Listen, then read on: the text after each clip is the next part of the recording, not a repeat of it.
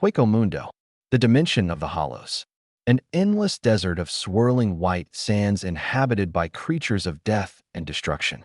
Above those swirling sands, two figures floated, concluding a battle that would be forever etched into the minds of the two onlookers. While both figures carried many wounds and injuries alike, the two of them couldn't be more different. The first of these figures was mostly human, his most noticeable feature being his auburn hair and piercing brown eyes. The small piece of a skeletal mask hung on his face, while the black Shinigami robe clung to his form, matted in blood and filled with holes, the long black Zanpakutō he wielded sticking deep within the chest of his opponent. His opponent, while having a human face, had the form of a feline. Long, light blue hair flowed down his back, sitting behind feline ears. His body was long, lithe and powerful, with a long, strong tail, sharp black claws growing from his fingertips, and a large hole set within his torso. His face was angular and strong, with long pointed teeth and cool teal-colored eyes. As the blood poured from their wounds, the third battle between Kurosaki Ichigo and Grimmjow Jiggerjax finally came to an end. As he glared at Ichigo's bloody form, the only thing that escaped Grimmjow's mouth was a strained "damn it." With that, he fell back off of Tensai Zangetsu. He would have fallen to the sands below if Ichigo hadn't caught him by a paw. With a solemn and somewhat saddened look on his face, Ichigo placed Grimmjow on the white sands before he flew back and landed on the broken pillar on which Inoue Oraheim and the young Arrancar, known as Nell, stood. Oraheim looked at Ichigo with scared eyes until Ichigo spoke. Are you all right, Inoue?" he asked in a tired, panting voice. Oraheim stared at him, the relief evident in her eyes. "Thank Kami, Kurosaki-kun's the same as always." "Yes, thank you," was all she said, her head lowering to the ground. Ichigo looked at her with tired eyes and a small smile, before Nell threw herself into his chest with a shout. "Ichigo!" The two of them flew backwards a good 50 feet before coming to a stop in midair. Ichigo was just a little peeved. You idiot. What are you doing? You knocked me into midair. If I fell from here, I'd die, you know." "Nell though glad." Nell mumbled in her cute as a button voice. Nell though glad that Ichigo didn't die. At her words, Ichigo couldn't help but smile. He laid a hand on her head and said, "Yeah, thanks, Nell." He turned to Oraheim. "You too, Inoue. I'm glad you're not hurt." Oraheim went from looking sad to her normal old self in a matter of seconds. She laughed nervously and said, "Well, you know, I'm just a naturally sturdy person. Ever since I was small, I didn't really get colds and stuff." She let out a surprised yelp as Ichigo picked her up and put her over his shoulder. Hey Kurosaki-kun, what are you? What am I doing? I'm heading down," Ichigo stated, as if it was the most obvious thing in the world. "With all this rubble, there's no point in searching for stairs or anything. It's quicker just to carry you down, right?" But she started with a sweat. Ichigo just glanced back at her with raised eyebrows. "What is it? Is something wrong?" Oraheim hesitated before she spoke again, a blush burning on her cheeks. "I am pretty heavy." "Ah, don't worry about it. It's not as bad as I expected." He said the whole statement as if it was nothing. Apparently Nell didn't think it was nothing, because she whacked him in the crotch. With a pained look and a rather large amount of sweat on his face, he wheezed out, You little bitch." Nell only scowled at him. "You shouldn't talk to a lady like that. There are proper ways to go about talking to ladyeth." Her eyes grew wide now. "Like, even if they're heavy, you should say that they are light. Even if they're heavy." Oraheim spoke up nervously. Stop that, Nell-chan. You don't have to go that far." They landed on the sands as she finished her sentence. Ichigo just glanced between the two of them nervously. "Anyway, for the moment, I have to go help out Chad and Rukia." Nell burst out at that one. What about us? Are you going to leave us behind?" Ichigo just looked at her. "Why the hell would I do that? You're coming too. You'd be in much more danger staying here." He stopped, and his eyes widened when he realized that someone was standing behind him. He, Nell, and Oraheim all turned to see Grimmjow standing there. He was panting heavily and dripping blood. Ichigo hardened his expression and readied his sword as Grimmjow took a step toward him. "Kurosaki-kun." Oraheim whispered as she raised a hand to stop him. It was unnecessary, though, as Grimmjow's hollow body started to recede and seal itself back into the shape of a sword. The process soon completed itself, and Pantera was back in his master's hand. Grimmjow continued to pant heavily, glaring at the orange-haired Shinigami in front of him, who just glared back at him. Like I'd lose. Grimmjow panted out. Like I'd. There's no way. No way I'd lose to someone like you. He finished with a shout and lunged forward to attack. Ichigo kept his glare and moved to intercept the sword, throwing his own away. The two of them clashed, only to have Ichigo catch his sword arm. Stop it now, Grimmjow. You have lost. There was a pitying look on his face as he spoke. I don't know about you being king or whatever, but just beating up everyone who annoys you and becoming king yourself. Where the hell is the fun in that? Ichigo's pitying look turned to a scowl. If I really piss you off that much, I'll fight you as many times as you like. So for now, would you please just stop? Grimmjow stared at the ground for a moment. His anger took over. He ripped his wrist from Ichigo's hand and shouted, "Don't screw with me, you bastard." It would be the last thing he would ever say. From seemingly nowhere, a large bladed weapon appeared, cleaving its way deep into Grimmjow's side, while the point of it pierced its way through his skull. Grimmjow's beautiful teal eyes could only widen in surprise as the blade cut into him, while Ichigo's eyes widened, and Oraheim looked on the scene, her hands covering her mouth. The strange blade was pulled from Grimmjow's form, dropping it to the ground as the life left the Arrancar's eyes. The two teal orbs became smoky and lifeless, and the blue-hilted Zanpakutō fell from his lifeless fingers. Ichigo could only watch with wide eyes as Grimmjow's form faded away, disappearing to the void just as all hollows did when they were slain. All that was left of him was his Zanpakutō. Ichigo started turning toward the direction that the blade had come. His wide eyes fell upon a tall, lanky figure. He wore the standard Arrancar uniform with just a few variations in the form of a large, rounded collar and shoes with curled ends. His hair was long and greasy looking around his face, which sported a large, toothy smile and a condescending squinty eye. The other eye was covered by a large eye patch that spread over a good portion of his face. In his right hand, he held a long weapon, which ended with two crescent-shaped blades, the sharpened edge on the inner side of the two crescent shapes. A large chain was attached to the other end of the pole. "Sorry for butting in when you were just finishing up," came the cold, sneering voice of Noitra Jiruga. "But you can just die. Nice knowing you, Grimmjow." He kept the smile and even chuckled a little when he said it. The chuckle came to an end, and he started towards Ichigo, who kept his still wide eyes on the Arrancar. "What the hell are you? An espada?" Ichigo received no answer to his question. Noitra just kept walking towards him with the same sneering smile on his face. It only served to make Ichigo mad. "I'm asking who the hell you are. Answer me, damn it." If it were possible, Noitra's smile got even bigger. "Really want to know the name of the one who's going to kill you, huh boy? Fine." He hefted his great weapon and jumped at Ichigo. With a hard swing, he brought it down on Ichigo, only to have it blocked by Tensai Zangetsu. With a great heave, Ichigo managed to push Noitra back, despite the bad shape his body was in. "I'm Noitra Jiruga. And what were you called again?" "Huh, Shinigami." At first, Ichigo wasn't going to answer, but he did anyway, even if begrudgingly. "Kurosaki Ichigo." Noitra gave another toothy smirk. "Kurosaki, huh?" He crossed his arms and smiled wider, hefting his weapon again. "I'll remember that." His eyes widened in excitement. "But only for those few short moments before you die." He swung his weapon at Ichigo, who jumped away. Massive amounts of debris and sand were swirled up in the attack, which Ichigo was thankful had missed him.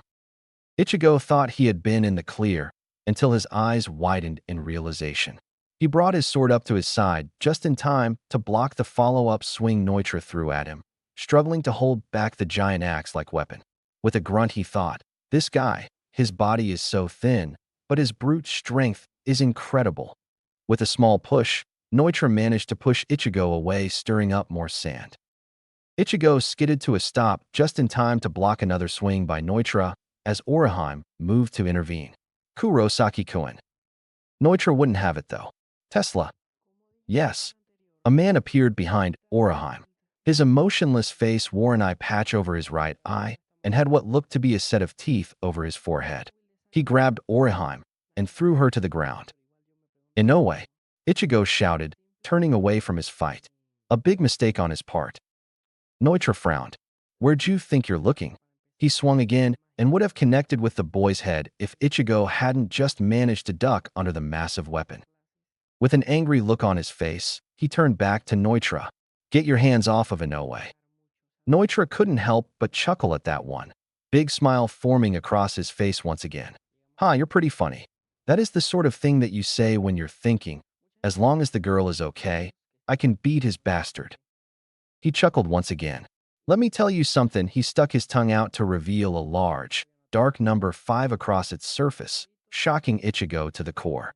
"That's my rank. You get it now." His tongue stayed on his lips, but they still turned upward in the form of a smile. "That bastard that I killed beat the hell out of you before you beat him, and I'm stronger than him." He lifted a hand and said, "You're finished. Ah, sorry. I forgot your name." He swung his large weapon at Ichigo once more as Ichigo jumped into the air, barely managing to avoid the weapon before laying a foot on it to help propel himself at Neutra. He swung Tensai Zangetsu as Neutra's head, who followed Ichigo's earlier example and ducked under the swing as Ichigo flew past him. "Huh, you move pretty well," Neutra said as he glanced back at Ichigo. "This isn't your first battle against an opponent with a staff weapon?" "It's my second," Ichigo said, flying past. "Is that right?" was all Neutra said as he brought the pole end of his weapon around and hitting Ichigo in the back. The blow knocked all of the air from his lungs and sent him flying back to the spot where Grimmjow had vanished. Several more of his ribs were broken, and he coughed up even more blood when he landed. He laid there now, more blood slowly dripping from his wounds and mouth, the little bit of color that was left leaving his cheeks as his eyes slowly starting to lose the light of life. Neutra looked at the boy in disappointment. "Is that all? And here I thought he might put up more of a fight." Orihime was distraught as she watched the whole exchange, and then even more so when she saw Ichigo not getting up again. "Kurosaki-kun," she shouted from the arms of her captor. She turned to Neutra, who still had the disappointed look on his face. "Stop it. Stop this."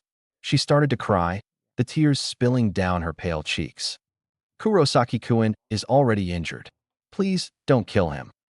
Neutra scowled now and shouted back at the red-haired healer. "Shut up. Are you an idiot? I'm fighting him because he's injured." He kept his scowl and turned to Ichigo, who was steadily growing weaker. "This is a battle. Of course it's going to be unfair." He started walking. That which is called battle was a monster originally born of unfairness and intolerance. "I can't stand that guy. I can beat that guy. I can't forgive that guy." We make enemies for all sorts of reasons, and from the moment you make an enemy until one of you draws your last breath, you're in a battle. Ichigo's eyes were on Neutra as he tried to raise himself, sword in hand, to continue the fight. It was not to be. As soon as he was to his elbows, he started to cough up more blood and fell back to the ground. Neither he nor Neutra noticed the faint glow around the blue-hilted Zanpakutō lying next to him. Neutra continued his advance, still speaking. To come bursting into the middle of an enemy stronghold, to have a great flashy battle like that, and not expect someone to come after you. That's just a bad joke, Shinigami. Ichigo glared up at him, while Orihime looked on with wide, teary eyes. Neutra, though, just chuckled.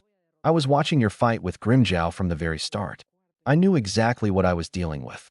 He raised his weapon high above his head. "This is a Shinigami. Tell Grimmjow I said hello."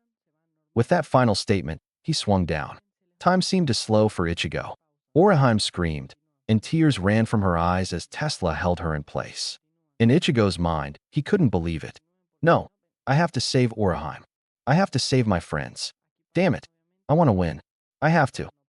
As the blade was about to connect with his form, time really did slow and came to a stop. Ichigo's eyes widened, and he looked around. Neutra stood, his face caught in a frozen grin. Orihime stood frozen in a struggle against her captor, her tears literally hanging in midair. This is...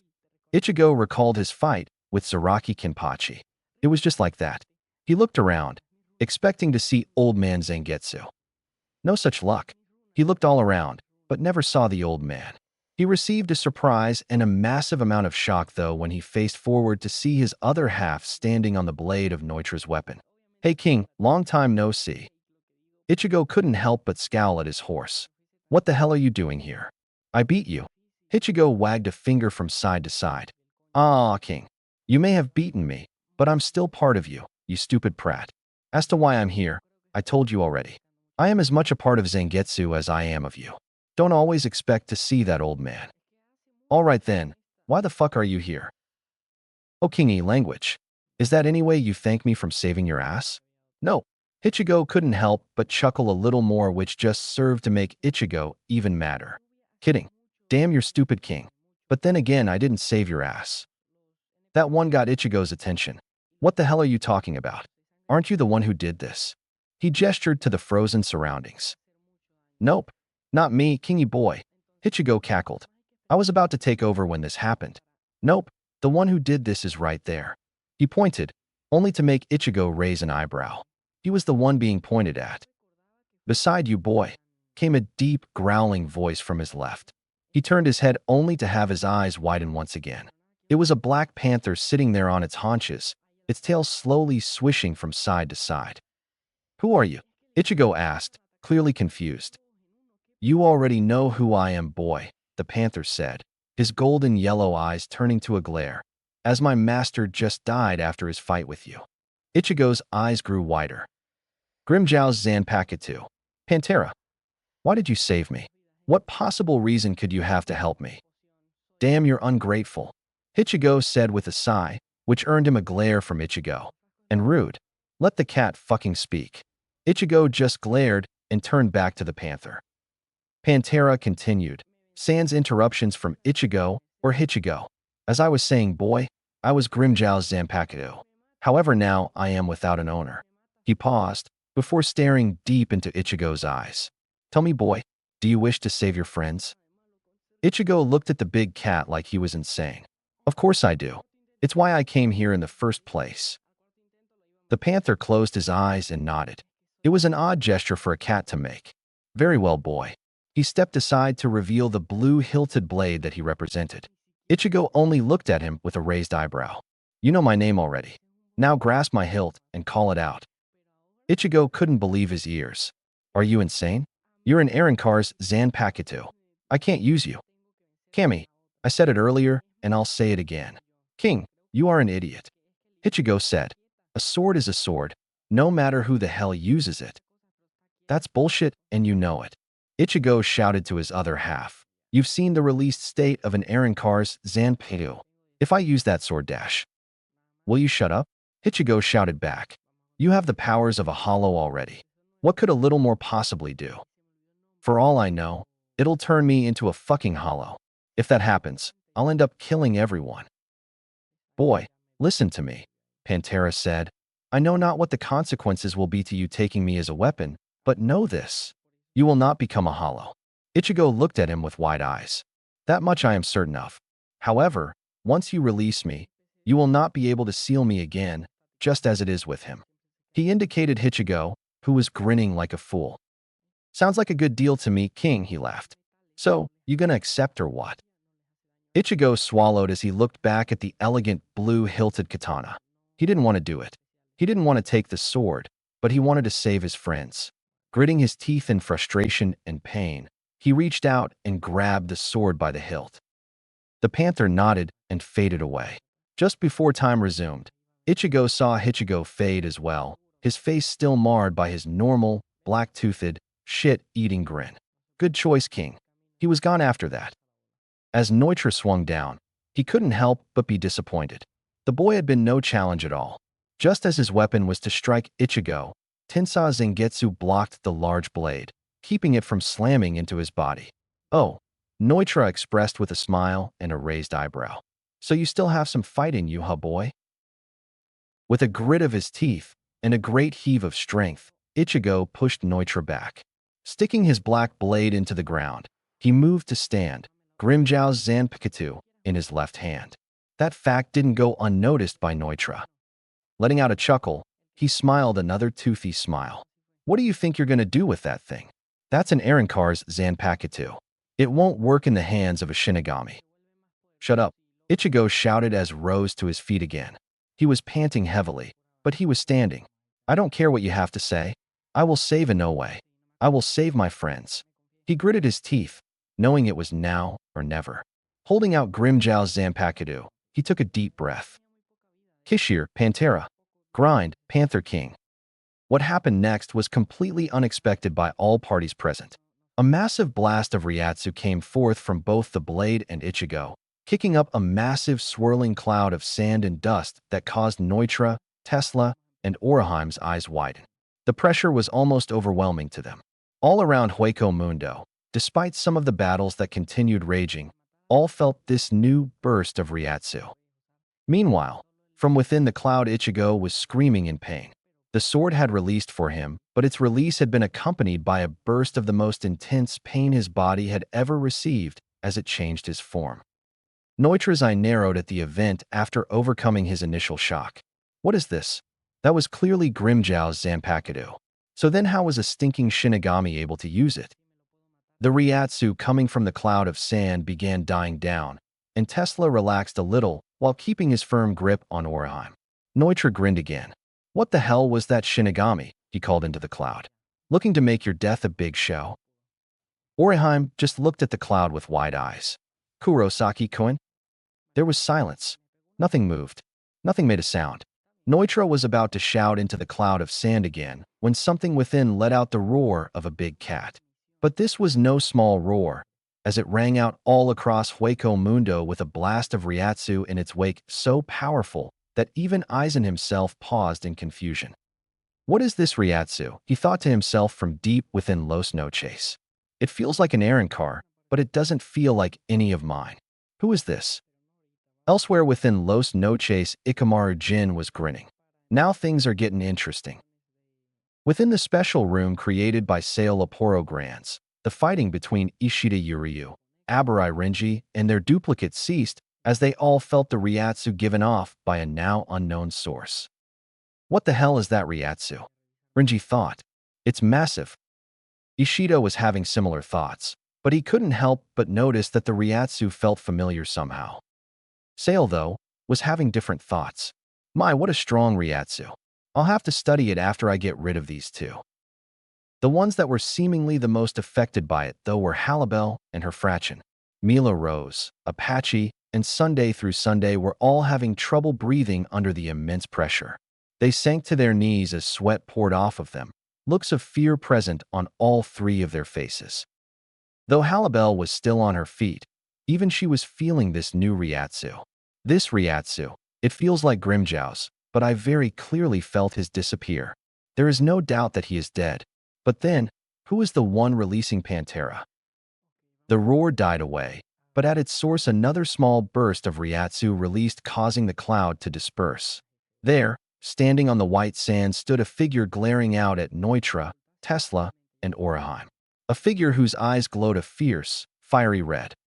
Oriheim stared on with wide, frightened eyes as two words escaped from her worried lips. Kurosaki-kun? Omake, Urahara's Soapbox. Hello, and welcome to the first installment of Urahara's Soapbox. Urahara bows before pulling out his fan, covering the lower half of his face. This little corner of the universe has been reserved by yours truly to help readers understand the magnificent world of Panther King of the Shinigami, a story that takes place in an alternate but still similar universe as the canon Bleach series. How are the different, you ask? Urahara pulls down a large poster featuring two identical Ichigos. Now, the Ichigo on the left, whom we shall refer to as Ichigo 504, is the canon Ichigo you all have come to know and love. The Ichigo on the right, however, whom shall be known as Ichigo 808, is the Ichigo you will come to know and love much, much more. They look the same, but they aren't. Ichigo 808 has a slightly different thinking process, one that will lead to the primary difference between the two. Urahara explains, pointing at the two Ichigo with his now closed fan as tiny kanji appear above the two Ichigos. Ichigo 504's reads, will die a virgin, while Ichigo 808's reads, will get laid a lot. Hey, Ignoring canon Ichigo's outburst, Urahara continues. This universe has many subtle differences, along with a few not-so-subtle ones from Universe 504. While I would love to simply spill the beans and tell all of its little secrets, a higher force prevents me from doing so.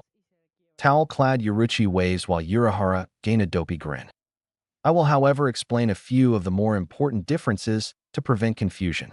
The first of these, as you might, read as should, have noticed, is that Arrancar Zanpakutō are vastly different here from their canon counterparts. They are not simply an Arrancar's spiritual power sealed into a solid form, but a variant of the standard Shinigami Zanpakutō. This means they have a spirit within them exactly the same as a Shinigami's. Pulls down poster featuring an image of Zangetsu and Pantera. Now, the key difference is the relationship with the host. Shinigami Zanpakutō are a portion of the owner's soul that gains sentience and becomes an individual in of itself. They are in essence a metaphor of the owner's true self, with a few exceptions we'll address later. Urahara now points at Pantera. Arrancar Zanpakutō are the opposite, formed from the darkest recesses of the owner's soul, the least human and most animalistic part of their being. Basically a metaphor for the worst traits of the owner.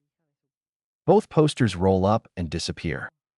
Lastly, in this universe, since Zanpakutō, both of the Shinigami and the Arrancar variety are fully developed individuals, they can transfer from individual to individual under certain circumstances. They won't respond to just anyone, however. There are very strict and very complicated requirements decided by the blade itself. Coughs. When this happens, however, you can never be sure what the results will be. The Zanpakutō is a tool, a weapon to be used. As such, it will become what would be most suitable for its new owner while keeping in line with its nature. So don't expect Ichigo to grow wings or turn into a dragon. Timer buzzes. Well, looks like that's all the time we have for today's lesson. Look for the next lesson to be at the end of the next chapter. They might take a little time to show up, but they will eventually. If you have any questions, comments, or concerns, please feel free to ask them, and either the author or one of his inner hollows will respond to you within the reviews section or, in the author's case, a response to you. Urahara bows before screen turns black. Kuro Saki-kun? Orihime stared at the figure in the dissipating cloud. She could see the outline of his form, and despite the fact she couldn't see all of his features, there was one thing that she could plainly see. He wasn't himself anymore. Noitra, though, just grinned at the shadowed figure. Well, Shinigami, it seems that you're going to be more fun than I expected. With a massive swing, he struck where Ichigo had been standing, stirring up even more sand and dust. His one good eye widened when he realized that Ichigo wasn't on the receiving end of his blade. Where the fuck is that little bastard? Eh. Tesla's scream met Noitra's ears, piercing through his current frustration and anger. Noitra looked back to see what had become of his fraction, only for his eye to widen in shock. Tesla's arm lay motionless on the ground, while Tesla himself was clutching the bleeding stump where his arm had once been. He was a good 30 feet from where he had been standing before. Orihime was still rooted to the spot, her cheeks stained with salty streaks from her tears. In Tesla's place stood Ichigo. Orihime looked down at the arm that was wrapped around her, her tears dry, but her eyes still wide. It was black as midnight, but there was no Shinigami robe covering it, as there was no divide between the black clawed hand that ended the arm and the black color that covered it. Looking in the direction of the elbow, she saw the blade sticking out of the arm just below it. "Are you all right, Inoue-chan?" The voice came from behind her, made her eyes widen even more. She slowly turned to see what had actually become of her savior and object of her affection. As she looked at him, if it hadn't been for his face, his hair color, and the color of his new body, she could have sworn that she was looking at the resurrected form of the fallen Grimmjow Jiggerjax. He was nearly a half a foot taller than he had been, and his body was just like Grimmjow's when he released his sword, except that it was pitch black in color, unlike Grimmjow, whose body had been mostly white. Also unlike Grimmjow, there was no hole within his torso. His face had remained mostly the same, but it still took on changes similar to Grimmjow. His teeth, at least his 4 canines, were about half an inch longer than they had been before, and they were a lot sharper. His ears had become like a cat's, pointed and covered in orange for the same color as his hair. That orange color extended from his ears and went to his eyes, which had become like they were when he summoned his hollow mask, completely black with yellow irises. Over his forehead rested a crown-like piece of bony material, forming a border between his face and his hair. His hair itself was long, extending down his back and over the base of a thin but powerful-looking tail. Despite his changes, there were still two things about him that were the same. He still held Tensai Zangetsu in his hand, and, despite the color, he still held that same kind look in his eyes when he looked at Orihime. "Are you all right in OH-chan?" he asked again, and again using the honorific that he never used when he spoke to her. He smiled a small smile, showing off his new pointed teeth as he did. It was odd, though, because it wasn't his normal smile. It was a caring smile, a loving smile. Orihime couldn't help but blush at both the smile and the honorific. Not trusting her voice, she merely nodded. Ichigo just continued to smile. Good. Much to her disappointment, he removed his arm from around her and stepped forward, allowing her to see the rest of his new body, the blades on the back of his legs and elbows giving off a slight shine from the light that reflected off of them, his new tail slowly twitching behind him. "Inoue-chan, stay here." He turned back to her, still smiling. "We'll leave when I'm finished with him. You, me, and Nel-chan." Noitra heard every word he said, and he laughed. "What was that? I think I had something in my ears. I could swear that I heard you say that you were going to walk out of here after you finish with me. What the fuck do you think you can do against me? You can't even fucking cut me." "Oh really?" Ichigo asked as his eyebrows rose. He then took on a feral grin that would have made Ichigo and Kenpachi proud.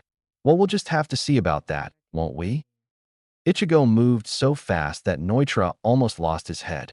He was able to block Ichigo at just the last second, but he was struggling to hold him back. What the hell is this shit? A minute ago he was as good as dead, and now he's strong as a fucking bull? Hell, he barely beat Grimmjow. So why the fuck am I having so much trouble now?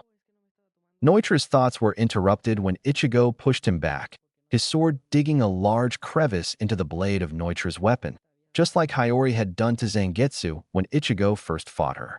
Ichigo looked at the damage done to the blade, and his grin widened.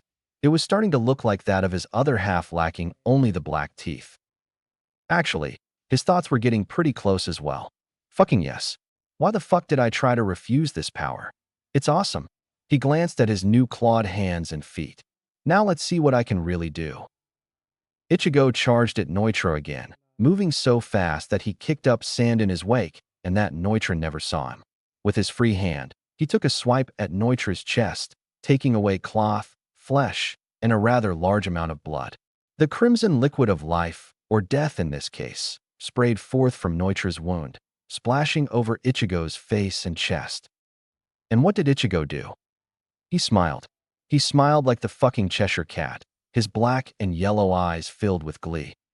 Noitra was in shock with this new development. How the fuck did he cut me? I possess the strongest hierro of any espada. He shouldn't even be able to scratch me, let alone do this. Noitra jumped as far away from Ichigo as he was able.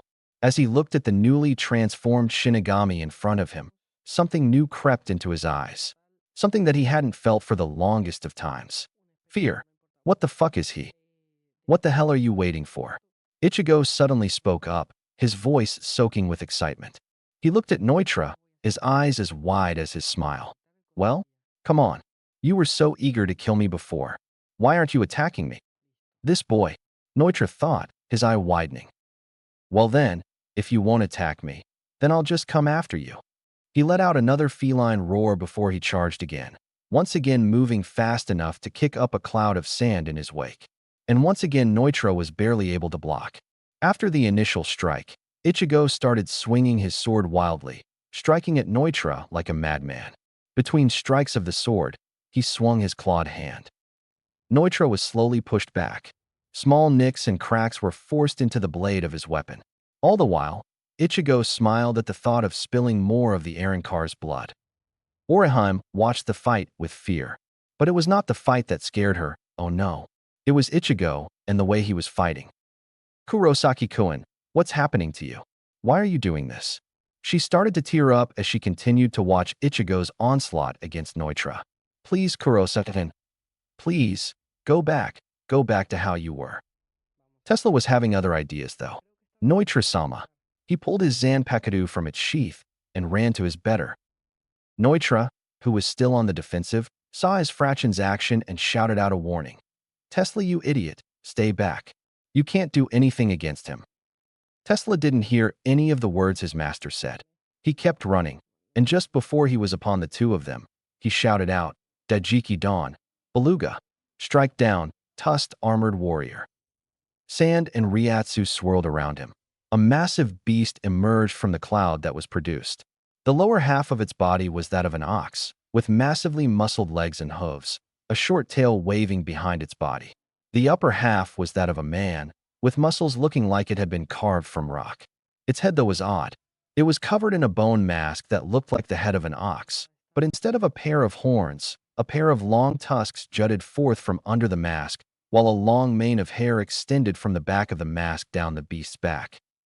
The massive creature moved with surprising speed considering its size. Using its remaining arm, it moved to hit Ichigo, who was still engaged in his bout with Neutra. A fist 2 times the size of Ichigo's head came down on the two combatants. It would have connected too, if Ichigo hadn't moved his free hand to intercept it. He stopped the oversized fist like it was a feather, while he blocked Neutra, who had taken the chance to try and strike Ichigo with his sword. Tesla's single good eye widened behind his mask. A punch in his awakened form was usually enough to level a small building. But this Shinigami was able to stop his fist as if it was nothing more than an annoying insect. And he blocked his master's strike just the same. What had he become? Ichigo's face went from malicious grin to angry scowl in less than a second as he turned to Tesla. You should have listened to him. In the time that it took Tesla to blink or wink, Ichigo laid a kick into Neutra's gut, making him fly back about 50 feet. Still holding Tesla's fist back, Ichigo took a look at his Zanpakutō. Let's see how I do without this, he muttered out as he stabbed the black blade hilt side up into the white sand. Meanwhile, Tesla was still pushing at the transformed Shinigami, trying to move his fist just a little bit. It was no use though, as no matter how hard he pushed, he didn't so much as move an inch.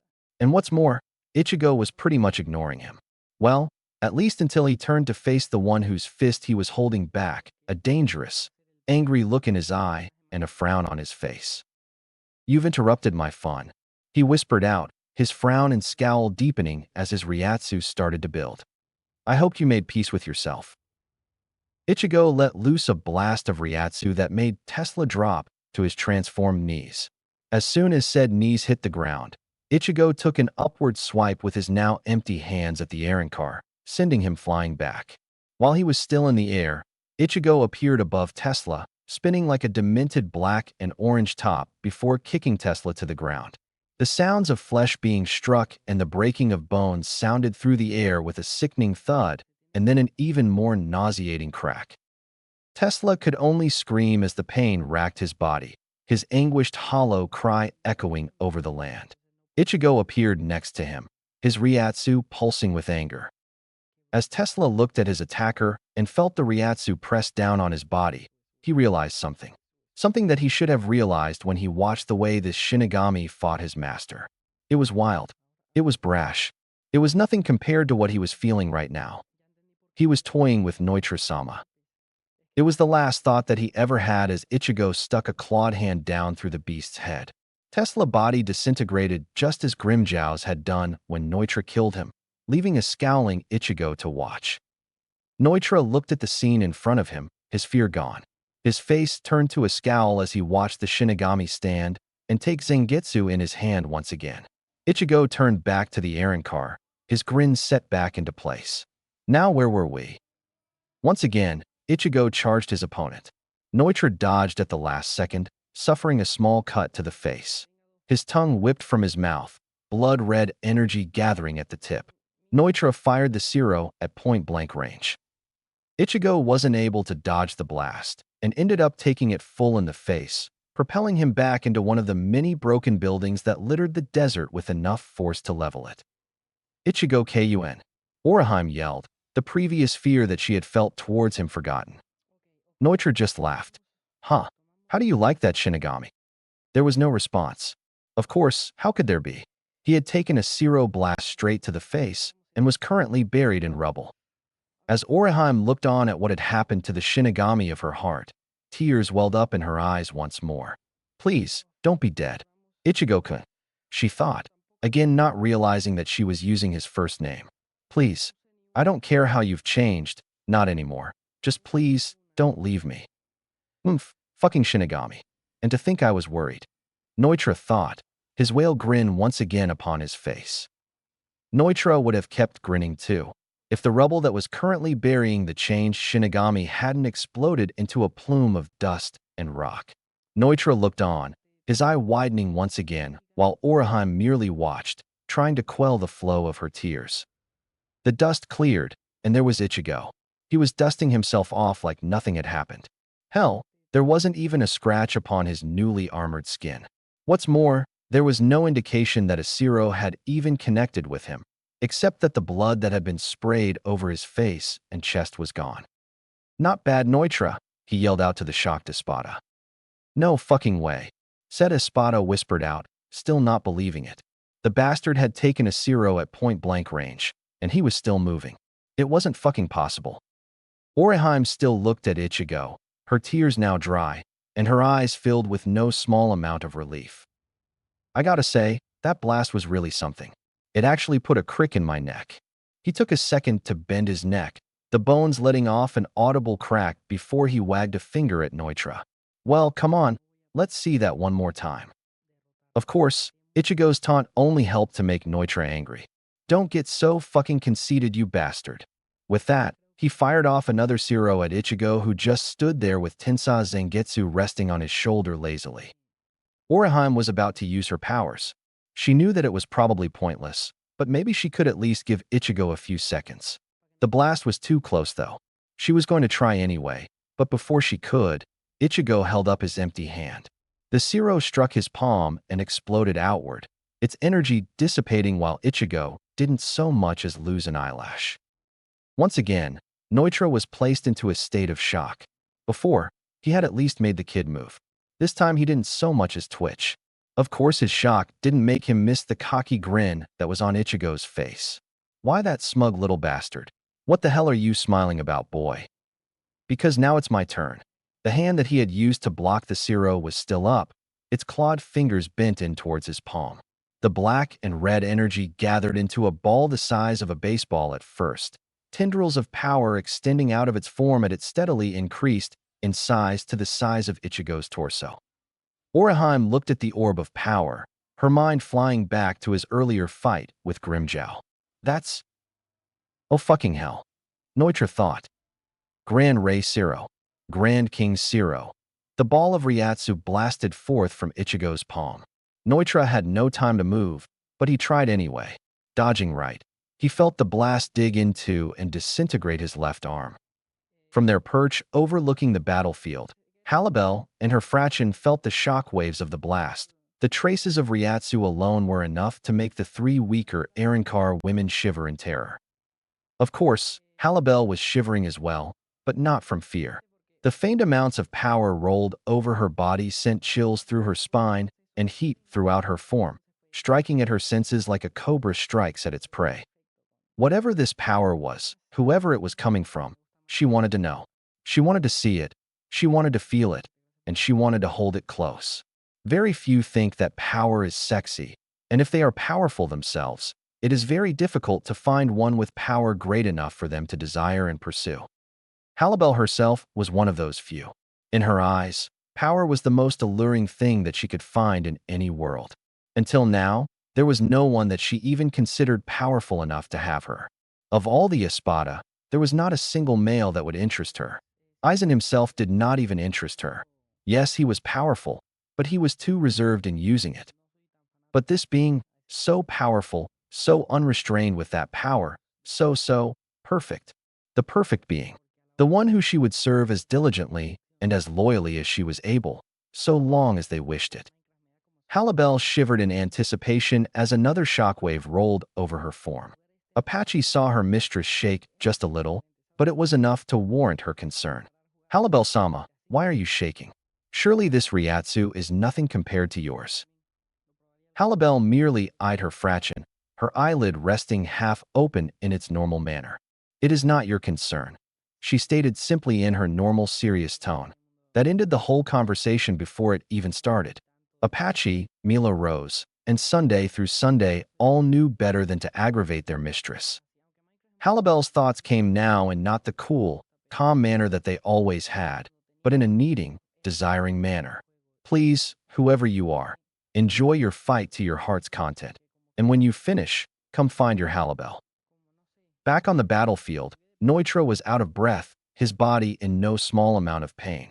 His left arm was completely gone, his clothes singed from Ichigo's Siro, while he bled from the wounds that Ichigo had inflicted to his chest and face earlier. Well, and here I thought that might do you in, Ichigo said as he moved Tensai Zangetsu from its resting place on his shoulder. Looks like I get to enjoy the time it takes to kill you. He took on another distinctive Kenpachi-like grin. Noitra panted out his response, his hair hanging over his face. You little fuck. I ain't dying not by no way. I ain't. He raised his head, his eye full of rage. I ain't gonna fucking die like that. With his remaining arm, he lifted his massive axe-like weapon above his head, his face still contorted with rage. Enor, Santa Teresa, pray, sacred crying mantis. Once again, Ryatsu and sand were thrown up across the field. The pressure blew back past Ichigo, who just stood there with a rather bored look on his face. His eyes widened slightly, however, when he saw the shadow of Noitra's released form against the cloud of sand. The cloud settled, revealing a newly transformed Noitra. His shirt was almost completely ripped away, revealing a muscled and newly armored chest.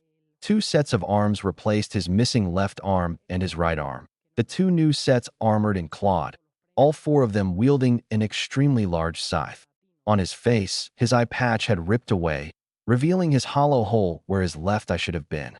Surrounding the hole was a piece of bony material that extended down over his cheek, while a pointed set of teeth lined the outside of the hole. On the sides of his head, a pair of horns in the shape of a crescent moon grew, the one on the left slightly larger than the one on the right. What really caught Ichigo's attention, however, was that the wounds on his face and chest were sealing up before his eyes. Noitra's whale grin returned to his face again. So what do you think, Hoshinigami? How does it feel to face a true Espada in his released form? Ichigo said nothing to Noitra's question. He merely stared at the 4-armed Espada, his face unreadable. Well, say something, Shinigami. Again, there was no response. At least not at first. 3 seconds later, he grinned so wide it looked like his face was going to split in half, his new tail swishing slowly back and forth behind him with excitement. Now that's more like it. About time you quit holding back. Now I can have plenty of fun before I kill ya. Noitra frowned slightly. Is that right? His frown turned to a look of pure rage and indignation. You scrawny piece of fucking shit. If you think you're so fucking tough, then come and kill me. Ichigo didn't need to be told twice, as he rushed Noitra as soon as the words were out of his mouth. However, Noitra was much more prepared than he was last time. As soon as Ichigo made it within striking distance, he swung one of his giant scythes with immense force, connecting with Ichigo's black armored flesh. There was a clang as the blade connected. Noitra grinned, thinking that he had cut him. It was not so, as Ichigo stood there looking at the blade, his face once again unreadable. A loud crack ensued through the air as the blade's tip cracked slightly, thin fractures running up the weapon. Upon seeing the results of his attack, Noitra's eye widened. The boy's skin was hard enough to crack the blades of his awakened form. This fact brought a new realization to the mind of the 4-armed Arrancar, that being he'd have to pump as much Ryatsu into the blades as he possibly could just to cut the boy. That in turn brought up another realization. It meant that the boy was strong enough to survive whatever attacks Noitra threw at him, which would provide an even better fight. As all that info filtered into Noitra's brain, he could only do one thing. He grinned a grin so wide that it mirrored the one that Ichigo had thrown him before he rushed him. The very same grin the boy was sporting even now. Now that's what I want to see. Come on, Noitra, let's see what you got. The 2 of them started again after that. To any who appreciated a good battle, this would have made a wonderful sight. To most, it looked like a dance of whirling blades and arms as Ichigo blocked, alternating between his sword and the blades on his elbows, and Neutra swung at him, his blades flashing through the air like lightning. Ichigo finally made it through the barrage of blades, slicing through armor and flesh, separating one of Neutra's right arms from his body before placing clawed feet against Neutra's chest and jumping back, pushing Neutra away in the process. "Why, you little?" he panted out, his arms seeping blood and his face dripping sweat. Ichigo just looked bored now. "Damn it. And here I thought you might be more of a challenge for me. Oh well, one arm down, 3 to go." Neutra actually started to laugh. "3 to go, huh? You're a riot Shinigami." He grinned. "Oh no, you ain't gonna get the rest of my arms. Hell will fucking freeze over before that happens." He paused for a moment, then smirked. "Actually, you won't even get the first arm." As he spoke, a large mass began sprouting from the stump of the arm that Ichigo had cut off that unfolded to reveal a brand new arm. "You're gonna die by all 4 of my arms." He rushed at Ichigo again, his sides slicing through the air as the 4 massive blades descended on Ichigo. The team barely caught 2 of them in clawed hands in time, and the third with his armored tail. As the 4th was about to come down on his head, Ichigo did the only thing that he could think of. Moving his head out of the way, he turned his head sideways so that the blade just barely passed in front of his face and bit into the blade, his long canines scraping against the metal. He kept his grin though as he looked at Neutra's shocked face. "You better have another blade, because this one is mine," he said through a mouthful of metal. With a swift turn of his head, he broke the blade, small pieces of metal from the fracture raining to the sand below. With the overlarge blade still between his teeth, he jumped ahead to strike at Neutra, who brought the handles of his blades up to block. Ichigo let the blade fall from his mouth, his grin fading. "It figures. You too weak to beat me." That singular comment threw Neutra once again into a blackened pit of anger. "Fuck you. You're the weak one here." In a last-ditch effort to strike at Ichigo, Neutra's last set of arms sprouted from his sides in order to pierce through Ichigo's armored hide. It was to no avail, though, as his clawed hands didn't so much as scratch the pitch-black body covering. Neutra would have pulled those arms back to bring out his last 2 sides from their wrists, but Ichigo wasn't going to have it. Even though he was immensely enjoying this fight, it was time to bring it to an end. He grabbed the 2 arms in of his hand and squeezed. Any and all of the bones in the forearm snapped like twigs under Ichigo's immense strength. Glaring up at the Shinigami in front of him, the realization of his situation hit him like a ton of bricks. It should have hit him earlier while they were fighting, but now it all came back to him. The blocking, the countering, and even the fact that Ichigo had snapped his blade in half with his bare teeth. Neutra had pumped so much Ryatsu into that blade that even Ulquiorra would have needed to use his sword to counter the strike. Despite that, he looked over Ichigo's armored body and for the first time really took in what was before him. There wasn't a scratch to be seen. And just now, when he had bitten the blade, he'd bitten through it like it was made of freaking candy. Like it was made to be eaten. Neutra thought Ichigo was going to kill him right then and there. To say that he was surprised when Ichigo let go of his arms and started walking away would have been an understatement. He jumped to his feet, anger pulsing. "Where the fuck are you going? We're not finished yet."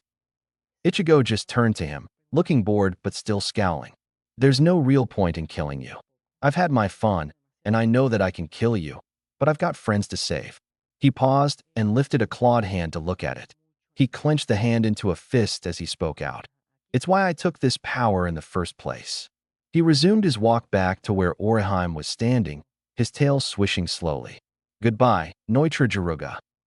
The anger in him reached new heights as he looked at Ichigo's retreating back. "You little fuck. Get back here. We're not done." Much to his chagrin, Ichigo just continued to walk. Despite the pain in his lower arms, he bent his wrists so that his last set of sides came forth. Ichigo looked back, his face back in its normal scowl, his black and yellow eyes flashing dangerously. "Stay down, Neutra. You can't beat me." "Fuck you. Now come on and fight me." Ichigo didn't so much as move. "What's wrong, Shinigami? Are you afraid of me? Is that it? Are you fucking scared of me?" Once again, Ichigo didn't respond. Though he had enjoyed the fight immensely, this guy was taking things too damn far. He just wanted to keep fighting, despite the fact that there was no chance for him to win. What could Ichigo do but feel sad for him, the pitying look working its way into his eyes? Neutra saw that look, a look he had seen so many times before. It only helped to make his anger reach its maximum. "Don't give me that look," he said, his eye widening and his form shaking with rage. He jumped ahead, all of his blades raised. "Don't fucking pity me, you goddamn bastard." In his rage, Neutra's mind flashed back to his days as the 8th Espada, to the time he had been saved by Nelial II Oderschwenk. Flashback/. Neutra lay staring up at the sky, the crescent moon shining down on the white sands of Hueco Mundo. Shifting his gaze, the form of Nelial II Oderschwenk came into view. She stared down at him, her face the essence of calmness. "Why'd you help me?" he asked. Nell just looked at him, her face still calm. "I didn't help you. I simply prevented the Espada from losing a member by putting an end to your suicidal conduct." Neutra flipped himself over, his expression one of annoyance as he glared at the green-haired Arrancar. "Nelial, I can't fucking stand you. I'm sure you know that well enough. So why? Why do you keep following me around like this?" Once again, Nell turned a calm stare to the lanky Arrancar on the ground. For a moment, she said nothing. Then she turned away, but threw a pitying look at him as she said, "It is because you are weaker than I." Neutra's eye widened slightly at her words. Slash and flashback. "I won't be fucking pitted," Neutra screamed in his head, especially not by some piece of shit Shinigami. It would be the last thought he ever had. As he descended with his blades raised, his mind still in a state of fury, he never saw Ichigo move. The only thing he saw was the flash of the pitch-black blade slicing the handles of his own blades before it came down the center of his face. He felt it, the pain as the blade sliced him in half from the top of his head to the area between his legs. He and his weapons fell to the ground in pieces. It was over. Neutra had received the death he had always wanted. Death at the hands of one stronger than he. Someone who would give him death in battle. Ichigo just looked down at the Arrancar as he started to disappear, his tail once again twitching from side to side. "You should have listened to me, Neutra." Just as he was about to disappear completely, Neutra's body reverted to what it had been like before he had released his weapon. The weapon itself reformed and lay in the sand, the gigantic axe-like weapon with the large chain attached to the end of the staff, now without an owner. Ichigo just looked at it for a moment before turning to walk back to Oraheim. Said girl though was in a bit of a dilemma at the moment. While she was relieved at the fact that Ichigo was okay, her emotions were in a state of turmoil. One half of her was remembering what he had been like during his fight. That half of her wanted nothing more than to back away in fear of what she had seen. The other half, though, wanted to do something that it had been waiting to do for a long time. And as he continued to approach, the latter of the two feelings was starting to override the former. She didn't know what it was at first, but there was something about his new form that just made her feel so calm, so secure, like she knew that he would always be there for her. Ichigo stopped in front of her, his black and yellow eyes scanning her form. He wasn't sure what brought it to his mind right then, but she had a great body. His eyes lingered a little longer than was probably necessary over her chest and hips, but they soon made their way to her face. A rosy blush was painted over her face as he took in her features. Small pink lips rested beneath a petite nose, perfectly centered on her face between her red tresses. When his eyes met hers, though, they ceased their movement. Staring deep into her auburn-brown eyes, he became lost. They were so beautiful. Staring deeper still, he saw it, the longing she felt for him rising to the surface. "Ichigo-kun," she whispered out, her hands up past his ears to grip his now long orange hair. He went willingly when he felt her tug at his long locks of hair. She pulled him into a soft kiss, her eyes closed and her heart fluttering. Ichigo was faring a little better in that department. Though his eyes had widened at first, they slowly closed. Dropping Tensai Zangetsu to the sand, he wrapped a clawed hand around her waist while the other moved to the middle of her back, bringing her closer and closer. The two of them broke the kiss, and Oraheim started to tear up. She rested her head on the little bit of his chest that wasn't covered up by the black, skin-like armor. Her tears dripped down his skin while he rested a clawed hand in her hair, lightly stroking the beautiful red tresses. He did not say a word. "Ichigo-kun," she whispered again. I love you. I've loved you for as long as I can remember. Again, Ichigo said not a single word. He just ran a clawed hand through her hair while she sobbed against his chest, her true feelings making themselves known. When I heard that you were coming to rescue me, I was so happy. But at the same time, I was so worried. You were risking your life to save me. All of you. She continued to sob while she spoke. When you put on that mask, your eyes changed. I was afraid, she sobbed. It was like it wasn't you anymore. But I still worried. You were getting hurt so badly, just to save me. Ichigo still remained silent. When Neutra hit you with that blast, I thought that you might have, not able to handle it anymore. Orihime broke down and cried harder. Ichigo-kun, I thought I had lost you. Please, don't fight anymore. Don't get hurt anymore. Just please don't leave me. Ichigo felt something in his heart break at that moment. She was so worried about him. She didn't care what he became, what he looked like, or what he did. She just wanted him to live. Orihime-chan, he whispered out, making her raise her head so that she stared into his black and yellow eyes, her own red and puffy from shed tears. The look on his face was a soft one. I'm sorry I made you worry. He placed a hand on her cheek. But I can't stop fighting. Not yet. You won't be safe until Aizen is stopped. Until that happens, I have to fight. Orihime wanted to cry again at hearing those words. He was going to keep fighting, just to keep her out of harm's way for good. She started to tremble. She didn't want that. His safety was the most important thing in the world to her. She wasn't worth that. Ichigo felt her tremble under his hold and read the emotions in her eyes. Orihime-chan, don't worry about me. I'll be fine, at least if I have you close to me. Time and the world stopped right then and there for the young red-haired healer. He had just said the one thing that she had always wanted to hear from the boy's mouth. He wasn't done either. Orihime-chan, I'm sorry that I never noticed your love before, but are you sure I'm what you want? Orihime looked confused at those words. Are you sure that you want to love someone? He paused to indicate himself, mainly his new body, like this. Orihime didn't say anything. Instead, she just jumped up and kissed him again, this one far more heated and demanding than the previous one. Ichigo's eyes only widened when he felt her tongue slip into his mouth, running over his now razor-sharp canines and tangling with his own. Who knew that Orihime had it in her? He was so surprised that he fell back into the white sand, while he gave into the kiss, his clawed hands exploring every inch of her that he could take it. A low rumble made itself known from deep within his chest, which continued on as they progressed. If either of them had noticed it, they both would have known that he was purring. When they parted, Orihime was blushing and panting, surprised by her own actions. She still managed to say, yes. Ichigo-kun, I love you, no matter what you're like. But what about you? Would you want to be with someone like me? Ichigo didn't respond in the same way as Orihime. He merely placed his clawed hand back on her cheek, smiled a tender smile, and said, I'm all yours, my Hime, princess. Orihime started to cry again, this time tears of happiness. She brought him into another kiss, this one like the first, chaste and innocent. Thank you, Ichigo-kun. Said kiss would have continued too, if Orihime hadn't bolted straight up, a heavy blush on her cheeks and a small eep escaping her lips as she felt something rub across her backside. She turned her head to see Ichigo's tail stroking her round bottom through the white Arankar outfit she was wearing. She turned back to the Shinigami under her voice little more than a sputtering mess.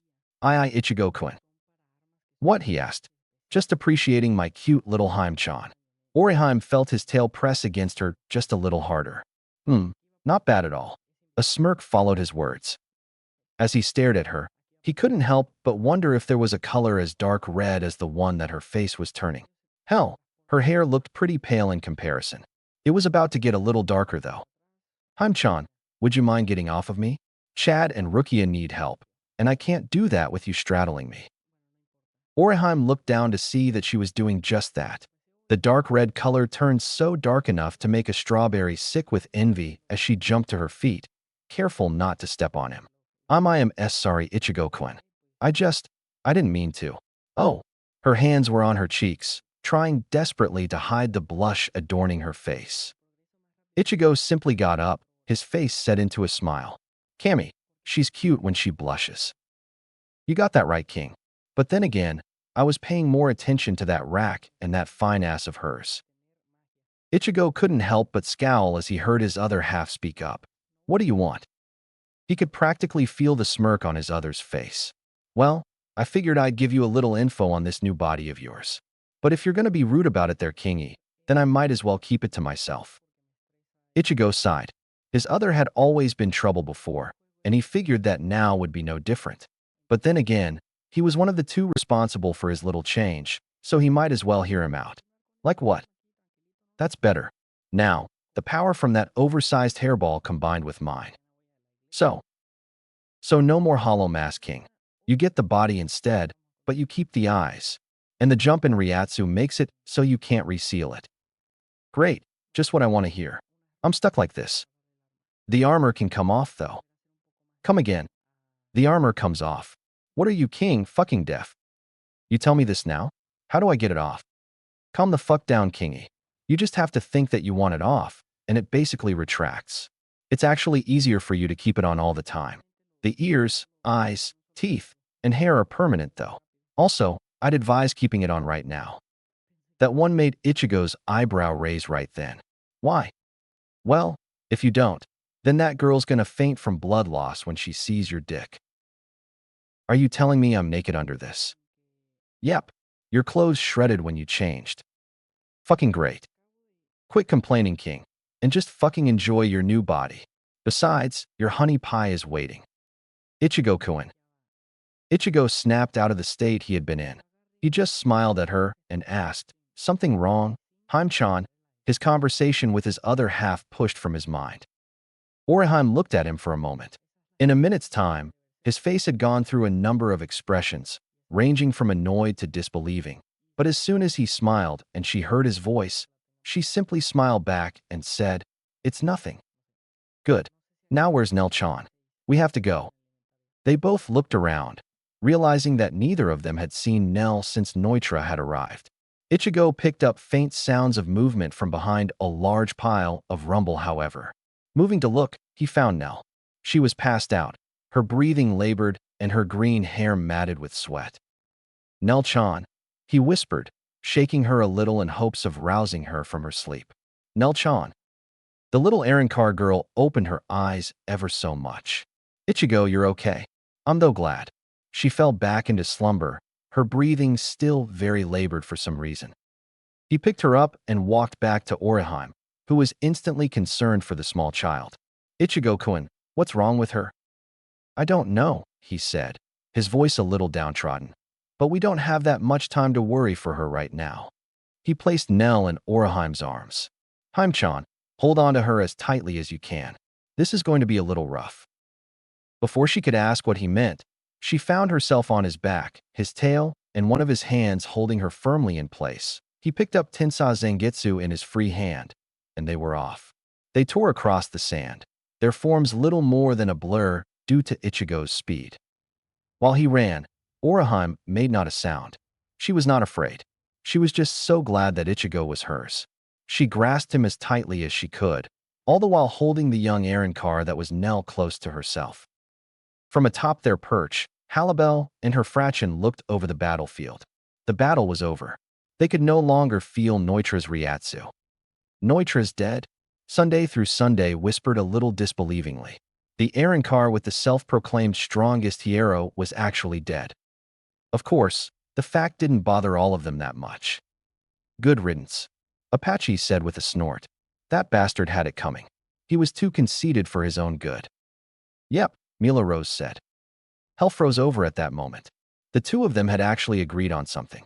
Mila wasn't done though. But what about that power that we felt? That can't be normal. Of course it could, Apache said.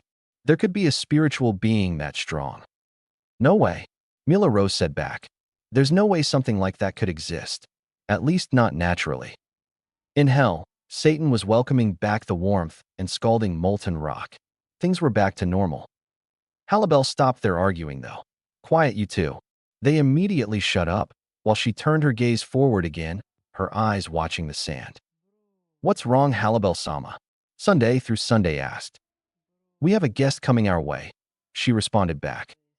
The three looked out over the white sands to see a cloud of it being kicked up, a black, white, and orange blur at the forefront of the cloud. That blur suddenly went airborne and made its way straight for their perch. The three Frachen moved out of the way while Halibel remained rooted to her spot. The blur came down, landing in the spot directly in front of her with a slight scraping noise as claws dug into the ground to anchor. The thing coming to a complete stop and standing to its full height, allowing Halibel to get a good look at it. She noted the young woman that she knew to be in no way Orihime on its back, along with an even younger-looking Arrancar child. She was a little more interested in the figure himself. He was tall, standing just a little taller than herself. To her, he looked like Grimmjow, but the face and color scheme was completely wrong. His body was that of Grimmjow's released form, but it was solid black, and his hair and ears were orange. Instead of teal eyes, his were black, both in sclera and pupil, while his irises were bright yellow. In his hand, he carried a black Zanpakutō with a short chain hanging from the end of the hilt, one she had never seen before. Ichigo would have kept going if he hadn't noticed the four Arrancar women in front of him. As soon as he saw them, he held up his sword. "Get out of the way," he said. "I'm not in the habit of fighting women, but I swear if you try to stop me, I'll cut you down." While he said this, he was secretly hoping that they would attack him. He wanted to have a little more fun, so he unleashed a wave of his Ryatsu, sending three of them to their knees with a cold sweat covering their skin as they looked at him in fear. Halibel, though, was still on her feet, her eyes wide. This was it. This was the same Ryatsu that she had felt earlier, and this person was its source. She started walking closer to the black armored figure. Ichigo tensed slightly as she drew herself closer to him. The fact that she wasn't on the ground like the other three meant she must be at least as strong as Neutra. And if that was the case, that meant she was an Espada. Ichigo was mentally grinning. If she was an Espada, then he was going to have one hell of another fight. Of course, that thought didn't stop him from looking over her scantily clad form. Halibel watched his eyes travel over her body. She smiled under her collar, glad that he appreciated her magnificent form, but she could also see that he was still tense, despite that she continued to step closer. Orihime watched from Ichigo's back, her eyes on the Arrancar woman in front of her.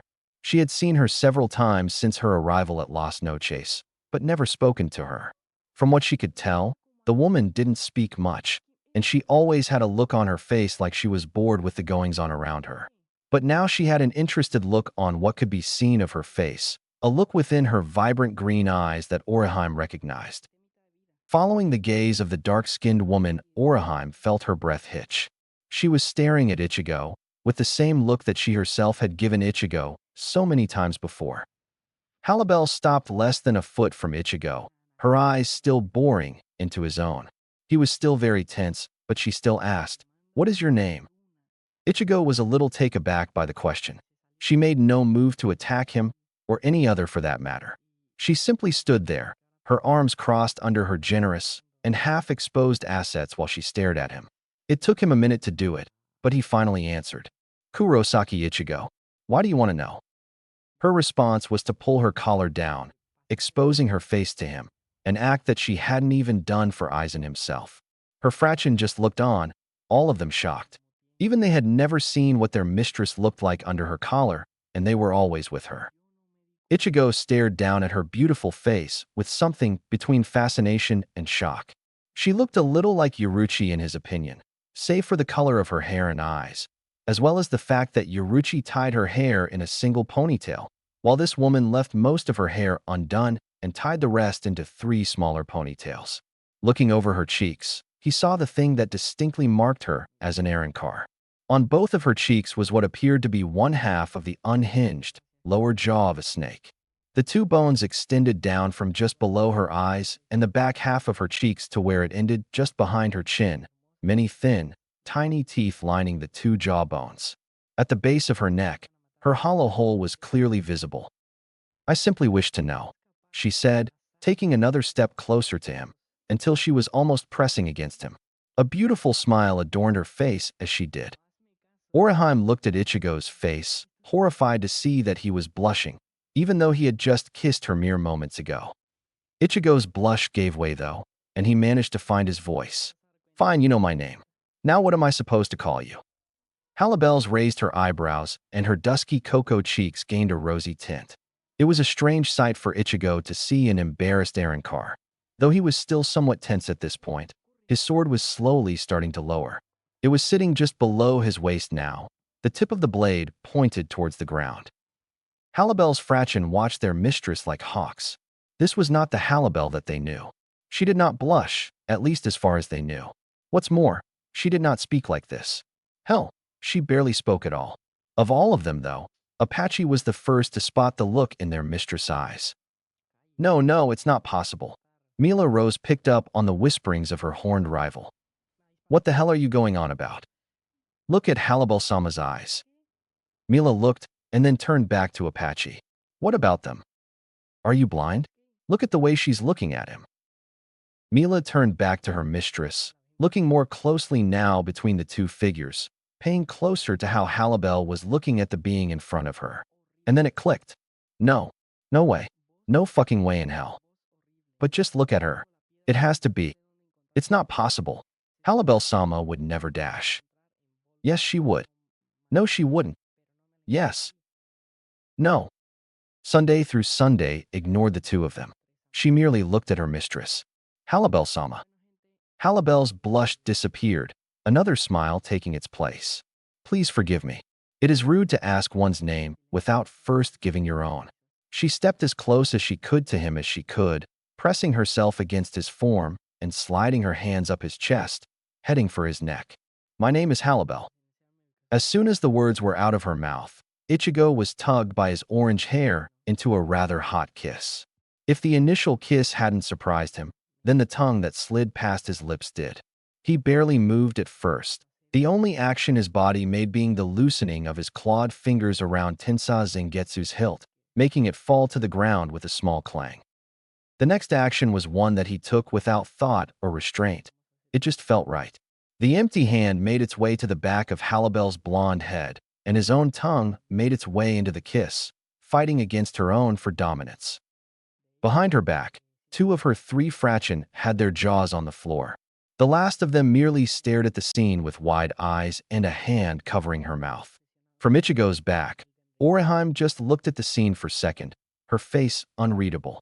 But then she did something very odd. She smiled.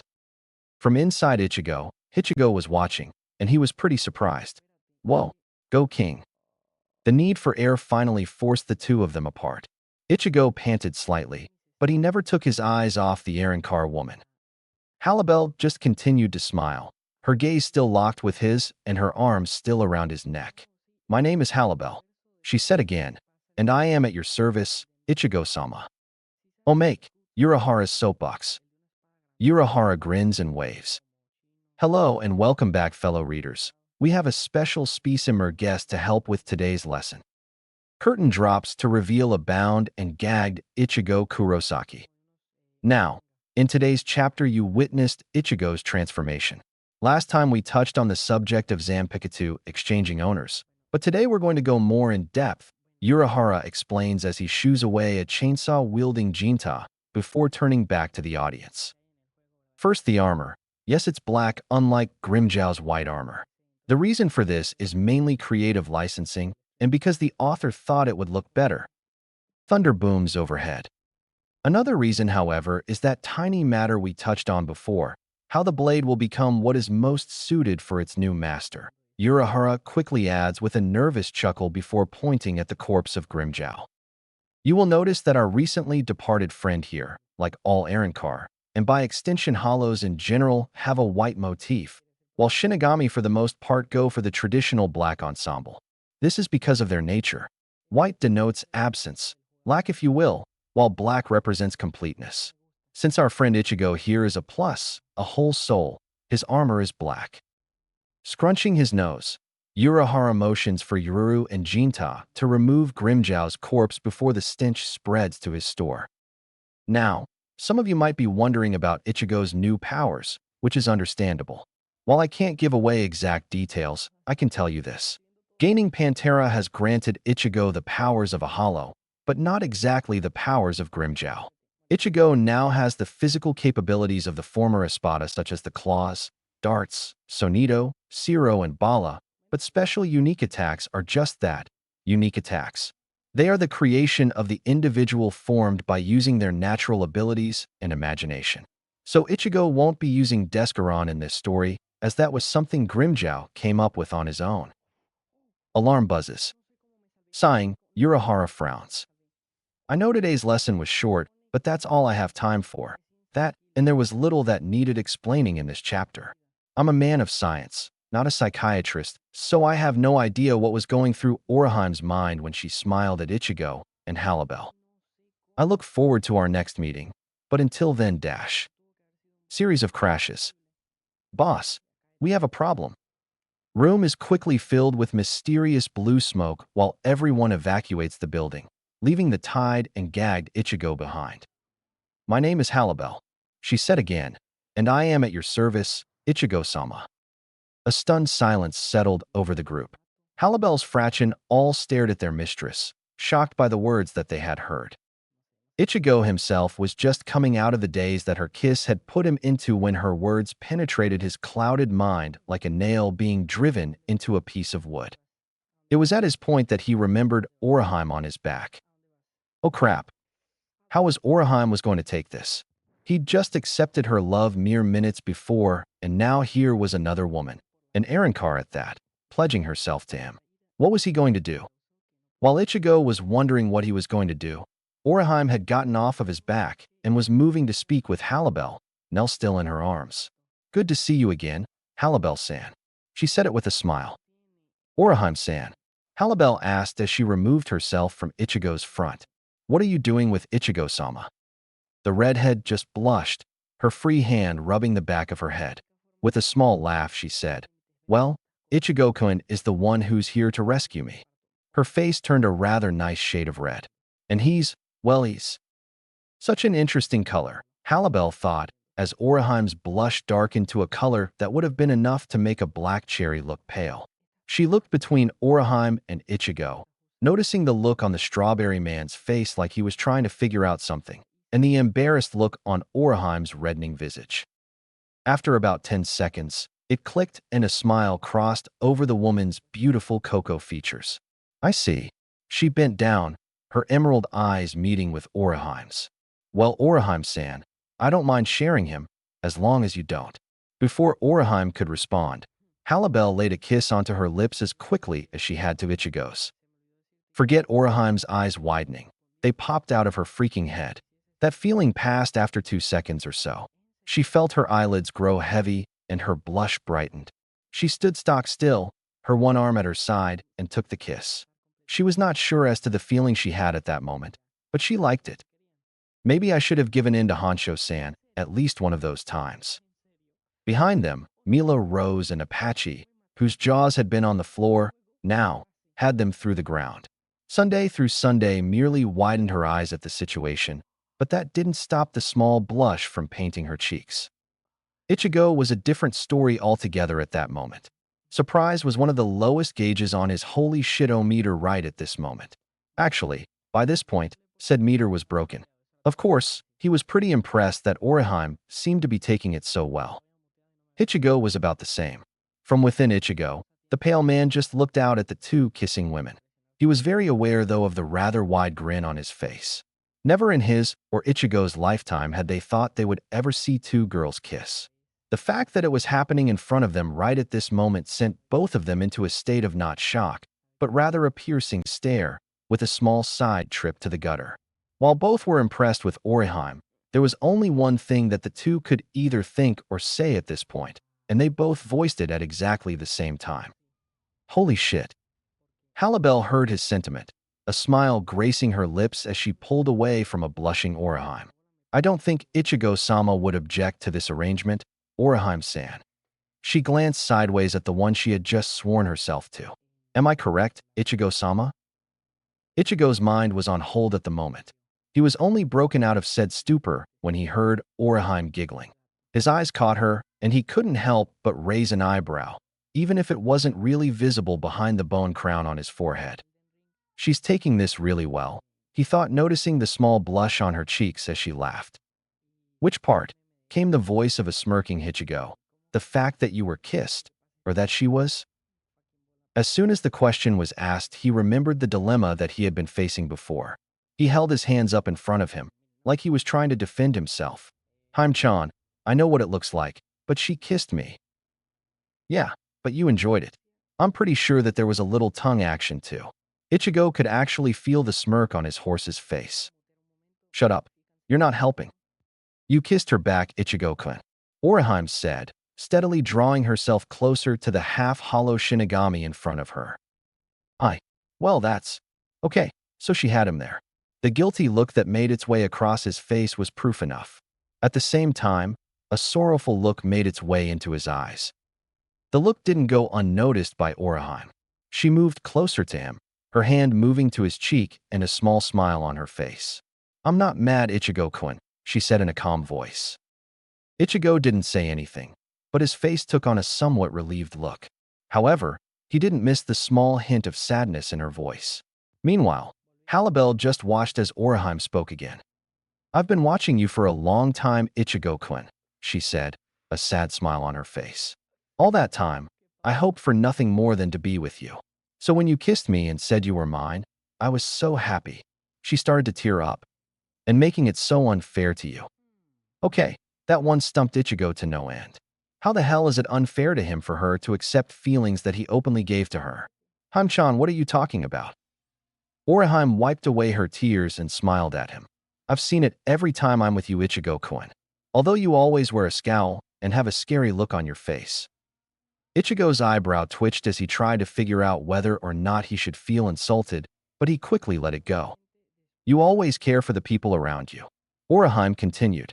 Like when Kachiki-chan was taken back to the Soul Society. You rushed there to save her without a second's hesitation. She lowered her head, continuing still. And you did the same for me. You came to save me just like you did Rukia. She looked him in the eye again. Even though you don't show it sometimes, you have a big heart, Ichigo-kun. She moved to embrace him. And how is it fair that I keep that heart all to myself? Haim-chan, he whispered, looking down at her with a concerned expression. She wasn't acting like the Orihime that he knew. She acted like he hadn't said anything. I won't stop you from loving another girl, Ichigo-kun. She whispered in a tone that concerned him far more than it did before. But before he could act on what he was feeling, she had let go of him, her one hand still supporting Nell, and the other one had a finger pointed directly at the area between his eyes. But, she said, jabbing her finger for extra emphasis, and nearly making Ichigo go cross-eyed. You had better treat her with every bit as much love as you do me. I may have been the first in your heart, but I don't want any special treatment unless you give it to her too. If you don't do that, I'll never forgive you. She tried to put on the best face that she could, but she failed miserably in that respect. It looked more like a pout to Ichigo, and he blinked twice before he started to chuckle, which turned into full-blown laughter before he could stop himself. Orihime's eyebrows nearly disappeared into her hair. She was so surprised by his actions. What's so funny, Ichigo-kun? Oh, nothing, he said, trying to force his laughter back to that of a chuckle. You just look so cute when you make that face. He managed to choke that out as he continued trying to suppress his last few laughs. While she was fairly surprised by his laughter and by what he said, she still had the decency to blush. Come on, he'd told her that she was cute, and any girl, whether they are a guy's girlfriend, close friend, or relative, would blush if they had been told that they were cute. The fact that she was again turned to a sputtering mess was another matter completely at the moment. However, Halibel was having other thoughts. Well, actually she was only having a few thoughts at this time. The first was one of satisfaction at finding someone actually worthy of her attention and affection. The second was how impressed she was that Orihime was so willing to share him, even though it was perfectly clear that she wanted him all to herself. The last thing that she was thinking about was something that leaned more toward inappropriate, but she didn't really care. She glanced over her new self-chosen master. He had a decent-sized body, and in terms of power he was incredible. Although, as she looked him over again, she couldn't help but wonder just how big was he underneath that armored suit. Of course, it was at that point that her fraction decided to come out of the shock-induced state that they had been put into and confront their mistress about her actions thus far. "Halabel-sama, what the hell are you thinking?" came the shocked and annoyed voice of Apache, and Mila rose while Sunday through Sunday just stood there, her face calm, but marred by the appearance of a frown. Needless to say, the shout managed to gain the attention of all three people present. While Ichigo and Orihime just blinked at the outburst, Halabel actually chose to answer the two lesser women, despite the amount of rudeness that they displayed to her. "It is nothing for any of you to concern yourself with," she replied in the most blunt and serious tone that she could manage. Of course, just because she said it didn't mean that any of them agreed with it, at least not this time around. Apache tried again, this time on her own, trying a different approach. "Halabel-sama, how can you choose to ignore the obvious? Some of his Ryatsu may be that of a hollow, but I can still sense the rest of it. He is a Shinigami." Of course Halabel could sense it, and she was not ignoring it either. She could feel it as if it was the most obvious thing in the world. Yes, he did have a large amount of hollow Ryatsu, but she could still feel that a vast majority of it was that of a Shinigami. Yes, and is that a problem? Okay, that managed to put them back into their shock-induced states. Their leader had just asked, at least to the three of them it was, the single stupidest question that an errand car could ask. They shook the state off much more quickly this time. "Halabel-sama, he's the enemy. How can you so easily dismiss that?" Mila asked. Halabel glanced at Ichigo, who just watched from his original position. However, now there was a warm glint in his eye that hadn't been there when he had first spoken to her. All the while, Orihime was smiling at her, Nell still supported in her arms. Without missing a single beat, Halabel moved so that she was standing before Ichigo, her back facing his front as she continued to watch her fraction. Said boy felt a sort of nudge at the back of his mind, his more basic instincts urging on his next action as he slipped his clawed hands over the exposed cocoa skin of her waist, hips, and thighs. He felt a small shiver run through her as his hands lightly caressed the smooth, silky flesh. The small tremor passed, and Halabel answered, "Because, be he Shinigami or hollow, he is the only being with power worthy of my affection." The three of them couldn't believe what they were hearing. Their mistress was dead set on having this boy this Shinigami, and nothing that they were saying was getting through to her. They had to keep trying. This time, Sunday through Sunday stepped up to take her turn, hoping that her mistress would listen to reason. "Halabel-sama, please listen to us. Shinigami are evil. They would sooner kill one of us than show us any affection to us."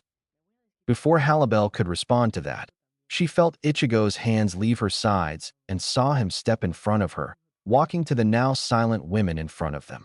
"Ichigo-sama." He did not respond. He just kept walking in silence, his face set back into its normal scowl and his new tail slowly swishing from side to side. His hands were free as he had left Tensai Zangetsu on the ground where it rested peacefully for its master to take it up again. To say that the three women were scared right now would have been an understatement. The way that those black and gold eyes dug into them.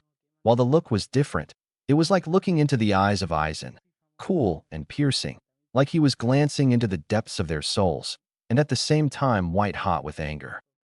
As he drew closer and closer to them, Apache and Mila rose backed away, the sweat pouring off of them as they glared at him. Sunday through Sunday, though, found herself rooted to the spot, paralyzed by fear. While the other two had thought that he was staring at all of them, she herself knew better than that. He was looking at her. There was no doubt in her mind about that. She was immediately regretting the words that she had spoken in fear that they would mean her end.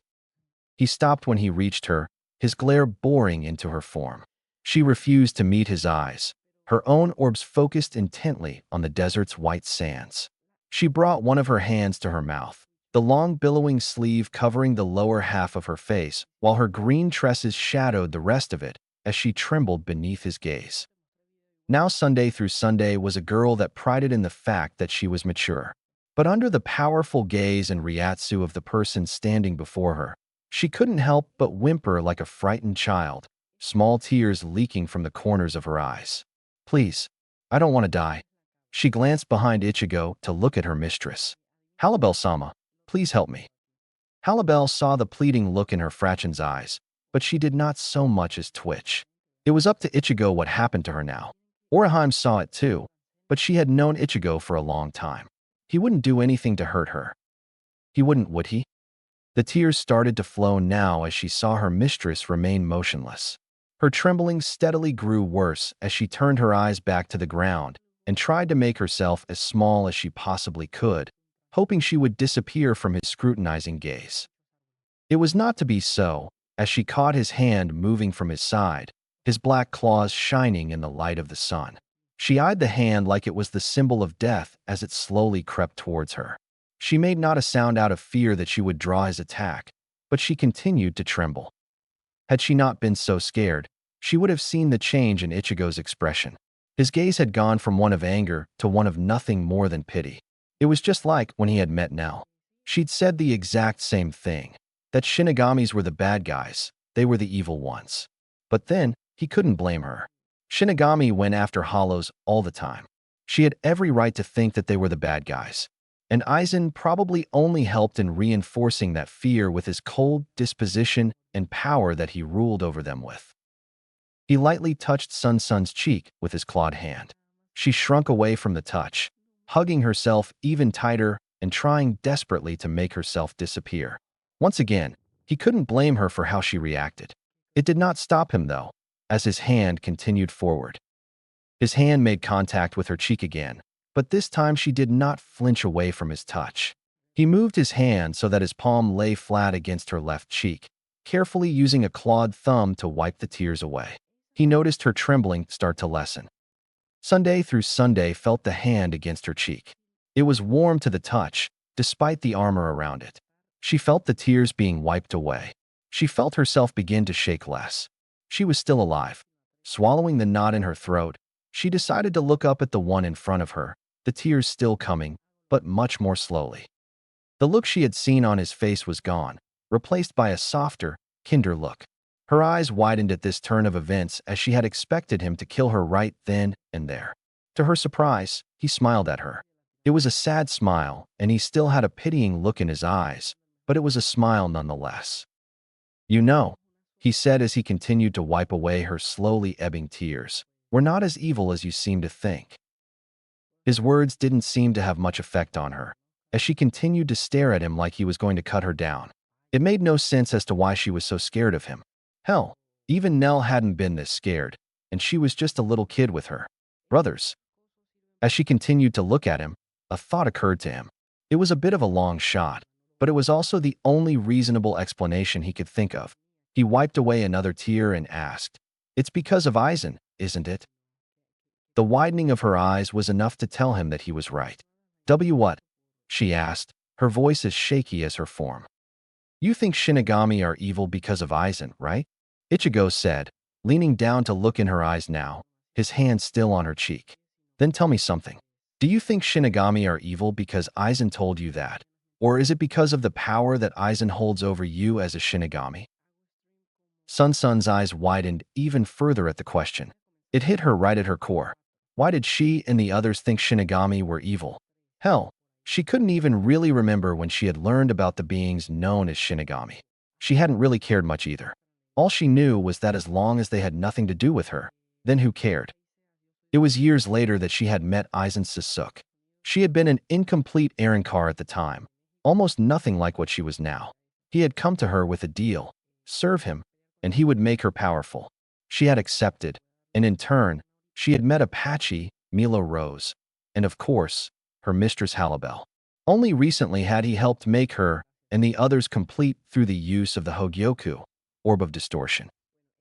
In the time that she had served under him, though, she had seen what he was truly like. He was cold and calculating, manipulating the people around him in order to obtain his own desire of power. He even went as far as to threaten them all with his immense power, and what's more, he did it without so much as changing his expression. He was the first and only Shinigami that she had ever known before this person in front of her. Aizen was the epitome of evil, even among the most evil of hollows. As he was the only Shinigami she had ever met, she used him as an example of all Shinigami. He was evil, so the rest of them must be as well. But this boy in front of her, he was nothing like she expected of other Shinigami. He used the power of a hollow, and an espada at that. He had given her an angry glare, but he had put none of his ryatsu behind it. If he had truly meant her any harm, he would have put all of his power behind the glare.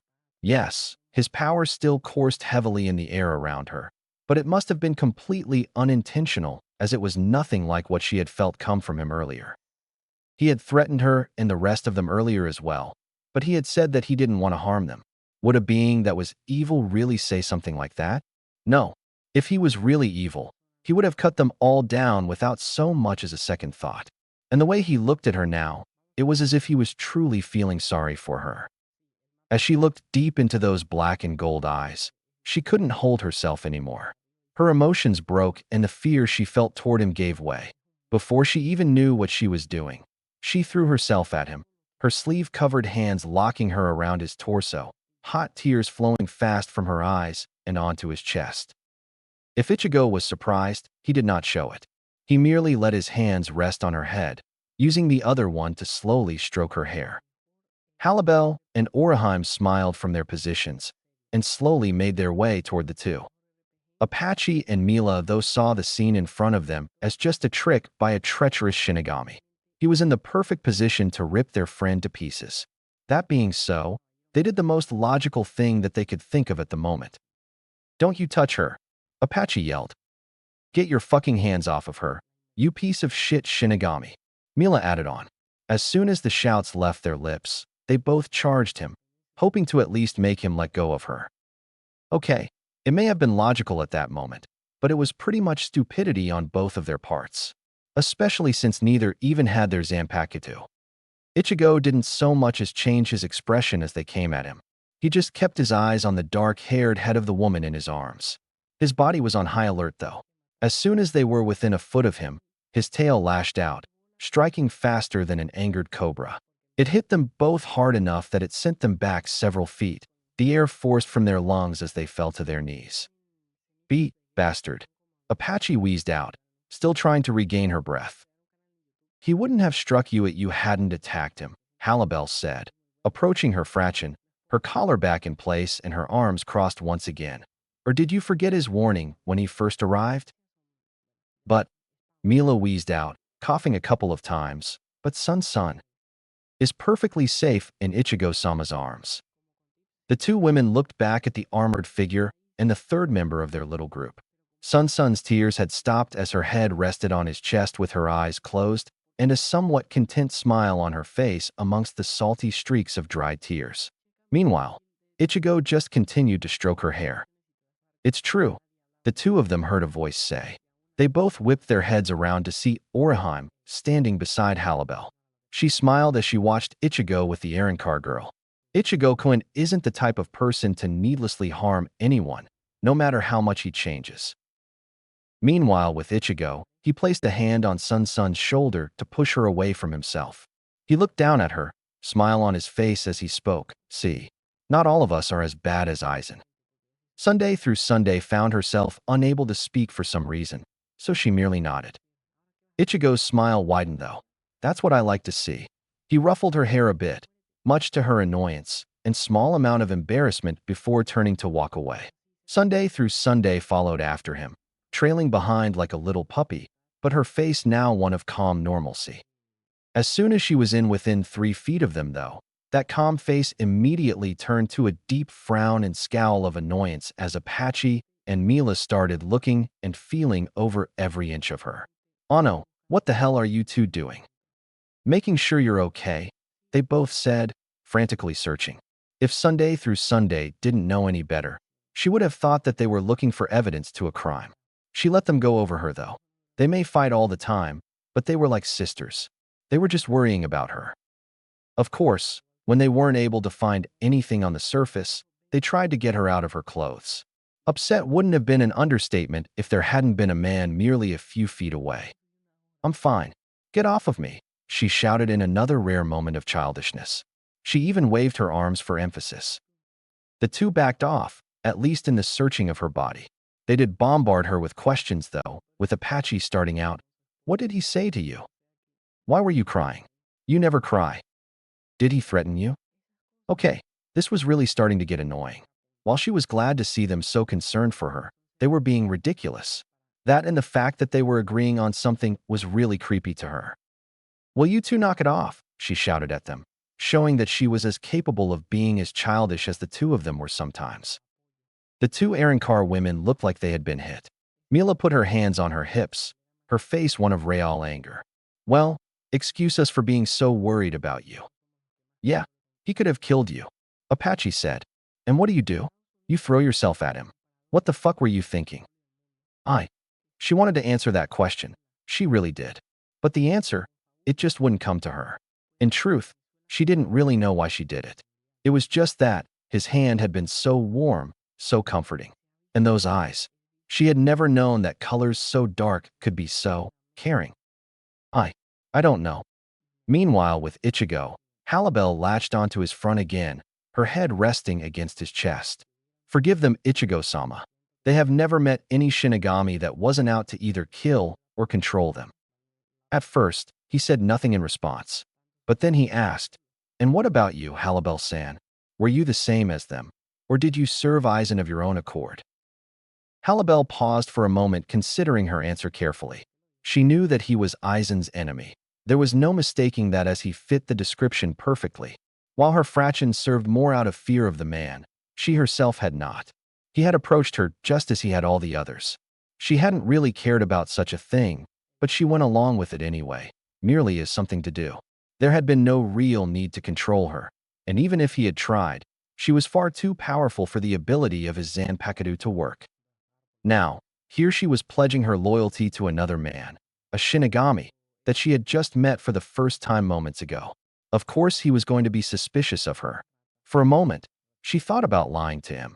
But then what did she have to lose by telling the truth? A lot, actually. Of course, there was the chance that he might not care about what she told him as well. She finally came to the decision that would mean either her life or her death. "I served him of my own accord." Again, Ichigo paused. "And you would go against him so willingly?" "Sasuke theme does not interest me. I care nothing for his plans." Halibel looked deep into his golden black depths.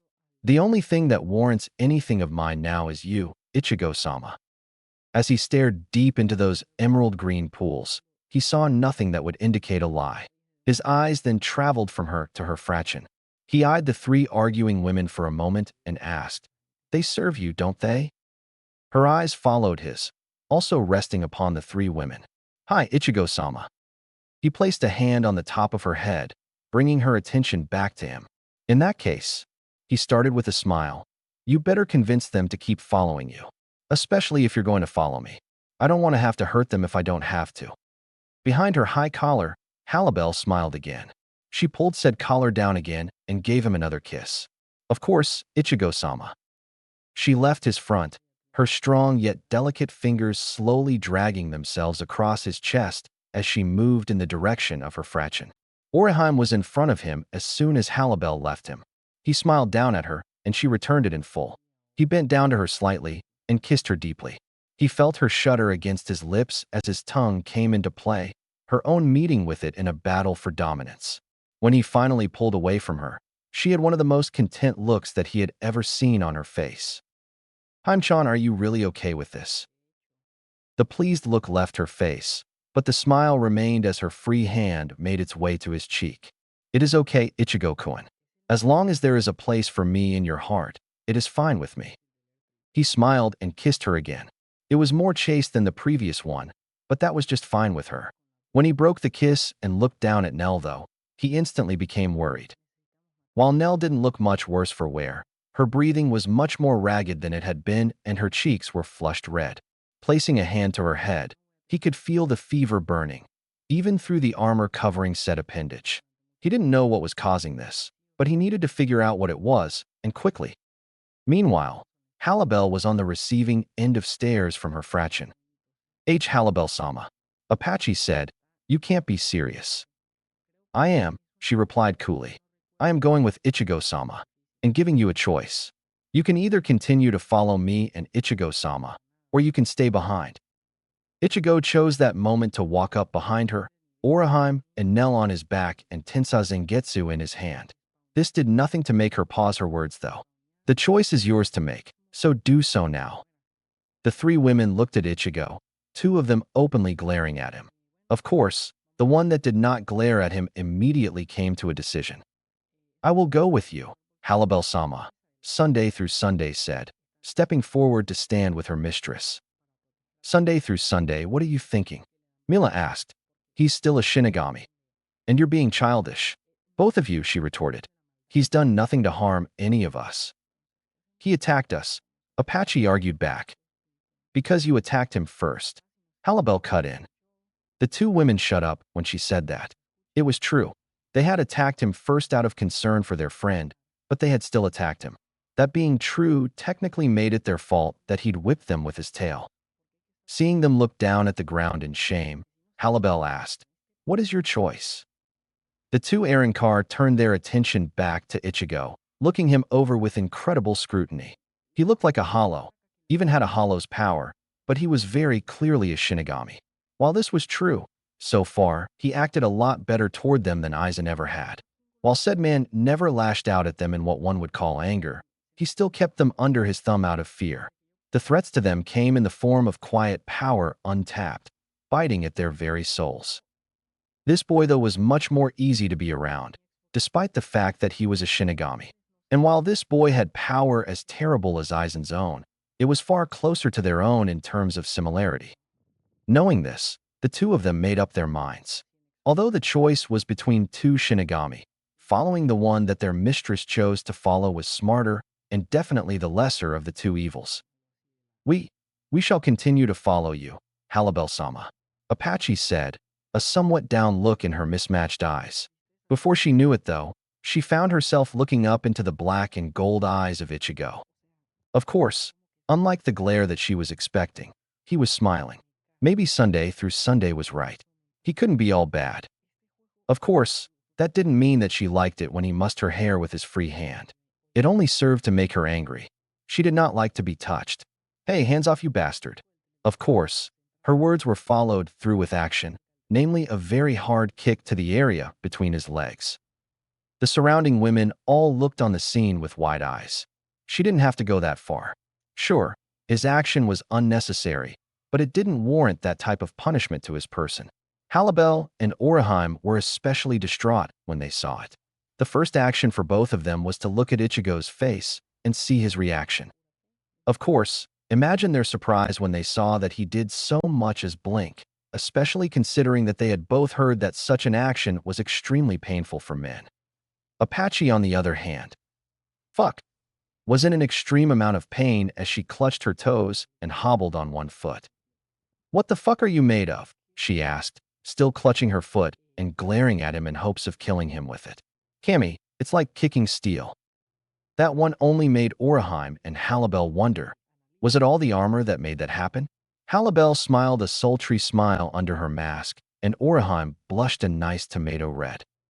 Of course, their eki thought were interrupted when Mila Rose started to laugh, which only served to make Apache all the angrier. What the fuck's so funny? Well, Apache, Mila said, trying to catch her breath. Considering you're the one on the ground in pain instead of him, I'd have to say that's pretty funny. Apache growled, now facing her rival. Mila Rose, you bitch. It's not funny. Yes, it is. No, it's not. Yes, it is. No, it's not. You two are acting childish again. Sunday through Sunday said in a monotone voice. The two girls rounded on her at her words. What did you say? They shouted in unison, while Sunday through Sunday just ignored them. All right, knock it off, you three, Ichigo said in a bored tone, walking past them all. Halabel-chan, we're leaving. Halabel blushed behind her collar. She'd never expected him to start using that suffix with her name so quickly. She let out a wistful sigh, her eyes half open with desire as she followed him. Yes, Ichigo-sama. Ichigo was about to run off when he looked back at the three women who were Halabel's fraction. He smirked at all three of them and said, I hope you girls can keep up. He disappeared after that, his, Oraheim's, and Nell's hair all swaying as he flashed out of existence. Halabel followed close behind, the almost unnoticeable sound of static indicating the use of sonido. The three women disappeared as well, Sunday through Sunday going silently, Apache muttering something along the lines of smug bastard. and Mila still chuckling at Apache's earlier predicament. They all left in such a hurry that they never noticed the people that followed after them, namely, a large man in a white haori with spiked, bell-tipped hair, or the little pink-haired girl riding on his shoulder. Unohana Retsu was a woman known for many things. First and foremost, in the eyes of the Siriidii, she was the captain of the 4th Division. In that respect, she was also known for being one of the 4 remaining captains from the original Godei 13, including Yukitake Jushiro, Kaiaraka Shunsui, and Yamamoto Sotecho, Captain General Yamamoto. These simple facts made her one of the most, likely the most, respected female Shinigami in all of Soul Society, even amongst her fellow captains.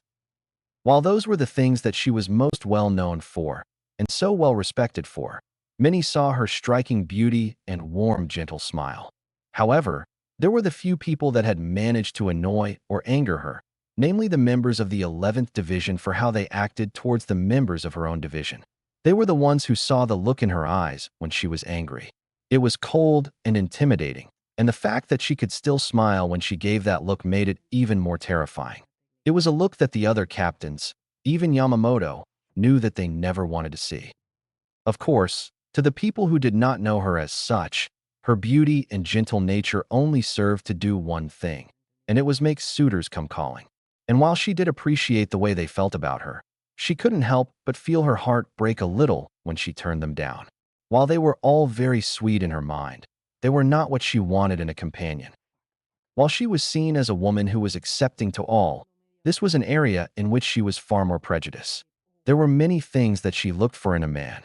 She wanted someone strong, handsome, brave, and loyal. Now, if a person took all of those qualities into mind, one would have to wonder why she didn't already have someone to love, as those were pretty much the qualities of the captains within the Godei 13. It was not so, however, as the medical captain was not interested in them for various reasons.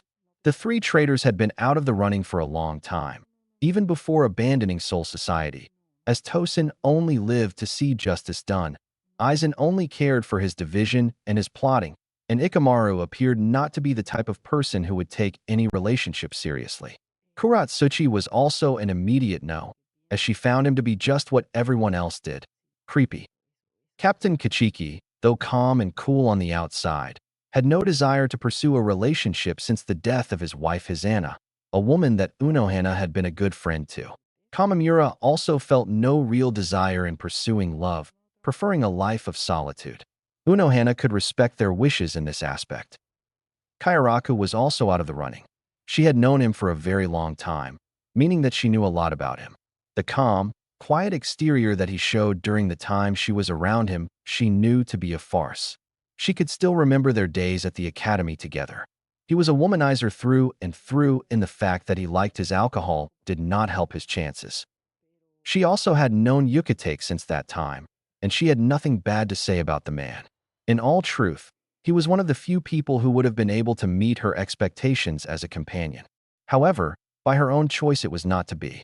It was hard enough for him to live with his disease like he did, and Unohana would not add to his already great burden by pursuing a relationship with him. As for the final 2 captains, they were not even on her radar. While Hitsugaya was mature beyond his years, he already had at least one woman who was interested in him, and that was enough. As for Zaraki, the man's only real loves were Battle and Yuchiro. He was not interested in love with others. While she saw all of these things in all of the captains, there was one thing that she knew about all of them. They were not, and would never be, powerful enough for her. They all had power equivalent to hers, or just a little better than hers, but this was not what she wanted. She knew it was silly of her since she was one of the strongest beings in Soul Society, but she wanted someone who outclassed her. She didn't want to be the one doing the protecting anymore. She wanted to be the one who was protected. With all of this in mind, she wasn't sure if it was possible to find someone like that. Well, at least that's how she had felt before the Ryoka had come to the Soul Society. It was at that time she had found a new candidate for love. He was strong, and had the potential to become much stronger. He was handsome, a notion expressed not only by her own mind, but by the many young women who caught glimpses of him. Little did he know that he had now had a small fangirl following amongst some of the younger, lesser experienced Shinigami. The poor boy was going to be swarmed the next time he went back to the Soul Society. As for his bravery and loyalty, they were unquestionable. He had led the charge against the entire Soul Society just to save a person who he had been friends with for the course of a few months. And he had fought to save her until he was within an inch of his life. The thought that he would go so far for someone so close to him brought a bright smile to Unohana's face. He certainly was an interesting one, this Kurosaki Ichigo. She herself had not met the boy directly, at least not when he had been awake.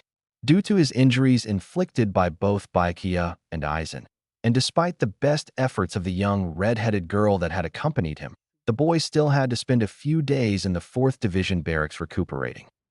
On a sleepless night for her, she had walked past his room, the door slightly ajar. She had stopped and glanced at him. The moonlight shined through his open window, accentuating the shadows and chiseled form of his face. She would admit, if only to herself, that her curiosity had gotten the better of her. Before she knew what she had been doing, she was standing over him, gazing at his peaceful face as he slept. As she stared at his serene face, she had felt herself compelled to brush the bangs from the area over his eyes. As soon as the tips of her fingers lightly touched his forehead, she felt her wrist wrapped in an almost vice-like grip. While it was a little surprising, she did not react to it. Seeing the expression on his face had changed from calm and peaceful to scowling and frustrated, she knew what was wrong immediately, as nightmares were common both in the division's tenants and Aisang. She had stood there watching the tormented look cross his face with a patience gained by years of dealing with similar situations. He soon calmed down, though, his face returning to peace and his grasp on her hand loosening. By that time, though, her own grasp on his hand was still firm as she placed her other hand over it. She knelt next to the bed after that, whispering small words of comfort every now and then when a new nightmare would make itself known. He would wake the next morning to the faint smell of jasmine left behind and a slight unknown tingling on his forehead where she had pressed her lips in a small kiss. She did not see him again before he left Soul Society or any time after his departure. The only information that she was able to get concerning him were from reports that Abarai Rinji's team reported from the living world. Every time she heard of him being hurt, she felt her heart clench in her chest. She worried for him and wanted desperately to see him. So, of course, when Yamamoto said that he was sending a small squad of captains and their lieutenants to Hueco Mundo to provide aid for the young Shinigami and his friends, she was overjoyed and readily volunteered to be part of the mission, except she did it in her normal demeanor. All the while, though, she was beaming on the inside. It was all of these thoughts that raced through her mind as she stared out over the endless white sands. Behind her, the young man known as Yasutora Sato lay, his wounds from his earlier battles gone. The Arankar Gantenbane Musketa had not survived, however, for his wounds had been too severe. The only things that remained of him now were the twin, two-pronged punching daggers that lay in the sand. Unohana let out a sad sigh. She knew that she couldn't leave the boy lying there by himself, which is why she did not go with Aisane to aid Byakuya and Hanataro. Though she knew this, she wanted nothing more than to hunt down the orange-haired boy. Kurosaki Ichigo, she thought, her heart once again clenching in her chest. She could feel his Ryatsu in the air, stronger and more chaotic than it had been before. It felt wonderful, and it was quickly coming closer to her. Unohana faced the direction from which she could feel him approach. She could also feel the weaker Ryatsu of Oraheim in no way closing in as well. She smiled, knowing that he must have succeeded in her rescue. She frowned, though, when she felt the Ryatsu of 5 Arankar approaching as well, 3 of them weak, one steadily getting larger, and the last one larger than even her own power. It made her worry slightly. Was Ichigo in trouble that he was being followed by so many Arankar? And with the one power she felt, would she even be able to help him? But then she felt his power again, and her eyes widened. Before, she had merely been looking for a sign that he was alive and well, not really paying complete attention to its sheer volume. Feeling it now, however, she felt her breath hitch in her throat. It wasn't big, it was massive. If anything, it dwarfed her own. How? She thought. How could it have increased so much in such a short time? Said question went unanswered, but the reason behind said question was making her a little hot under the collar, among other places.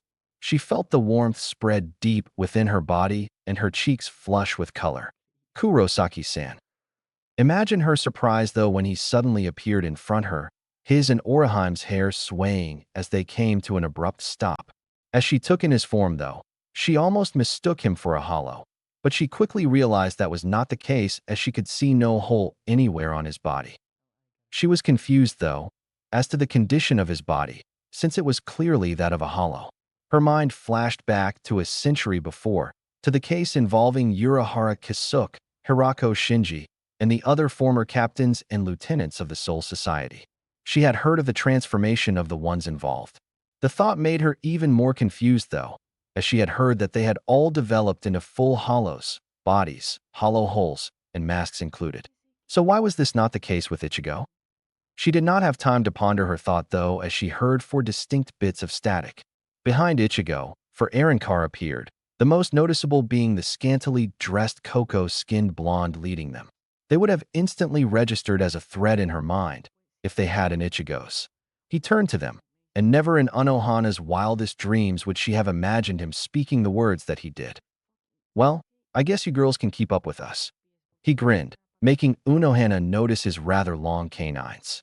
She heard a snort and turned her eyes in the direction of an orange and blue-eyed Arankar with a horn on her forehead. "Of course we can. You really think we'd let a Shinigami outclass us? Huh, that'll be a cold day in hell." There was a smug grin on her face. Another snort filled the air, this time coming from Mila Rose. "This from the one who nearly fell behind?" she said with a smirk. Apache growled out a response. "What was that? I think I had something stupid stuffed in my ear. I could have sworn that you said I fell behind." "That all depends. Was that you that I saw trailing behind me on our way here?" Mila pressed her finger to her lips in feigned thought. "Oh yes, I believe it was." "I did not fall behind, you bitch." "Stop it, you two," Halibel stated. "I'm sure that Ichigo-sama does not wish to hear you squabble over such trivial matters." Unohana felt her eyebrow take a jealous twitch upward at that one. "Ichigo-sama?" Ichigo just grinned at Halibel. "Don't worry about it, Halibel-chan. I'm not much better than that when I'm with Rinji." Unohana heard the statement and was worried, annoyed, and jealous at the same time. Worried because he acted friendly with the Arankar woman, like they were on the same side. Annoyed because he hadn't even noticed her, and jealous because Halibel-chan. Someone did seem to notice her, though, as Oraheim stared at her and stammered out, "You Unohana-san?" "What did you say, Haim-chan?" Ichigo asked, turning back to face the leader of the 4th Division. His black and yellow eyes landed on her, and she felt herself tingle. The intensity which he stared at her form made her feel as if he was going to burn a hole through her. "Haim-chan, could you get down, please?" She complied, being careful due to Nell, while Ichigo stepped closer to Unohana. He still held Tensai Zangetsu in his hand. "You're captain of the 4th Division, aren't you?" Unohana just smiled and nodded. "Then what are you doing here?" "I thought the old man said that Soul Society wouldn't be involved in this fight." "It was," she said, not letting the deep scowl on his brow or the annoyed twitch of his tail put her off. "But circumstances to the situation have changed. Yamamoto Soteicho has seen it fit to send a small squad of captains and lieutenants to aid you in your rescue of Inoue Oraheim-san." She paused for a moment to indicate the boy on the ground behind her. "I myself have already personally seen to Sato-san." Ichigo's head snapped to the figure as soon as he heard his name, his eyes widening. He relaxed, though, when he felt his friend's Ryatsu, as strong as it ever had been. Chad was fine. He faced Unohana again, his scowl replaced by his look of relief. "Thank you. I guess that leaves Rukia." "Not to worry. Kuchiki Taicho and Hanataro-san have already gone to her aid, as well as my lieutenant, Kotetsu Ising. She will be fine." "Good," Ichigo replied as Oraheim chose that time to walk up behind Ichigo. "Ichigo-kun, is everything okay?" "Everything's fine, Haim-chan." His eyes traveled to Nell, though, and he immediately thought differently. "Unohana-san, could you take a look at Nell-chan? Something's wrong with her." The woman looked at the young girl in Oraheim's arms. The cartoonish skull on her head was the clear indication that she was an Arankar. Said fact did not keep her from checking over the girl in question, though. "I'll see what I can do." The medic took the young Nell from Oraheim's arms and laid her on the ground. She could sense the rising ryatsu of the young girl before her, that being the reason behind her fever. What was causing the increase, however, was unclear for the moment. The captain looked back at Ichigo. I'm sorry. She is not in any danger, but I cannot determine the cause of her ailment. Ichigo could help but look a little down at hearing this. While he was glad to hear that she was okay, he didn't like seeing her in pain. I see. It was just like before he became a Shinigami. He'd been powerless to protect spirits then, and now he was once again in a situation where he still wasn't able to do a thing. He clenched a clawed fist, and he started to shake in frustration. He felt useless. No matter how strong he became, it never seemed to be enough.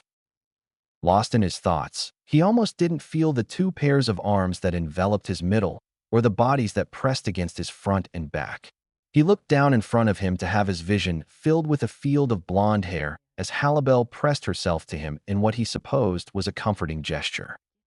He turned though to find Orihime at his back, her hands wrapped around him and pulling him so hard against herself it was like she was trying to absorb him into her body. Ichigo-kun, she said, the words muffled against his armored back. Now do you see what I mean? You care so much for everyone else. But sometimes there are things that even you can't help with. She raised her head to look him in the eyes to look at him.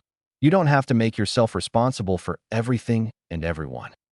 She moved away from his back to Nell and took her up in her arms, gently wiping the small amount of sweat from her forehead. Nell's breathing had become steadier, but her face was still red with fever. Until Nell-chan is okay, I will look after her. So please don't worry.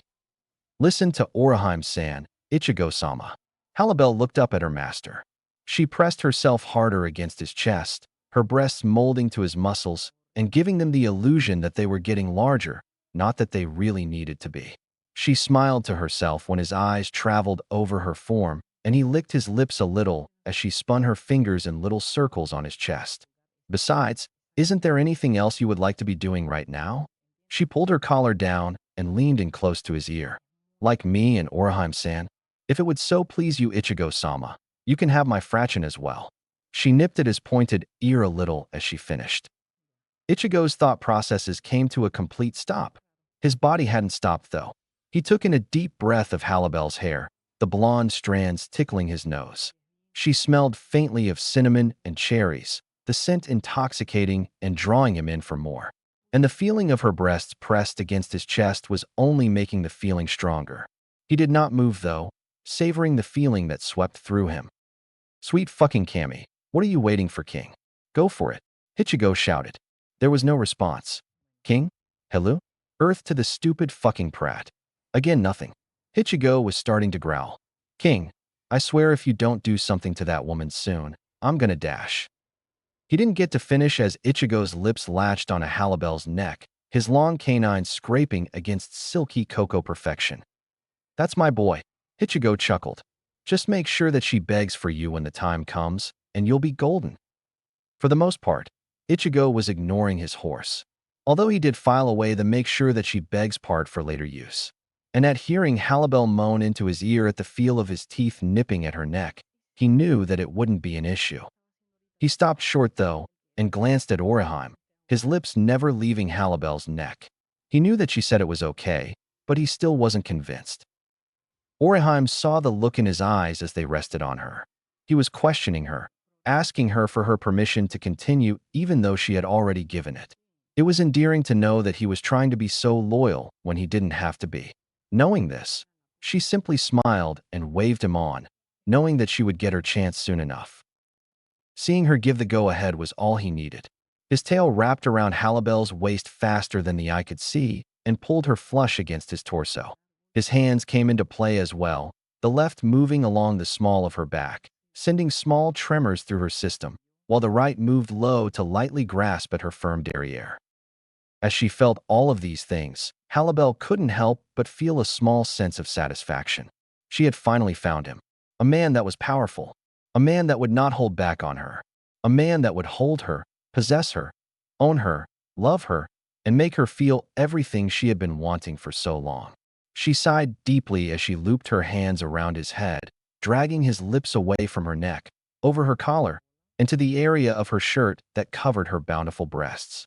His actions quickly went from kissing to biting, trying to go through the offending material obscuring his path. She let out another light moan, one hand staying on his neck while the other traveled to the top of his head. Her eyes glittered and she smiled happily as she watched him. Yes, Ichigo-sama. Feel my body, taste my flesh. Let your humble servant pleasure you for all eternity. Ichigo heard her words, but his mind did not register them. It was clouded over at the moment, instinct and desire throwing all rational thought out the window. The deep rumble of a purr reverberated through his chest as he pressed his face deep into the fleshy void that most men would willingly give anything and everything to experience. He would have stayed there too if a voice hadn't interrupted him. "Pardon me, Kurosaki-san," came the voice of the leading angel of the 4th Division. Her words snapped him out of his sex-induced daze, as well as out of Halibel's bountiful mounds. His eyes rested on Unohana, who was wearing her normal peaceful smile despite the angry glare that Halibel was sending her for interrupting Ichigo's fun. As far as the cocoa-skinned woman was concerned, the only one allowed to do that was Orihime-san. "Kurosaki-san, who is this woman?" Unohana asked, indicting Halibel. "It is very clear that she is an errand car, but what may I ask are she and her companions doing with you? And what of yourself? Why do you have the body of a hollow?" She paused, her smile turning to a frown and her hands fingering the hilt of her sword. "Have you betrayed the Soul Society as well?" Orihime was shocked to hear the words come from the captain's mouth. She was immediately in front of the woman. "Unohana-san, what are you saying? Ichigo-kun would never dash." "Hime-chan," Ichigo said, his hand grasping her shoulder as he had let go of Halibel, who now stood next to him, her collar back in place and a warning glare resting on Unohana. "It's all right." "But Ichigo-kun," she said before he pulled her against himself. She was quiet after that. "Hime-chan, you knew that I was going to have to explain things sooner or later. I might as well start with Unohana-san." Orihime didn't speak, merely nodding into his chest. He smiled and kissed her on the forehead. "Good girl." He turned his gaze to Unohana. "Where would you like me to start?" Her response was a smile renewed and, "At the beginning, please." "Then you better have a seat. This could take a little bit." They all sat in the sands, Orihime against Ichigo's front with Nell in her arms, and Halibel against his side, her eyes on Unohana and Ichigo's tail around her waist as he started his explanation. Nobody had really been paying attention to Halibel's fraction much during the conversation. This was the main reason for the fact that no one was able to see Chad being poked in the cheek by Apache, who was currently balancing herself on the balls of her feet in the middle of his chest. "Is he dead?" Sunday through Sunday asked, a billowing sleeve at her mouth as she looked down at Chad's face from her standing position next to him. Apache merely looked at the half-Mexican with a bored look, still poking his cheek. "Nope, he's still alive." "How the fuck can you tell?" Mila asked, standing on the opposite side of Chad's body that Sunday through Sunday was. "Because aside from the fact that I'm moving every time he breathes," Apache said, her tone still bored, and still poking at Chad's cheek with her finger, "his Ryatsu still feels pretty strong to me." Mila suddenly started to chuckle, making Apache throw her an annoyed look. "What the fuck's so funny?" "Nothing, but if he wakes up with you standing on his chest, you're gonna be in a pretty awkward position." While the two of them spoke, Sunday through Sunday was the only one who noticed Chad's legs lift so that his knees were pointing to the sky. "Oh please," Apache said, scowling at Mila Rose. "Like some mean Jin, human, could do anything to put me in an awkward situation." As soon as the words left her mouth, Chad's eyelids snapped open and he sat up much to Apache's surprise. She fell back, her back pressed against his knees as she straddled his waist. She soon found herself pressed between his knees and his chest and staring up at his sculpted face. She had enough decency to blush. Mila was chuckling again, and Sunday through Sunday kept her hand over her mouth, a small blush on her cheeks.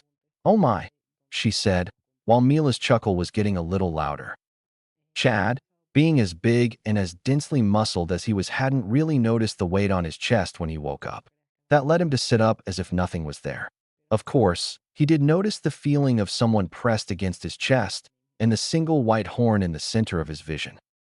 He glanced down to see Apache sandwiched between his chest and legs, a noticeable blush on her cheeks as she stared up at his unblinking gray eyes with her own mismatched orange and blue ones. They stayed like that for a pretty long time, neither moving while the other two of the fraction just watched, Mila's chuckling growing ever louder. Finally, one of them found their voice, and it was Chad. Hello. Apache for one was at a loss for what to do, at least for a moment. That moment quickly passed, though, as she found her voice. Pervert. The shout was followed by a slap to the face, which she painfully regretted when it felt like she hit a piece of steel. She gripped her hand and scowled at him. What is it with this guy? He's human, but he feels like he fucking armor-plated. Chad looked down at her, mildly surprised. Being called a pervert was a first in his book. The same was true of him being slapped by a girl. He didn't have much of a reaction. He just grabbed the back of her jacket and got to his feet, lifting her about a foot into the air as he did. Needless to say, she squirmed. Hey, let go of me, you big ape. She was set back on her feet before she finished the sentence. Chad was alerted to the presence of the other two, though, when Mila failed to hold her laughter back anymore. What the hell did you say before? She said, struggling to gain her breath. Something about how no ninjin could put you in an awkward position. You Risai? Shut up, Apache yelled at her buxom rival. Oh, look at that. You're blushing, Mila said, still laughing. If anything, the blush on Apache's face darkened to a fierce puce. I said shut up, you bitch. All the while Chad watched the exchange, a sweat drop forming on his forehead. It dissipated, though, when he looked to his right to see Sunday through Sunday standing there. His eyes widened, though, when she bowed to him and said, It is a pleasure to meet you, Sato-san. My name is Sunday through Sunday. Chad's eyebrow nearly raised into his hair. An Aaron Carr was introducing herself to him instead of attacking him. It was odd. Sunday through Sunday came out of the bow, eyeing her two arguing fraction members. Please forgive Apache and Mila, but they are not all that mature. That comment brought the two arguing women out of their argument. What was that? They yelled in unison, making Chad's sweat drop only increase in size. Mila eyed him up as he stared at the three of them, a somewhat confused look on his face at the goings-on around him, while she smirked. So this is one of Strawberry Boy's little friends. She licked her lips a little. Not bad at all. For some reason, Chad felt like he was under the gaze of a predator looking for its next meal. But he didn't miss the reference to Ichigo. He's not that great. Apache was still blushing, her arms folded as she looked the other way. Chad, while still somewhat surprised by the arrival of these three women, was still being cautious. He backed away a little, summoning the Brazo Derecho del Gigante, right arm of the giant. He kept his other power hidden for the moment, though. The defensive shield of his right arm would be enough. The girls all eyed his arm, and Mila waved at him. Relax, big guy. Believe it or not, we're on your side. Yes, Sunday through Sunday said. Besides, Ichigo-sama wouldn't appreciate it if we did something to one of his friends. Oh, Mila remarked. So it's Ichigo-sama now? Sunchan, if I didn't know better, I'd swear you wanted him too. There was a large grin across Mila's face, while in contrast an atomic blush appeared across Sun-san's. And no, it's just that Halibel-sama calls him that, she stammered.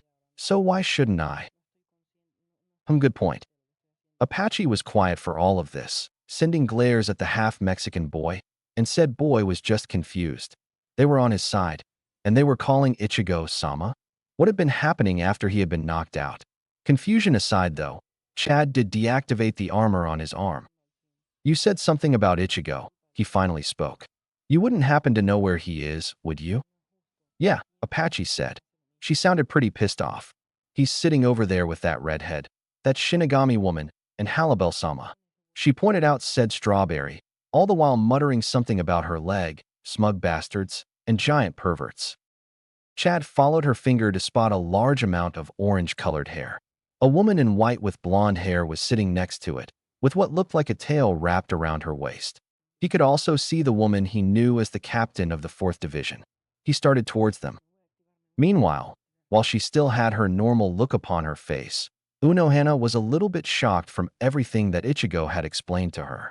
He really had started from the beginning, going from the time that he had met his inner hollow all the way until a little while ago, when he had awakened the Zanpakutō of Grimmjow Jiggerjacks. He had even explained why so many Arankar were accompanying him. Several things went through her mind at that moment, the first being that he was a hybrid being. Though it was true, he seemed to pose no danger to those around him, if how gently he was holding Orihime was any indication. So as long as he was no threat to humans or soul society, then the issue was a moot one in her mind. The next thing was the fact that he had awakened the Zanpakutō of an Arankar. It was a seemingly impossible thing to do. While it was true that a Shinigami was capable of wielding another Shinigami's Zanpaku, what Ichigo had achieved should not have been possible for anyone, save for the original owner of the weapon. The Soteicho would need to know about this. The thing that was at the forefront of her mind, though, was the Arankar woman sitting next to him. She had formerly served Aizen, and without so much as a second thought, proclaimed herself to Ichigo's service. So far, from what Unohana was seeing, this Halibel was loyal to him, and both Ichigo and Orihime trusted her. And from the amount of Ryatsu she felt from her, she was very powerful. If anything, she was one of the top soldiers in Aizen's force. If she was truly loyal to Ichigo, she would be a great asset in the fight against the Shinigami traitor. The final thing that her mind wandered over was what he had said about his relationship with Orihime. He'd accepted the feelings she had for him, and then the ones that Halibel showed him as well. And what's more, Orihime allowed him to have Halibel as well as herself. That being said, the thought that passed through Unohana's mind was, I wonder if she would let him have me as well. She refrained from asking the redhead against Ichigo's chest the question, mainly because she didn't think that the girl could handle a third woman aside from herself and Halibel seeking affection from the strawberry so soon. That and the look Halibel was giving her wasn't all that encouraging. If anything, it said, look at Ichigo-sama wrong, and I swear I'll beat you to death with your own arm. Her attention was brought away from them at the approach of the large-figured boy behind Ichigo. Ah, Sato-san, good to see you're awake. Ichigo's ears immediately perked at that, forcing Unohana restrain a kawaii. He spun his head around to see his longtime best friend. Hey, Chad. Ichigo, the Mexican asked with a raised eyebrow. He leaned forward a little, spotting the owner of the other set of red hair in his lap. Orihime. Ah, Chad. The red-headed healer was up in an instant, giving the big man a one-armed hug. I'm so glad you're okay. So am I, Ichigo said, slowly getting to his clawed feet, being very careful of the blades on the back of his legs. Geez, Chad, you had me worried. Chad didn't say much at first, except for sorry. Then he asked the question that everyone wanted to know. Ichigo, what happened to you? He eyed Ichigo up and down when he asked. Ichigo followed his gaze and chuckled. Oh, this. Well, he probably would have explained the whole situation again, if something hadn't flown into the back of his head, nearly bowling him over, latched onto, and rubbed his ears, and yelled, Kawaii. Ichi-chan has such cute ears now, just like a big kitty. All watching the scene, sweat dropped, including Halibel and her fraction who had followed behind Chad. Ichigo-sama, Halibel said, there's something pink sitting on your shoulders. Yep, there was something pink on his shoulders all right. It was also wearing Shinigami robes, and if anything, it was high on a massive amount of sugar. Ichigo's tail wrapped around the waist of the little bundle of joy that was the lieutenant of the 11th Division and brought her around so that she was hanging in front of him, face to face. Yachiru, what are you doing? He asked in a bored tone. The pink-haired girl just giggled and grinned, petting him on the head and scratching behind his ears. I'm petting Itchy Kitty, she said, like it was the most obvious thing in the world, while she continued to giggle and scratch his ears. The sweat drop on everyone's brow only increased, mainly because even though he was annoyed on the outside, they all heard the distinct rumble of a cat purring as Yachiru scratched his ears. The only ones who didn't sweat drop were Orihime, Halibel, and Unohana, all of whom filed away. He likes his ears scratched for later use. No one noticed the blade, though, as it descended on the orange-haired hybrid, except for himself, as he spun around to catch it between his palms. Kenpachi, you ass. He didn't really seem to notice Yachiru, climbing back up his hair to sit on his shoulders and play with his ears again. The massive captain just grinned at the boy who was still holding the blade between his palms. Hey, Ichigo. Long time no see. He looked the boy over, a shark-like smirk making its presence known. That's some nice ryatsu you got there. I can smell it coming off you. The shark grin widened considerably. Just what have you been doing since the last time I fought you? Before he could get an answer, the large portion of the sword caught in Ichigo's hands was wrapped up in what looked like jagged pieces of steel along a rather long steel whip, the end of which they could see was attached to the hilt of Halibel's weapon. I warn you now, Shinigami, she growled out, tugging on her chain sword so that it was tight. Harm Ichigo-sama, and you won't live to see tomorrow. Kenpachi stared at the women for a moment before his shark grin appeared again. That sounds like a challenge to me, he replied, untangling the two swords and shouldering his own, his grin ever present. Think you can take me, little lady? That all depends, Halibel responded as her sword began to spin in wide arcs until it was a blur of whirling blades in her hand. How good you are, Kenpachi-san. Halibel's fraction were all grinning. They had seen what their mistress could do when the espada positions had been decided. The man was in for a good fight, or at least he would have been. If you want to fight Kenpachi, then why don't you fight me? All present turned, eyes wide, as it had been Ichigo that spoke. His sword was in hand, and a huge grin was on his face, showing off those wonderfully long new teeth. Well, what do you say? Last I checked, you wanted a rematch, didn't you? Kenpachi eyed him for about 3 seconds before he grinned. That I did. Let's see if you can beat me a second time. Unohana had kept quiet until that point, but comrades fighting each other when they were supposed to be fighting the enemy was going too far. Zaraki Taicho, I would advise dash. Lady, don't you dare interrupt them, Apache said, her own face nearly splitting in half from a grin as she sat down to watch the oncoming fight. I want to see how good this Ichigo team really is. For once I agree with you, Mila said, taking a seat along with Sunday through Sunday. In hell. Damn it, Satan screamed as an icicle formed on his nose. All around him, patches of ice formed and snow started falling. They agreed on something again. Hueco Mundo. Unohana wanted to protest, but Halibel gave her a look. She gestured towards Ichigo, making Unohana look to see the grin on his face. It was the same grin that Kenpachi wore when he was about to have a good fight. She looked back at Halibel to see her wagging a finger. Unohana got the message instantly. Don't interrupt Ichigo-sama's fun. She resigned herself to sigh and say, very well. She took a kneeling position next to Halibel's fraction. It was then that she saw the upside to this fight. If she was thinking about pursuing him, then she would need a proper gauge of his immediate power, and what better way to find that out than to have him fight the captain of the fiercest fighters in Siriidii. Chad wasn't overly concerned. Ichigo wouldn't fight a battle that he thought he couldn't win. That in mind, Chad took a seat behind the 3 ladies. Apache leaned back as soon as he sat down, though, and found herself leaning into his lap. Once again, they stared at each other for a moment before she growled out, "Try anything, and I'll rip your nuts off." Chad, being who he was, merely said, "Got it," before turning his focus back to his front. The fact that Apache didn't lean forward again didn't really register in his mind. Orihime was a little more worried, though. She looked between Ichigo and Kenpachi, the look in her eyes frantic. She was so worried that she jumped a little when Halibel placed a hand on her shoulder. Relax, Orihime-san. Ichigo-sama will be fine. But dash. It's okay, Yachiru said happily, suddenly popping up on Halibel's shoulder. Kinchan and Ichi Kitty are just going to have some fun. Halibel looked at the young child, her one eyebrow raised. Why are you on my shoulder? Back with the 2 Shinigami powerhouses, the 2 were grinning like maniacs as they spoke. You know, I'm surprised, Ichigo said. I thought that you attacked me because you thought I was an errand car. Huh, Kenpachi said. I knew it was you. That orange mop of yours, no matter how long it is unmistakable. Besides, you know what they say? It doesn't matter if you look like a beast, just so long as you fight like one. Ichigo's smirk only grew. Nice saying. It's one I live by. Then let's see if you can follow it too. Ichigo shot back right before he launched himself at the giant. His sword hit Kenpachi's with all the force of a raging bull. Any lesser man would have been forced back under the force of such a hit, but not Kenpachi.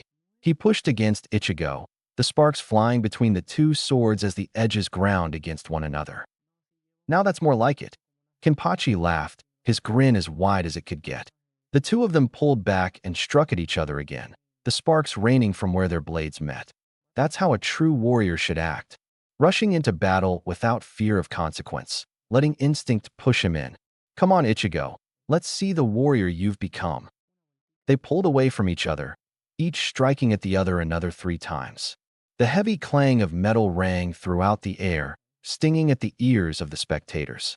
Kenpachi grabbed the end of Ichigo's blade and pulled him forward, his worn blade scraping against Ichigo's organic black armor and sparks flying. Ichigo took the chance he had been given, used his form's new agility to swing himself by the handle of his sword, and landed a clawed foot to Kenpachi's cheek. He kicked up, leaving 3 long gouges carved into the side of the captain's face. Kenpachi released the black blade from his left hand and brought it up to the gouges. Grinning and chuckling, he did nothing to hide his amusement. Looks like it's not just your sword I gotta worry about. Ichigo was still grinning when his claws and other blades flashed in the sunlight. That's right. He charged again, striking out with an elbow blade. Kenpachi caught the bladed appendage just below the blade and struck at Ichigo again. The worn edge of his weapon scratched at Ichigo's shoulder, once again sending out sparks but still not penetrating flesh. Ichigo pressed a clawed foot on Kenpachi's chest and pushed off, propelling himself into the air. He was about to let off a Getsuga Tensho, but... Hold it, King. That move's getting old. Then what do you suggest I do to him? He could actually feel the smirk on his other's face as he was rewarded with a suggestion. On the outside, several seconds passed before he made another move. His grin widened as he started stabbing his sword in Kenpachi's direction. His spirit energy flooded the blade as his stabbing increased in speed. Kenpachi's unhidden eye widened, and his grin turned to a small frown. Oh shit. Aim no Getsuga. Moonfong rain. As soon as the words left his lips, for every stab of his sword, a single, long, thin burst of red and black spirit energy flew from its tip. Kenpachi couldn't react before the bursts came down on him like raining death, cutting into his skin and throwing up a cloud of sand. The spectators to this little bout had mixed feelings of what had just happened. Orihime, for one, was confused, as she had never seen him use that technique before. Halibel was further intrigued by his power, and said intrigue pushed her desire to be with him that much stronger. She shivered in anticipation of what was to come for her. Ichigo was still sitting on her shoulder, though, so she felt the slight tremor that went through Halibel's body. "Nah, Snakey-chan," she said, having gotten a look down the woman's collar. "Why are you shaking?" The woman glanced at the pinkette on her shoulder, smile on her lips. "Just a little excited." "You mean you want to fight Kinchan too?" Halibel considered her next words carefully before she voiced them. No need to corrupt the mind of a young child. "In a way, yes, I want to fight, but not your oversized friend." Ichiro's mouth formed a no. "Oh, you want to fight Ichikitty?" "Yes." Ichiro turned back to the fight to see Ichigo land in front of the cloud of smoke. She swung her legs back and forth, a smile on her face. "You're gonna have so much fun with Ichikitty." Halibel's voice had a slight purr to it as she spoke again. "Yes, and I can hardly wait for it." Back with Ichigo, he was striding to the dust cloud, Tensa Zangetsu being spun by the chain at the end of his clawed finger. "Come on, Kenpachi. I know there's no way in hell that did you in." Less than a second later, Kenpachi burst forth from the cloud, his body littered in cuts. He closed the gap between the two of them in a matter of moments, giving Ichigo almost no time to prepare. The giant captain laid down 4 powerful strikes, all of which Ichigo blocked with his forearm. Small pieces of armor chipped away where the blade made contact. He would have landed a 5th hit if Ichigo hadn't jumped back and landed in a crouch. "See," he said with a smirk. "I knew that couldn't kill you." Kenpachi was smirking too as he cracked his neck. Neither he nor Ichigo noticed that the chips in Ichigo's armor were already repairing to full perfection. "Humph. You've gotten a lot better, Ichigo. Just what I'd expect from you." His Ryatsu flashed around him. "But it's still pathetic. Stop holding back and show me what you can really do." His order was answered in the form of a true Getsuga Tensho. Kenpachi barely managed to cut through it, but he did not cut through the black fist that connected with his face. He flew 50 feet before he felt an iron-hard kick that sent him flying straight up into the air. He was paying enough attention to see an orange and black blur right before he was kicked again. 2, 3, 4 more times he was kicked in half as many seconds until he was kicked a fifth time to the ground, landing with a rather loud boom. Each strike was delivered with enough force to level a small building. Most would think that he was in a massive amount of pain at this point, but it was not so. Zaraki Kenpachi, in those few moments that he was being thrown around like a rag doll, had experienced something that he hadn't felt for the longest of times. Euphoria. Pure euphoria. He'd found a truly worthy opponent. After more than a century, he'd found a truly strong opponent to challenge him once again. All that knew him, save for Ichigo, did not truly know him. Yes, to him fighting was a way of life. To be the strongest was something that he craved, like a hunger that needed to be sated. But it was not his only goal in his life. To become stronger, one needs to know their limits, something that Kenpachi had never truly known, not even after he'd met her. Ichigo, the original Ichigo, had been a strong woman in her own right. Back then, Kenpachi knew only solitude, fighting opponents as they came to him, thinking that they would be able to best him. Hundreds fell by his hand, all of them too stupid to realize how large the gap between them and this nameless Goliath was. Then came Ichigo. When he first met her, he'd scoffed at her boast that she would be able to beat him. She'd been a good 2 feet shorter than him, and, in his opinion, as skinny as a rail with flaming red hair and emerald green eyes. Imagine his surprise, though, when she had attacked him with the force of a charging rhino, nearly making him lose his footing.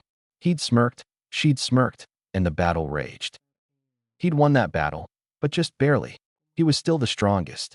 But that didn't stop Ichigo. She'd come back again and again, each time walking away with battle wounds and a smile on her face, saying she would be back. And after the third fight, not that he would admit it to anyone, it was something that he had started to look forward to immensely. They'd fought and fought and fought, he always winning, and she always coming back for more.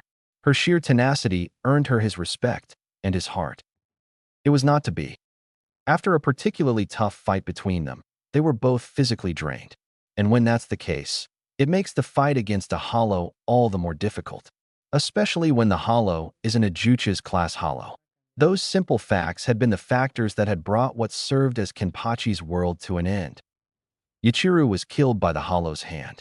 Kenpachi had to watch her die in his arms as she lay a hand on the scar over his eye, the scar she had given him, and she smiled before whispering out, "I'll miss our fights, Kenpachi." His eyes had widened at the name, for it was one only taken by the best, but she just kept smiling. "And I'll miss you." Her hand fell from his face, and for the first and only time in his life, Zaraki Kenpachi had cried. The hollow did not leave that battle alive. Kenpachi's rage had seen to that, but it had not ended there. Whereas opponents sought him before, he now sought them. Each fell by his hand, and it continued until that day he'd found that little girl. She was so tiny compared to him, but she showed no fear towards him or the blood that stained his blade. She merely wiped it from the blade and laughed. In a way, she reminded him of Ichigo, both in her attitude towards him and the way she approached him, without fear or worry. He knew she was a child, but his respect for her rose to the same level as it had for Ichigo. That in mind, it was only right that she should have the same name. But he would not let the same thing that happened to Ichigo happen to her. He would become the strongest and protect her, even if she herself surpassed him. Since then, he'd fought all, challenging people that he knew would give him a good, fun fight. But despite all that time, he'd still had yet to find one that could show him his limits. Old man Yamamoto might have been able to, but the old goat blatantly refused to fight him. Then Ichigo had come along. He'd beaten Kenpachi, but it wasn't clear enough for the fighting captain. He needed to be sure. He needed to be sure that he'd found someone that could really challenge him. Someone he could fight again and still be beaten. Someone who could make him even stronger. It seems that Ichigo was just the person for the position. And that thought alone was enough to make Kenpachi's grin widen as his hand moved to his eye patch. Ichigo was disappointed as he descended on the spot where Kenpachi landed. Disappointed and angry. "Come on, Kenpachi. I thought you were supposed to be the strongest. Get off your ass and fight me. Get Sugaten's. The black wave of energy descended upon the downed captain, only to have it diffused by a tower of yellow Ryatsu that burst from Kenpachi's body. It hit Ichigo in midair, who backflipped and landed about 50 feet away from the tower of power. He eyed Kenpachi as he got back on his feet, only to reveal that his eye patch was gone. You don't disappoint, do you, Ichigo? Kenpachi yelled, his grin wide. He placed his other hand on his sword with his first. Then who am I to do it to you? His Ryatsu burst forth from him again, stronger than it ever had been. Ichigo's grin grew wider and wider. That's it. That's how you should be fighting me. With everything you've got. Ichigo let the roar escape his throat, a mighty blast of his Ryatsu following it. They charged, their swords colliding, metal striking metal, pure Ryatsu exploding outward from their bodies. The spectators of the fight had long abandoned their places in the sand, having moved further from the battlefield lest they too be caught in it. The Ryatsu, though, still came down thick on them. Chad could feel it pressing down around him, but he remained standing despite the fact that it felt like thousands of pounds were being pressed down on his shoulders. Halibel's fraction were faring as well as they had when they first felt Ichigo's Ryatsu. They were a sweating, quivering mess, in basic terms. Sunday through Sunday was clutching at her throat, each breath coming like the air was made of water. Mila was about the same, her hand clutching at the front of her shirt like it was choking her. Apache, while in the same position as her two fraction sisters, had her eyes on Chad. How could he still be standing during all of this? He's either a stubborn baka, or he's really fucking strong. She thought about it for a moment and scowled. He's a baka. A stubborn, perverted baka at that. Unohana watched with interest, a small bead of sweat running down her brow. She'd never felt Ryatsu like this. Even the Sotecho wasn't capable of matching such power. Just how powerful were these two? Orihime was not faring well at all. Her breath was practically gone from her chest, a feeling like she was being choked consuming her. Sweat poured off of her in waterfalls, her bangs plastered against her forehead, and her mind swimming in fear. Ichigo-kun. She would have succumbed to her fear if she hadn't been pulled into Halibel's form from behind, the Arankar woman's arm wrapped around Orihime's shoulder and her hand resting lightly on the opposite shoulder. The other hand slowly swept her bangs from her face as she turned and brown eyes met brilliant green. Ichigo-sama's power is great, the blonde whispered out, her face and voice calm. It is only right that you should fear it, Orihime-san. Halibel-san. The redhead struggled out, finally catching her breath. I'm sorry. I must seem so pathetic to fear the person I love when you don't. Halibel turned her head back to the battle, her eyes half-lidded. You are wrong in that assumption, Orihime-san. I do fear him. Orihime's eyes widened at that. But why? Because while I have power enough that his does not affect me as it does you, it is my position to fear him. Your position? Halibel kept staring out at the battle before them, the small shock waves of power rolling over her form as the two fought. He is my better, my true better, unlike Aizen. He is truly more powerful than I. That alone frightens me as much as it attracts me to him. And for that reason, I will love him, serve him, and if he truly desires it, I will humbly give my body to him, just as a loyal servant should. Orihime could only stare at the woman with wide eyes before smiling and turning back to watch Ichigo and Kenpachi. So will I, Halibel-san. While the two had talked, Yuichiro just kept watching the fight with a smile, while Nell was now sleeping peacefully, though she was starting to stir. Back with Ichigo and Kenpachi, neither were letting up. Strikes between the two for them becoming more furious, more powerful, each echoing with a boom of thunder. Their grins consumed their faces and glee swam in their eyes, their bodies drowning in joy. Joy that only fighters can feel. The joy that one feels at the edge of a sword. The two struck again and deadlocked. Ichigo, Kenpachi said, his grin still wide. Are you still holding back on me? He was using both of his hands to fight, and so was Ichigo, but Ichigo wasn't sweating as badly as Kenpachi. Don't know, Ichigo said, his voice cocky. I'm still not really sure what I'm capable of yet, since this body is pretty new. Then we'll have to see, won't we? Kenpachi pulled back and struck again, but this time, Ichigo failed to intercept it. Armor chips flew, blood sprayed, and a thump echoed as Ichigo's left arm dropped to the ground. The spectators were all shocked. This was supposed to be a friendly fight, not one where serious damage occurred. And the loss of an arm was definitely serious damage. Halibel herself was ready to do the same to Kenpachi's head, but she knew Ichigo wouldn't want her to interfere. It was also the reason why she held Orihime back. Ichigo just looked at the bloody stump that ended just above where his elbow would be.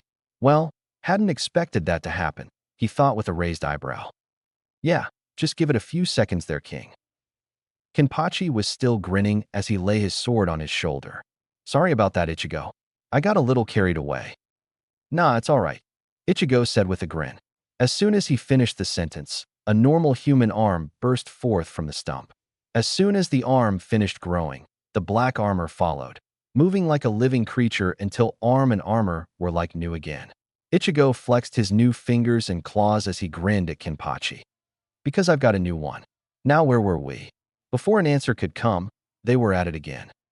At the sight of his arm regrowing, both Halibel and Orihime calmed. He was okay, and in one piece. That was all they cared about. Meanwhile, Nell was finally waking up. And imagine what she thought when she saw Ichigo fighting against Kenpachi. Pretty sure that it would be her friend fighting one of the bad guys. Ichigo, she said, Ichigo. She started to struggle against Orihime's grip on her. Ichigo. Orihime looked down at the struggling girl. Nell-chan, you're awake. Nell didn't hear her. She was too worried about Ichigo. He'd saved her so many times since they'd met. He'd defended her when she couldn't do it for herself. Old power and old memories stirred. Now it was time for her to help him. She broke free from Orihime's grip and ran. No one was able to grab her. She just ran as fast as she could. Ichigo, Ichigo, Ichigo. Her Ryatsu exploded as she shouted his name for a third time, throwing up dust. A figure flew from the dust. An adult figure, headed straight for Ichigo. Said boy felt the explosion of Ryatsu as he and Kenpachi were once again deadlocked. He had time to look in its direction before seeing a flash of green and being tackled to the ground, his face pressed against something very soft.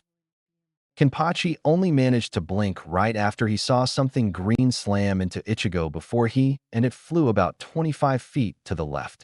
What the fuck was that?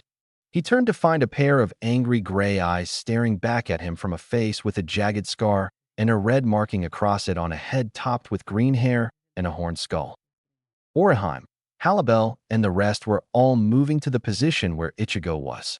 Imagine their surprise when they got there to find a very well-endowed, green-haired woman clutching him to her chest and glaring at them all. Nell-chan. Halibel was thinking a different name. Neliel tu Oderschwenk? Apache whispered to Mila. Wasn't she supposed to be dead? Mila just shrugged. Nell looked at the Coco woman in front of her, her eyebrow raised. Halibel-sama? What are you doing here? She hugged Ichigo closer to her chest, and he struggled a little to get out. Did Aizen-sama tell you to kill Ichigo? Halibel's sweat dropped at that one. Why would she need to kill Ichigo when Neliel was doing a very good job of that herself by smothering him? Apache answered for her. Actually, no. Besides, you're currently killing the smug bastard that she and we serve. Nell's eyebrows shot up at that. All of you. There were nods from them all. I guess I got through to him about how to treat a lady when I hit him in the balls. Apache's head swiveled around so fast that there was an audible crack. What? You hit him and actually did damage? I bruised my fucking leg when I kicked him there. Nell only blinked and said, So he was hard when you kicked him? Ichigo's ears twitched at that one. And Apache walked right into it. Yes, he was fucking dash. She stopped as soon as she realized what had been said. She blushed a dark scarlet. Fucking damn it. Mila and Sunday through Sunday both laughed, and Chad and Halibel were both holding back small chuckles. Even Unohana let a small, feathery laugh escape her lips. All the while, Orihime was working on fixing up Kenpachi. Ichigo was just fine from what she could see. The strawberry finally managed to pull himself away from Nell and breathe. He looked Nell over once before closing his eyes and pinching the bridge of his nose. Yep, it's definitely Nell-chan. You mean that's the little brat that's been following us around since we got here? Ichigo said. Hot damn. Wish she'd looked like this from the start. Oh, shut up. Bite me. Ichigo. The boy turned to look at Nell and immediately put a little distance between them, as she was only about an inch from his face with the tip of her finger between her lips as she looked him over. Ichigo, she said again, getting closer and making three certain women very nervous for some reason. For a moment, all present were anticipating a kiss, at least until her hands shot out. She smiled and asked, "When did you get such cute kitty ears?" There were three thumps as the members of Halibel's fraction face faulted. Chad's sweat dropped. Orihime, Halibel, and Unohana restrained themselves from touching his ears as well. Yitru giggled and lashed herself to Ichigo again. And Kenpachi, he just laughed his ass off. Ha ha ha ha ha ha ha. Now that's just too much. He just kept laughing. Hell, Ichigo, I bet the only one you haven't got after you yet is Unohana there. Oh, if the man only knew. And apparently not all women present were happy about what was said, or at least Apache anyway. Now what one fucking minute. I'm not after him, you asshole. If it weren't for Halibel-sama, I wouldn't have anything to do with him. Nell looked away from Ichigo, who was purring and swishing his tail contentedly from her, and Yichiru's scratching of his ears. Oh, Apache-chan, I didn't know you swung for the other team. Does that mean you like her then? She pointed when she asked, and Apache followed said finger. Mila was the one being pointed at. Apache didn't take it well. Fuck no. Not even if I was gay and you paid me. And for some reason, Mila didn't take that well. What? Are you saying I wouldn't be good enough for you?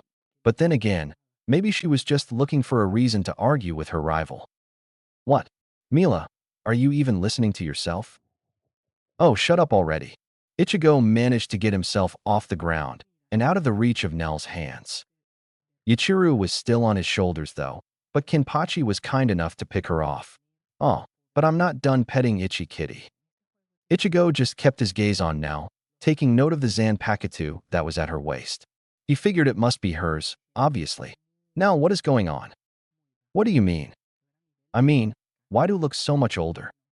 Personally, King, I would have asked why is she so big and dressed like that. It's not bad, but she'd probably look better in a pair of short shorts and a sopping wet, white racing t-shirt. Will you shut up? Nell looked down at herself. This is how I'm supposed to look. This is what I was like when I still served Aizen-sama, before Neutra turned me into a child. You mean you always looked like an escapee from my fantasies? Shut up. Neutra, huh? Ichigo said with a snort. Now I'm glad I killed him. Nell looked Ichigo over again. You fought Neutra? She looked over Kenpachi too, circling him and prodding him every now and then too. Woman, what are you doing? He was annoyed. She ignored him and continued her examination before she looked him in the face and asked, just how strong are you? From what I can tell, you're about as strong as Baragan-sama. That's right, Yichiru said, popping up on Kenpachi's shoulder. Kinchan's the strongest. That's why he's captain. Nell's eyebrows raised. I see. So you're the Zaraki Kenpachi that Aizen-sama told us about. She looked him up and down again. Yep, you're definitely a sadist. Kenpachi's eyebrow twitched, and Ichigo snorted. And Yichiru. Kinchan, what's a sadist? I'll tell you when you're older. Meanwhile, Nell turned back to Ichigo, who was snickering. Ichigo, are you a masochist? Ichigo face faulted, Orihime blushed, Halibel scowled at Nell, her fraction snickered, except for Sunday through Sunday who blushed, Unohana smiled, and Chad's sweat dropped again. Kinchan, what's a masochist? I'll tell you that when you're older too. Ichigo managed to get back to his feet though, and yell, are you insane? Nell just giggled. Well, aren't you? I mean, you fought two of the biggest sadists to ever exist, right? Ichigo's eye twitched and he hung his head, heaving a huge sigh. She was playing with him. She may be more mature than she was, but she's still Nell. You're exhausting. It was at about that time that Stark and Baragan flashed into existence, the light sound of static accompanying them. Stark immediately noticed Halibel and her fraction. Neither he nor Baragan noticed Ichigo or Nell from their position in front of the enormous form of Kenpachi. Ah, Halibel. Well, this will make things easier. Please, grab Orihime-san and come back. Aizen-sama is waiting for us. And make it quick. We don't have all day. Baragan added. He sounded grumpier than normal. They turned to leave, Berrigan thinking that none there were worth his time, and Stark being too lazy to care. No. The two of them stopped dead. They both turned, Stark's eyebrow raised and Berrigan's brow furrowed. He looked pretty pissed. What was that, wench? Are you hard of hearing, you old fuck? Apache asked. She'd said no. Halibel held out a hand. That's enough, Apache. Her voice was of calm seriousness. I do not need you to speak on my behalf. Apache stepped back and shut up. Halibel's attention turned back to Berrigan, her eyes narrow and her smile devious. Though she is right. Has your hearing started to go in your old age? Watch your tongue, you traitorous bitch. Berrigan all but yelled. The boss always did give you too much leeway, even for your position. To think that the Primera Espada, First Espada, would betray him for these pieces of filth. He indicated Kenpachi and Unohana as he spoke. Unohana let her eyes widen though as she stared at Halibel from behind. The First Espada? Halibel was smirking behind her collar. I did not betray Eisen for them. Berrigan merely snorted. It does not matter. He turned to Stark. Stark, get the girl.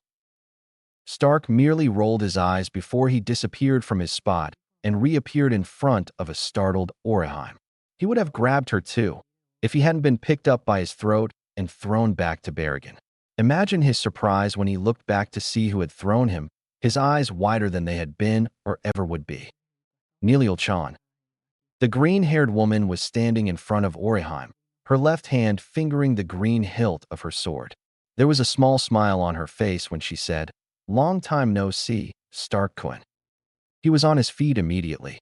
I thought you were dead. Nell's face turned to a frown now. Yes, you would have Neutra to thank for that, if he wasn't dead. Neutra's dead, Stark asked. Surely it wasn't you who killed him? No, Nell said, her smile back. It was Ichigo. Berrigan raised an eyebrow. Who the fuck is Ichigo? That would be me. Both of their eyes widened as the now lithe feline body of Ichigo stepped out from the small crowd. Their first thought immediately was Grimmjow. The face, orange hair, black body, and missing hollow hole shot that idea down as soon as it came up. No, this was the boy Ulquiorra told them all about. This was Kurosaki Ichigo. The orange hair and black Zanpakutō were both unmistakable. Halibel turned to him. Ichigo-sama, you need not speak to either of them. They are not worth your time. Berrigan was outraged. This is who you betrayed the boss for. This little Arrancar wannabe. Hold your tongue, you old fool. Halibel said, her body leaking malevolent power. It quickly disappeared though when Ichigo laid a hand on her shoulder. Now Halibel-chan, there's no need for that. She bowed her head to him. Hi, Ichigo-sama. He slipped a hand over the rim of her collar, brought it down, and brought her face to look at him before laying a tender kiss across her lips. Good girl, he whispered, and she smiled. Ichigo's face immediately turned to a frown and a scowl. Chad, he said, getting his big friend's attention. Take Orihime and get her out of here. Apache, Mila, Sunday through Sunday, you three help him. Right, Chad. Yes, Ichigo-sama. Sunday through Sunday. Apache looked a little disgruntled at him giving her orders, but she nodded anyway and said, Fine. Sure thing, boss, Mila said with a salute. She was a little more enthusiastic about the situation. Chad was about to scoop up Orihime in his arms when she said, Ichigo-kun. He drew closer to her, a clawed hand on her cheek. Yes, Hime-chan. She looked at the ground for a moment, before looking him in the eye and smiling weakly. Please, just come back to me safe. You and Halibel-san. Ichigo smiled and kissed her, making several eyes widen. I promise, Hime-chan. Unohana stepped forward. I shall accompany them, Kurosaki-san. Thanks, he said, turning back to the two waiting Espada. Before he did, though, he whispered, Please, keep her safe. Of course. She stepped to Chad, who now held Orihime bridal style. Laying a hand on his shoulder, she said, Sato-san, prepare yourself. In a flash, they were gone, Apache, Mila Rose, and Sunday through Sunday following with Sonito. Both Berrigan and Stark had tried to interfere, only to be beaten back by the two women still present. Sorry, Stark-kun, but Ichigo is my friend, and he's done more for me than Eisen ever could. Now it's my turn to help him. She swung her blade, the small amount of blood on the tip flying onto the white sands. There was a cruel smile on her face as she spoke. Besides, you broke my heart back then. Stark knew as soon as she spoke those words that his life was forfeit, but he asked anyway. Nilil-chan, is there any way that I convince you not to fight? Not this time, Stark-kun. He was on his feet, a small cut on his chest as he drew his Zanpakutō with a sigh. Then I have no choice. I will have to kill you. Between Halibel and Berrigan, things weren't as dramatic. Do you remember what I've told you since our positions were decided, you treacherous woman? About how you shouldn't underestimate me. How can I forget? Halibel said, unsheathing her sword. As soon as it was out, she channeled a minute amount of Ryatsu into the blade, breaking it up into the 6-foot chain sword she'd almost used on Kenpachi. You see it fit to tell me that every time you see me. Only because of how you beat me out for the top position. Berrigan growled, a long broadsword appearing from seemingly nowhere in his hands. If it hadn't been for those stupid pets of yours, I would have taken the position of first from you. You allow your pride to blind you, Berrigan. That is the reason that you lost to me, not because of my pets, as you call them. Ichigo moved behind her right then. Halibel-chan, you want this one? She smiled behind her collar. If you will allow it, Ichigo-sama. His grin spread wide, and his unoccupied clawed hand trailed slowly across her rear, making her shiver. His hot breath tickled her ear as he whispered, "He's all yours." He nipped at her ear a little, and his hand took a squeeze of her firm behind. He doesn't leave here alive. Make sure it happens, and I'll give you whatever you want. Halibel let another shiver pass through her as she looked him in the eye, her own eyes half-lidded, desire shining brightly in those brilliant green depths. I want you, master. At hearing something like this, the old Ichigo would have yelled. He would have wondered what the hell she was talking about. He would have questioned her sanity. No more. Instinct controlled him now. It drove him. The instinct to fight, the instinct to live, the instinct to protect.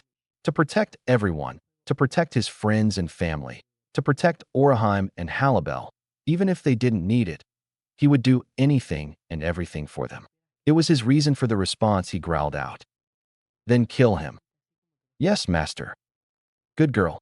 When you and Nell finish, come find me. By then, Aizen will be dead. Halibel merely nodded, before receiving another deep kiss. Ichigo pulled away, and said to Kenpachi with a huge grin, "Feel like having some more fun?" Kenpachi's grin was back. Of course. Who am I fighting? Ichigo grinned and scowled. I'm pretty sure Ikamaru, Tosin, and a certain green-eyed, number 4 Espada, I know will provide plenty of fun for you. Yeah, I think you're right. Hey Ken-chan, is it alright if I stay here? I want to fight with Green-chan. Nell's ears perked at that. She and Stark hadn't started their fight yet. Are you sure about that little one? Stark-kun is very strong. She's plenty capable. Kenpachi said. Fine, you can stay. Just don't die. Okay. She jumped off his shoulder. See ya, Ken-chan. Itchy kitty. She took her place next to Nell, making Stark raise a lazy eyebrow, but he dismissed it. Ichigo and Kenpachi were gone after that without so much as another word. At least not from either of them. Ichigo was a different story. King. That. You. So now you can't find anything to say? It figures. Nothing to say? King, get in here so I can fucking kiss you. Now you're starting to creep me out. You just basically promised a woman that wants to be your servant that you would have sex with her for killing the guy. No, basically about it. That's exactly what she wants, and it's exactly what she's going to get. King, I am so proud of you I could cry. He paused to wipe away a tear from his eye. Now get going. Aizen isn't going to kill himself. Haha. Back with the ones they had left behind, Berrigan was scowling at Halibel. You are a disgrace. You and Nilil both. Nell just snorted to the remark. Berrigan, you always did like to sit pretty high on that throne of yours. Agreed. Halibel said. Now can we get this over with? Ichigo-sama is waiting for me. Berrigan's scowl only deepened.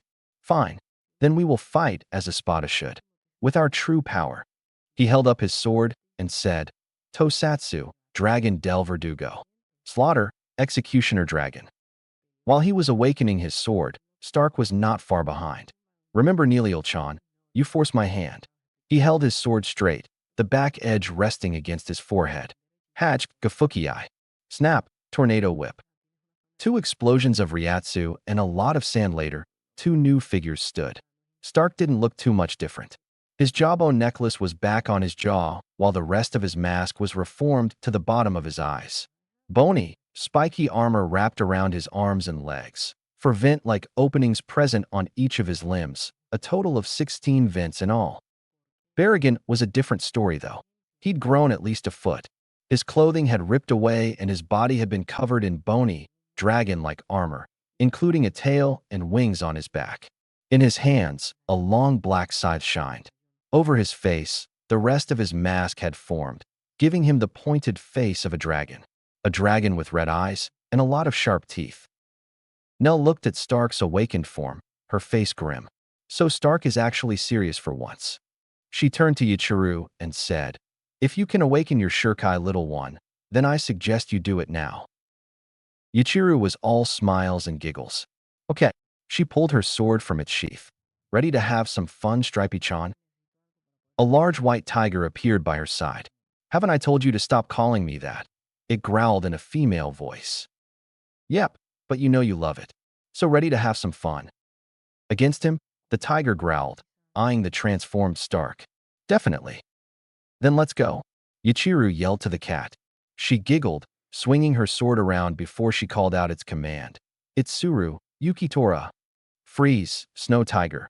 Her Ryatsu exploded out, just as she saw Nell hold her sword up in front of her and say, "Yuri, Gamuza." "Declare, Antelope Knight."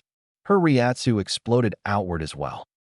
When the smoke and dust cleared, they both stood there ready to fight. Nell pawed at the ground with a transformed hoof, her centaur-like body tense as she spun her lance in her right hand like one would a bow staff. Ichigo was still all smiles and giggles, but her sword was gone. In its place were a pair of leather gloves, each of them tight against the skin of her forearm and hand, and colored like a white tiger's fur. From the tip of each finger sprouted a claw, each one a foot long and razor-sharp. "That's an impressive Shurkai for such a young Shinigami," Stark observed, actually impressed. Ichigo giggled. "Thanks. That's what Kinchan said too." Her Ryatsu started to pour off of her in waves. She flexed her fingers, her blades flashing while she continued to smile. "Greenachan, ready to have some fun?" Nell was grinning though more for what she had planned for Stark rather than fun. "Yes, let's." She spun her lance faster. In a moment their fight broke out. Back with Berrigan, he was more than ready fight. "Release your power already, Halibel. I will prove I'm the better of us. First by killing you, then by killing that whelp that you've chosen to serve." Okay, now Halibel was pissed. This piece of filth underestimated her and her Ichigo-sama. She scowled and grit her teeth as she raised her sword. "Berrigan," Ichigo-sama said, "told kill you. But that is too good for you. I will slaughter you, and when I finish, there won't be enough of you left to be called a bloody smear on the sand." She swung the weapon so that the weapon wrapped around her body, every piece of the sword coming into contact with her in some way. Ryatsu flashed in her eyes before her voice echoed throughout the white sands of Hueco Mundo. "Silbido, Reina de la Serpiente." Hiss, Serpent Queen. Unlike the others who Ryatsu just exploded, Halibel's exploded and burned. As emerald flames erupted all around her, the white sand melted into black glass, the glare from the fire forcing Berrigan shield his eyes. He dared look into the green flames as he felt her Ryatsu let up some, a sign of a complete transformation. Her legs had fused, and her long body was coiled into a circular position. If she were stretched out straight, she would have been at least 50 feet from her head to the tip of her tail. Her clothes were gone, and from the spot directly where her head and neck joined, her body was covered in shiny, jade green, serpentine scales all the way to the tip of her long, coiling, muscled tail.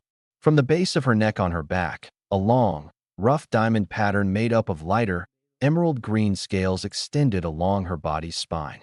In the middle of each rough diamond shape, a spike like the tip of Zangetsu's Shurkai sprouted forth. From her shoulder blades to her tail tip, a long emerald green line extended down on both sides of her body.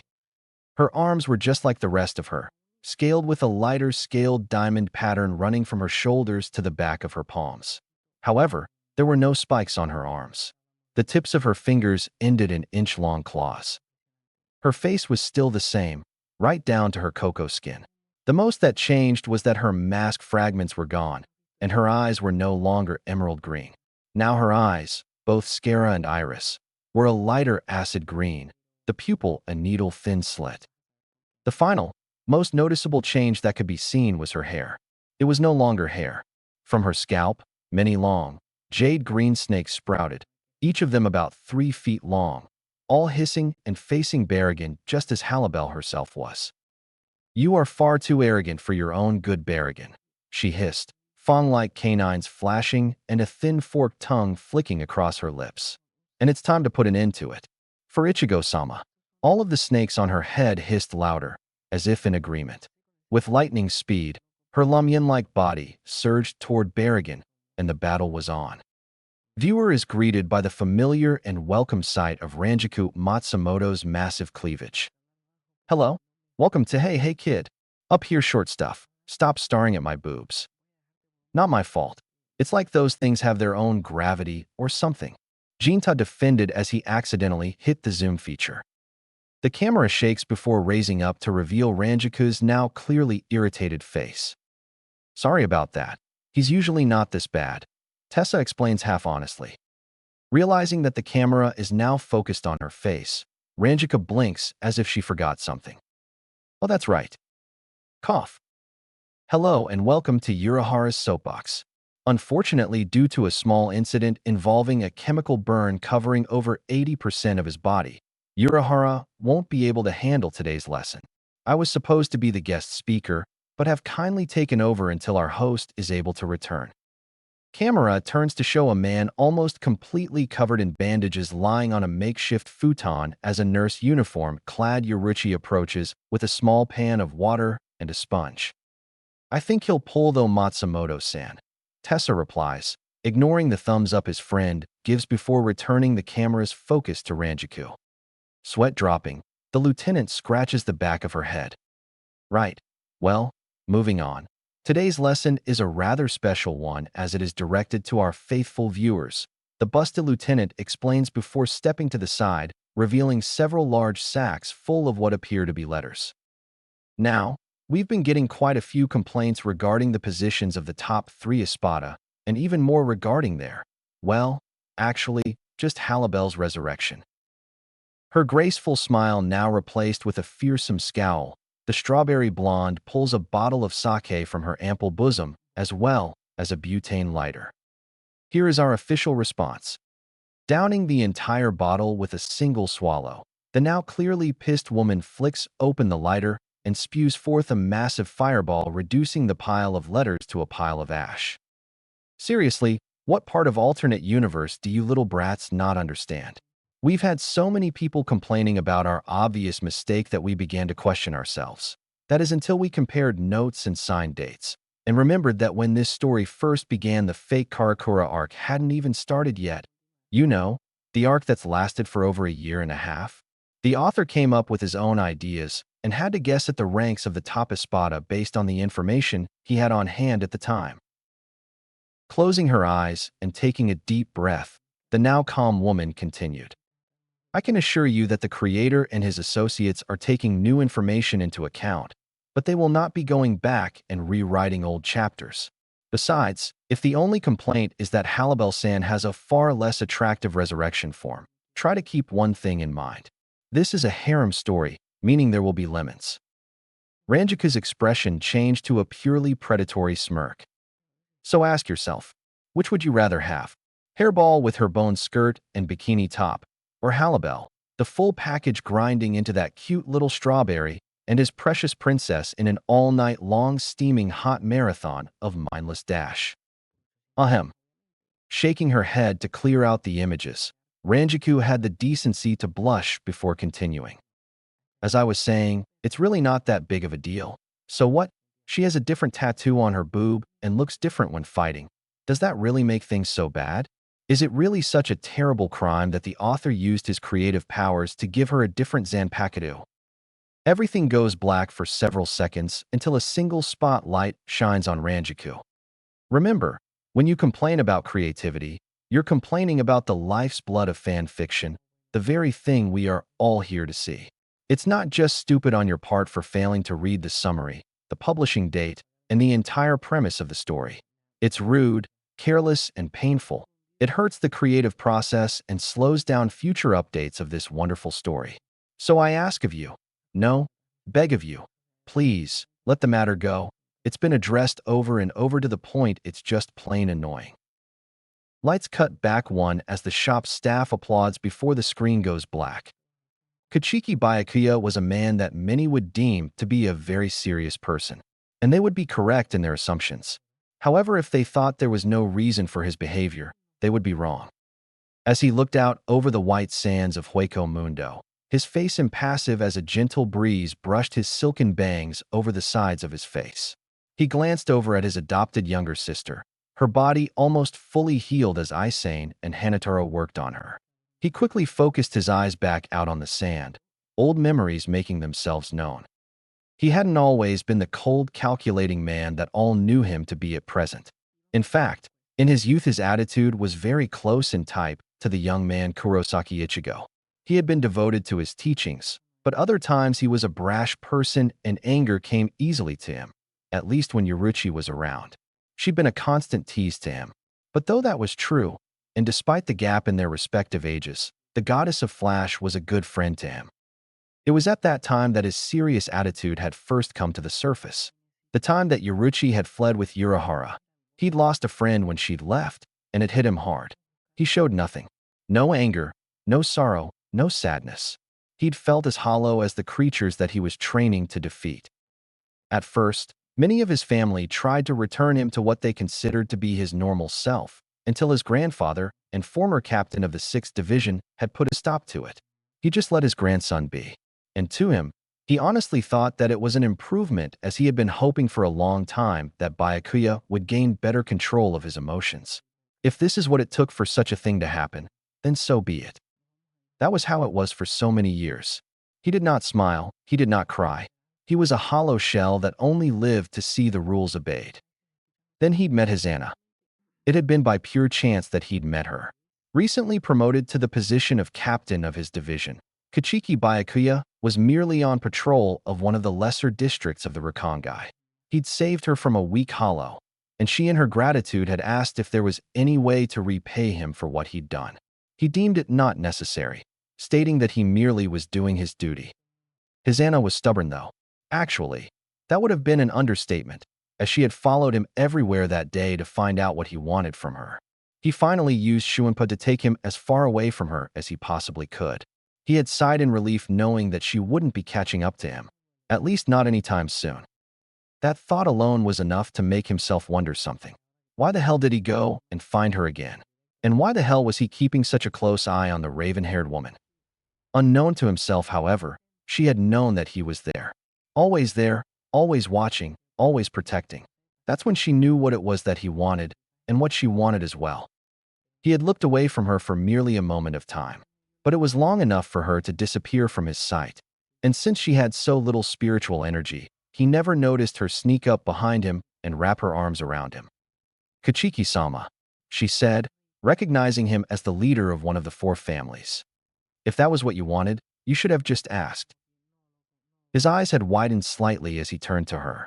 As soon as he was facing her, his lips were pressed against the silky softness that was Hizana's lips. She pulled away from him with a smile, his own eyebrows raised in surprise. "I would not have refused you, my lord." She kissed him again. "Believe it or not, I haven't stopped thinking about you since that day." Another kiss. "I've been waiting for you since then." Kiss. Wishing. Kiss. Dreaming. Kiss. Hoping you would come back. She kissed him one last time before she stopped and smiled up at him. Byakuya for one had been dumbfounded, both by the number of kisses and what she had spoken. His face quickly returned to its normal impassive state, and he asked, "Why are you doing this? You've only met me once." Hizana just gave him a confused look. "You've been here ever since you saved me then. You mean that you don't believe in love at first sight?" Byakuya's eyes widened again, but more so this time. Of course, The small look of surprise was soon replaced with a look that only hinted at sadness. I haven't believed in anything like that. His mind was back with his younger days, Yoruchi's grinning face at the forefront of his thoughts. For a very long time, Hisana noted the hint of sadness on his face and in his voice and smiled a sad smile. Then perhaps I might be able to change that. She pulled him closer, her head resting on his chest. If you would let me. She kissed him again, and this time, he wholeheartedly kissed her back. Before long, though, if anyone had stumbled upon that part of the forest in Rakangai, the most they would have found would be a shabby but well-cared-for kimono, a set of Shinigami robes and Captain's Haori, and Senbonzakura resting calmly against a tree, a light, happy, pink aura flowing off the blade. It was several months, many arguments, and many threats of pain from Byakuya to his clan elders later, that the two of them were wed. It was a wonderful wedding, and despite the fact that it had broken the rules of Siri-Idi, Kachiki Jinrei couldn't help but smile at the happiness that his grandson had found. Sadly, it was not to last. After just 7 short years, the happiness was taken from him again, but not before he had made the promise to her. The promise to find Rukia, care for her, and protect her. The promise that he had almost failed to keep. The promise that he carried out, nearly costing him his life in the process. He'd kept his promise. Despite the struggle in his heart between the two promises that he had made, he kept his promise to Hisana. And all that it had taken for him to come to his senses was him nearly getting killed by Kurosaki Ichigo. Kurosaki Ichigo. The boy was an enigma to Byakuya. A commoner with no noble lineage, but so powerful he could be a captain of the Godei 13. Furthermore, he had achieved Bankai after only a few months of being a Shinigami. That and he was a person that Kachiki Byakuya just couldn't stand, even if he didn't show it.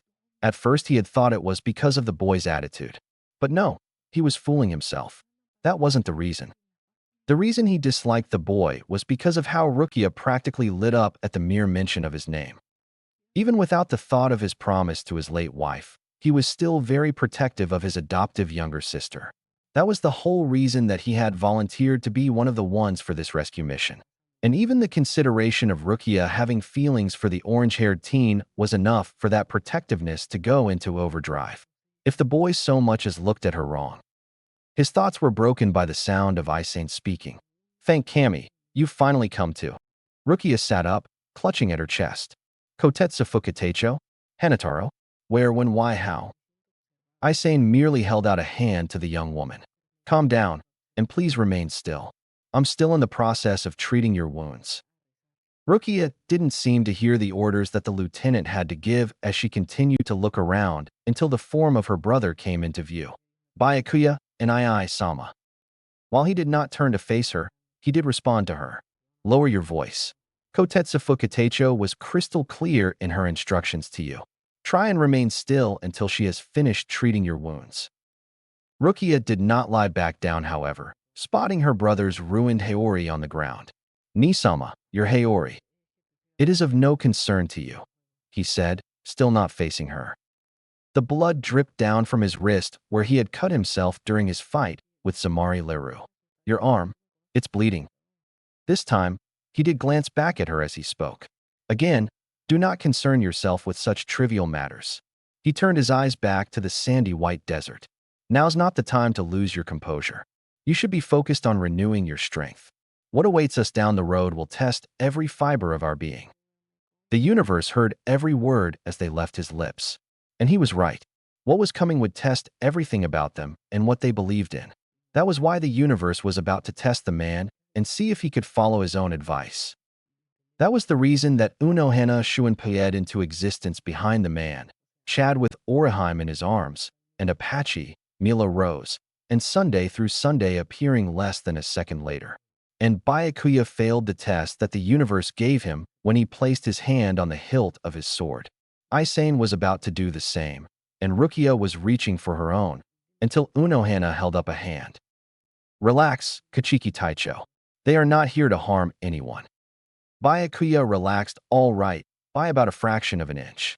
He kept his hand on his sword, but he asked, then why are they here, Unohana Taicho? Members of our enemy force would not willingly follow their own enemy, unless their intentions were to induce more harm to them. Okay, now Apache looked pissed off again. She would have said something too, if Mila hadn't laid a hand on her shoulder, wagged a finger, and whispered with a smirk, let the Shinigami fight this one out. Besides, the boss only told us to help the giant hunk keep an eye on his little princess. Apache raised an eyebrow at that one, and, for some reason or another, felt herself clench with jealousy at the mention of Chad. So when did you start calling that orange-haired idiot boss?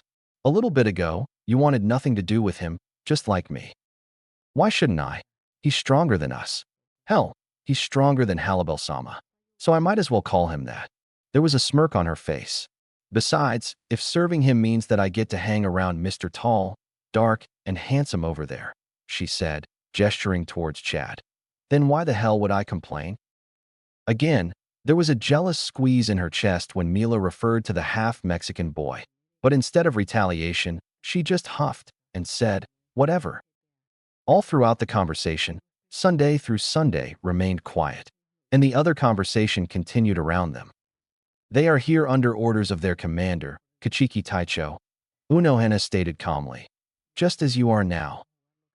That brought a stunned silence from all Shinigami present. Surely the woman was joking. They were Arrancar. They were being that served only one man, and that one man was Aizen himself. Surely you're kidding, Unohana Taicho, Aizen said, her voice quivering. You would betray us for Aizen? Unohana merely chuckled, her laugh lighter than the air they breathed. Of course not, Aizen dear. No, they are the ones going against Aizen himself. That one brought on another stunned silence. Even Byakuya found himself a little slack-jawed at that news. Why would Arrancar go against the being they served? He quickly found his voice, though. If this is true, then is it you that they serve, Unohana Taicho? Again, she let a feathery laugh float past her lips. She waved her hand a little and said, oh goodness no, it's the young Kurosaki-san that they serve. Now Apache chose to speak, and Mila wasn't about to stop her either. Hey now, we aren't his servants. Did you once see us waiting on him hand and foot? Her question was ignored, as Unohana just kept smiling, her mind going back to the young hybrid. Oh, how she wanted to run her fingers through those long, glorious orange locks. Her musings were interrupted, though, by Rukia asking Apache the same question that was on the minds of the others there. Then why are you with him? What possible reason could you have to follow him? She asked, struggling to support herself on her arms, despite her still bleeding wounds. She continued to look for her sword. Rukia-san, please remain still. Aizen urged her. I haven't finished treating your wounds yet. Rukia wasn't listening to her, though, as she was more focused on Apache, who was now crouching in front of her, a large smirk on her horned face. What's it to you, little girl? You worried about him? Rukia didn't answer. She just glared. Apache's smirk would have grown too, if Mila hadn't punched her on the top of the head. She clutched the spot tightly, and Mila just glared down at her. Apache, knock it off. Can't you see she's injured? Now that was a surprise. Mila acting concerned, and for a Shinigami no less. Of course, Apache was a little more than upset. She was pissed. Mila, you bitch. Apache yelled, standing and facing her rival. Slap. And cue the bitch slap that made Rukia, Aizen, and Hanataro's eyes shut in a tight wince, and their lips purse, a low "ooh," escaping their mouths. Of course, Mila responded in kind as her cheek slowly reddened in the shape of a hand. Slap slap, with a double bitch slap back. And of course, that led to a punch from Apache, a kick from Mila, and before long, they were in an all-out brawl with each other. Rukia just watched with morbid fascination for several seconds before she lightly slapped her palm to her face. They're just like Ichigo. Aizen just watched for a second before going back to work. Even if the fight between the two women was the most entertaining thing that she had seen since Yuchiro had tried to force-feed Soifun a bar of chocolate. And Hanataro, he just stared and wondered if he could get them on as guests on that television show that he'd seen while he was in the human world. He couldn't remember the name, but there were usually people fighting, lots of bodyguards to break up the fighting, and for some reason, the people liked to cheer the name of the host. Sunday through Sunday side. Of course they were fighting again. They always were. and she always had to be the one to separate them. That was just how they were. But she wasn't about to get in the middle of a fist fight like this one. She'd gotten a black eye the last time that happened. No, she needed someone who wasn't easily hurt. She eyed Chad for a moment. He'd set Orihime down as soon as they got there, and was now standing there watching the fight like everyone else was. Sato-san would be able to break them up. After all, he's big, probably very strong. She stopped her thoughts there. He could probably do it, especially if he was one of Ichigo-sama's friends. Sato-san, she asked, gaining his attention, they're acting childish again. Do you think that you could separate them? Chad just looked at her for a moment before saying sure, and without so much as another word, he walked to the two of them and without blinking, he grabbed the back of their shirts and lifted them off of the ground and away from each other. The onlookers of the fight all wondered if he was crazy. A guy getting in the middle of a cat fight was like sticking one's hand into a wood chipper. They never came out without injury or death. And Apache was trying to follow through with that sentiment to the letter, but it was more to get him to let go than because he interfered. You big oaf. Let go. Let go. She kicked at him, each one connecting with his muscled torso. As for Mila, well, since she didn't really have much of a shirt to begin with, when Chad had picked her up, he was basically pulling off the already very revealing top at the same time. Actually, it was more like his grip was applying stress at the seams. So she was kicking at him too, trying to make him let go before her top ripped away completely. Sunday through Sunday just watched the whole affair with a mixture of mild amusement and awe. Amusement for her two friends' predicament, and awe at the fact that Chad wasn't so much as responding to their kicks, which from what she had seen, were normally capable of cracking solid rock. Chad, though, for once in his life since his younger days, was beginning to lose his patience. Their kicks didn't really bother him, but they were really getting annoying. So, in a very un-Chad-like fashion, he glared at Apache and said in the most threatening voice that he could muster, "Stop," and then did the same for Mila. The effect was instantaneous. Both stopped and just stared at their captor. His gaze softened as he looked between the two of them, making sure they were finished, and he set them back down. Even after she had been set back on her own feet, Apache just continued to look at the tall Mexican boy. Before, she just thought he was a perv. Now, she didn't know what to think. He was just odd to her. He was so calm it was irritating. Then he goes and does that like it was nothing, and goes back to his normal, emotionally aloof self, like his emotions were a switch that could be turned on and off at a moment's notice. And his powers just added to his oddity. They were clearly that of a hollow, but he was a human. A living human at that. How was it possible? How? And why the hell did she want to find out more? Such answers were not forthcoming to her, at least not anytime soon. Mila's thoughts were a little more focused, though. She'd thought he was handsome at first, and now she had a grasp on his personality. He was calm and collected, but he could be forceful when he needed to be. Those, combined with the fact that he was so well built, was enough to focus her thoughts in one direction. Be my bad boy. She even licked her lips a little. Mila, you're drooling. Sunday through Sunday interrupted her thought as she walked up to Chad, snapping Mila out of her gaze. The green-haired woman moved to stand in front of the large boy and tilted her head in a light bow. Thank you, Sato-san. No problem. Unohana watched the exchange with a small smile. How sweet. Her musing was interrupted, though, when Byakuya moved to speak with her. Unohana Taicho, what exactly has happened? Since arriving, I have felt many powerful bursts of Ryatsu, all of them from different sources, but the one standing out in particular. His glare hardened somewhat. It has changed, but it is unmistakable as Kurosaki Ichigo. Unohana frowned a little at his words and met his eyes. What exactly do you want to know, Kachiki Taicho? Byakuya noticed the slight edge that her voice had gained, but was unsure as to why it was there at all, and spoke what he was thinking. His Ryatsu has gained the feel of a hollow. His eyes narrowed. What has happened to him? Unohana's expression did not change as she spoke. Kachiki Taicho, I have been informed of what happened during your bout with him. I know that you know of his other half. Byakuya's eyes widened slightly. It was explained to me by Kurosaki-san himself. He called himself a wizard, a Shinigami with hollow powers. Byakuya's eye narrowed again. What exactly was his attitude? He took note of the slight dissent of the older captain's brow, but again dismissed it for the words she spoke. The boy is in full control of himself, if that is what you are referring to, Taicho. Unohana spoke, a somewhat bitter tone escaping when she spoke the last word. Byakuya completely missed it though, staring back out over the white sands, but not before glancing at Orihime, who was also looking back over the sands, her eyes fixed in the direction of Ichigo's Ryatsu. And what of the girl? Does she know about Kurosaki's condition? Unohana calmed herself. She was getting angry over something she knew was inevitable, as not everyone was as accepting of others as she was. Yes, and she accepts him regardless, even after what he gave up to save her. He glanced back at her. What do you mean? He gave into the power to save her from her captors. He gave himself over completely. I thought he was in complete control, the stoic captain asked with a raised brow. You misunderstand me, Kachiki Taicho. Unohana stated, her eyes watching Orihime, who had her hands clenched over her heart as she looked out over the sands. The boy is in full control, but he has given himself over to his instincts. He has taken the weapon of an Arrancar and has awakened it. Byakuya wasn't sure what to say to that.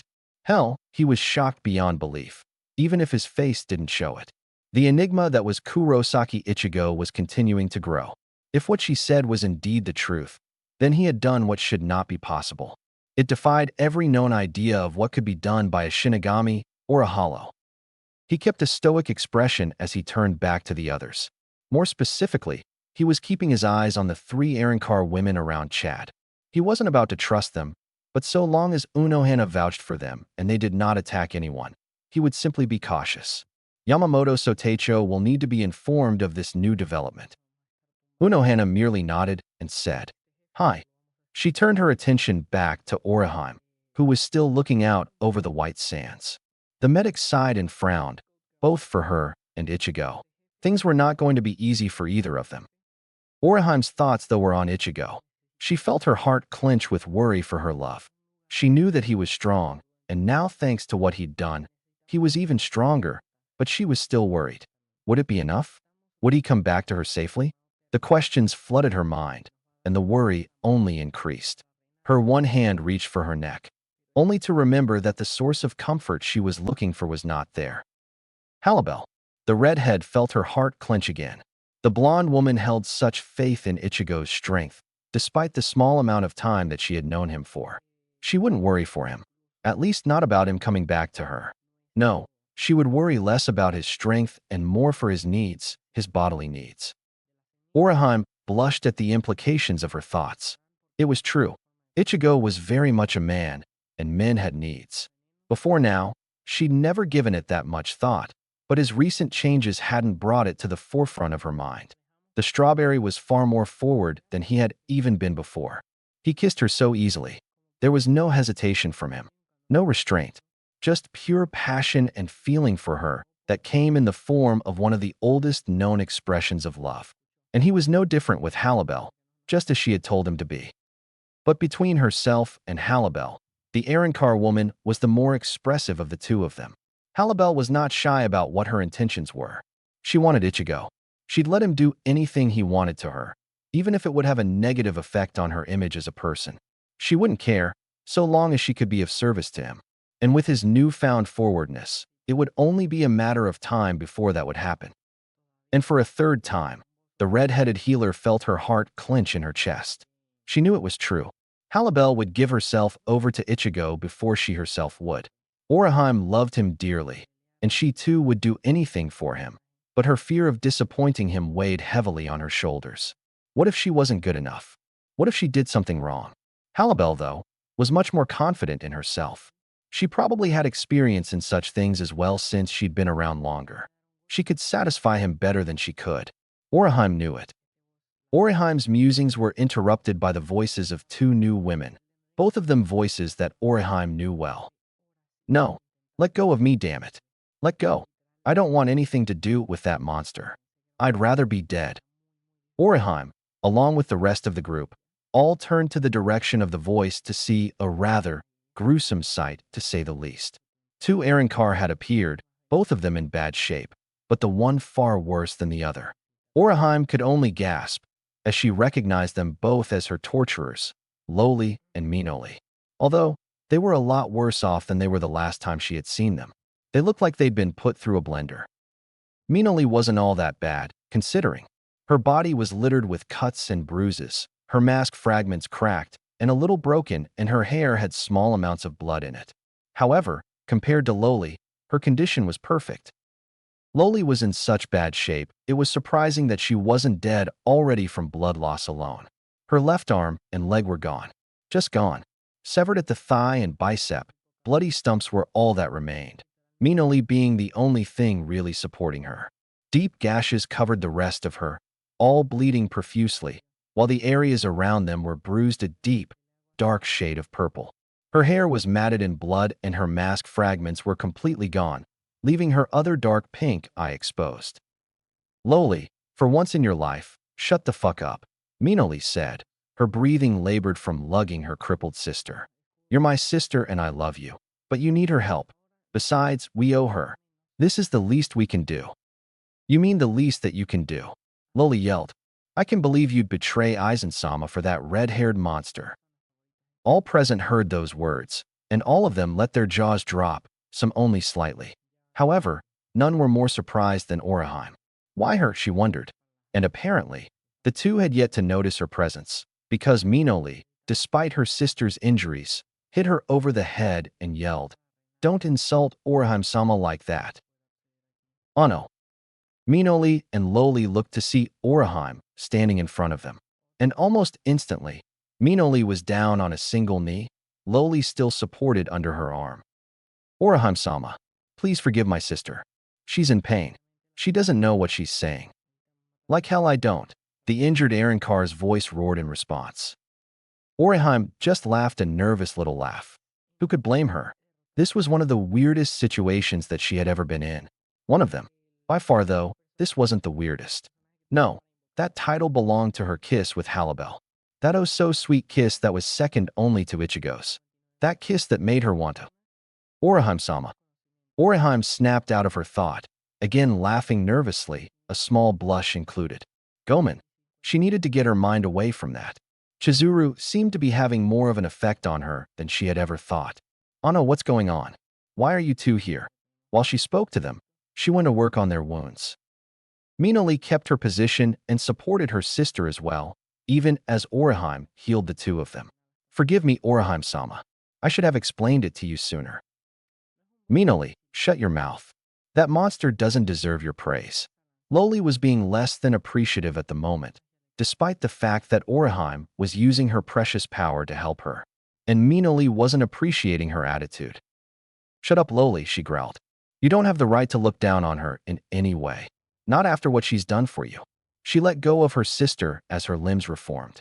She saved your life, and she's doing it again. You owe her way too much. Oh no. Orihime started, once again getting their attention. Please stop fighting. She finished healing them just as she asked. And almost immediately, Minoli grabbed her sister by the back of her neck and forced her into a bow, she herself bowing willingly. Forgive us, Orihime-sama. You wish to know why we were here, correct? Orihime nodded, but from the way that Minoli was acting and what she heard, she had a pretty good idea as to why already. While Loli struggled to get out of her sister's grip on her neck, Minoli lifted her head so that her green eye met with Orihime's brown ones. Orihime-sama, please let us become your fraction. And this was the point that Loli broke free of her sister's grip and slapped her in the face. You are no sister of mine. She rounded on Orihime. And you shouldn't even be alive. You and those fucking powers of yours. It's not right. And apparently I have to be the one to get rid of you. Before her sister could react, Loli rushed forward. Ryatsu charged around her hand with the intent to kill the redhead. Orihime just stood there, her shield activating inches in front of her. She may not be the strongest person in the world, but she wouldn't let anything scare her. Not anymore. Not after all that she'd been through. Before the attack even touched her shield, Loli's wrist was caught by someone. Apache. Whoa there, Lolita girl. I wouldn't do that if I were you. Apache? What the fuck are you doing here? She's following orders, Sunday through Sunday said, appearing at Orihime's side with Mila Rose behind her. We all are. Loli snorted. Of course. Protect the princess. Protect the precious little girl. Grimmjow did it, and now Halibel. Why am I not fucking surprised? They're not Halibel-sama's orders. She's not the one giving orders anymore. Apache stated flatly. She taking them with us. Loli looked dumbstruck. Then you're following her too? Why? What the fuck did she do to Dash? Not hers either. Mila said. Her half-hollow honey pie of a Shinigami is giving the orders now. She smirked. He's stronger than Halibel-sama. He's stronger than Aizen team. And I must say, she glanced at Chad from the corner of her eyes, her smirk growing, much to Apache's chagrin. Serving him does have some nice fringe benefits. Loli wrenched her hand loose from Apache's grip, her face one of anger. All of you, you're all fucking traitors. You all betrayed Aizen-sama for this slut and her piece of shit fuck toy. Fucking disgraces. And he's probably the biggest fucking loser the world has. Dash. Slap. All present allowed their eyes to widen at what had just occurred. Loli was slapped. Hard. The red mark was on her cheek as soon as the hand left it. And it had been Orihime that had slapped her. Her face was set into the angriest scowl that she could muster. Loli had insulted her Ichigo-kun. No one insulted her Ichigo-kun. Loli was once again dumbstruck. That look quickly turned to an annoyed smirk. Oh, the princess has grown a backbone. She went to smack her back and was once again intercepted by Apache. What did I say? Her voice was little more than a growl as she asked, the threat clearly evident as the words slipped from her lips. Loli didn't respond. She just ripped her grip from Apache's once again and scowled. Aizen-sama will kill you all. You and those Shinigami. This was the first time she acknowledged the Shinigami on the scene, even though Byakuya continued to finger the hilt of his sword throughout the entire conversation. While he was cautious in believing Unohana's word on the three that had arrived with her, he was going to be extremely cautious with these two new arrivals until he was absolutely sure that he did or didn't have to kill them. Loli turned and looked ready to leave, only to receive another slap to the face, this one from Minoli. Loli, for fuck's sake, listen to yourself, she said, grabbing her sister's shoulders and shaking her a bit. You're defending the man that cut off your arm and leg, and then left you for Yami to do with as he pleased. If I hadn't gotten you out of there, you'd be dead. Halibel's former Frachen and Orihime all widened their eyes. They knew what Yami was like, even if they never spent much time with him. They had all heard about what he did to the nurse that reattached his arm. To leave a woman's fate to him was the cruelest thing that one could do. Loli started to sweat at that. Apparently it was true. And no, Aizen-sama would never do that. Then tell me something, Minoli asked, her face an inch or two from her sister's. Why can't you look me in the eye and tell me that? It was true. Not once while she said it was Loli able to look her sister in the eye. She just couldn't. And the next thing that Minoli said just seemed to hit the truth home for her. What Grimmjow told you is true. Aizen theme doesn't care about us. He never has, and he never will. Her heart clenched in her chest when she heard it. Her mind flashed back to what had occurred only hours before. Flashback/. The pain raced through her thigh as Grimmjow snapped her leg off. She screamed as her blood spurted from the open wound and sprayed across the wall. Her face was covered in sweat as she screamed at the stony-faced Espada. I'll kill you. You.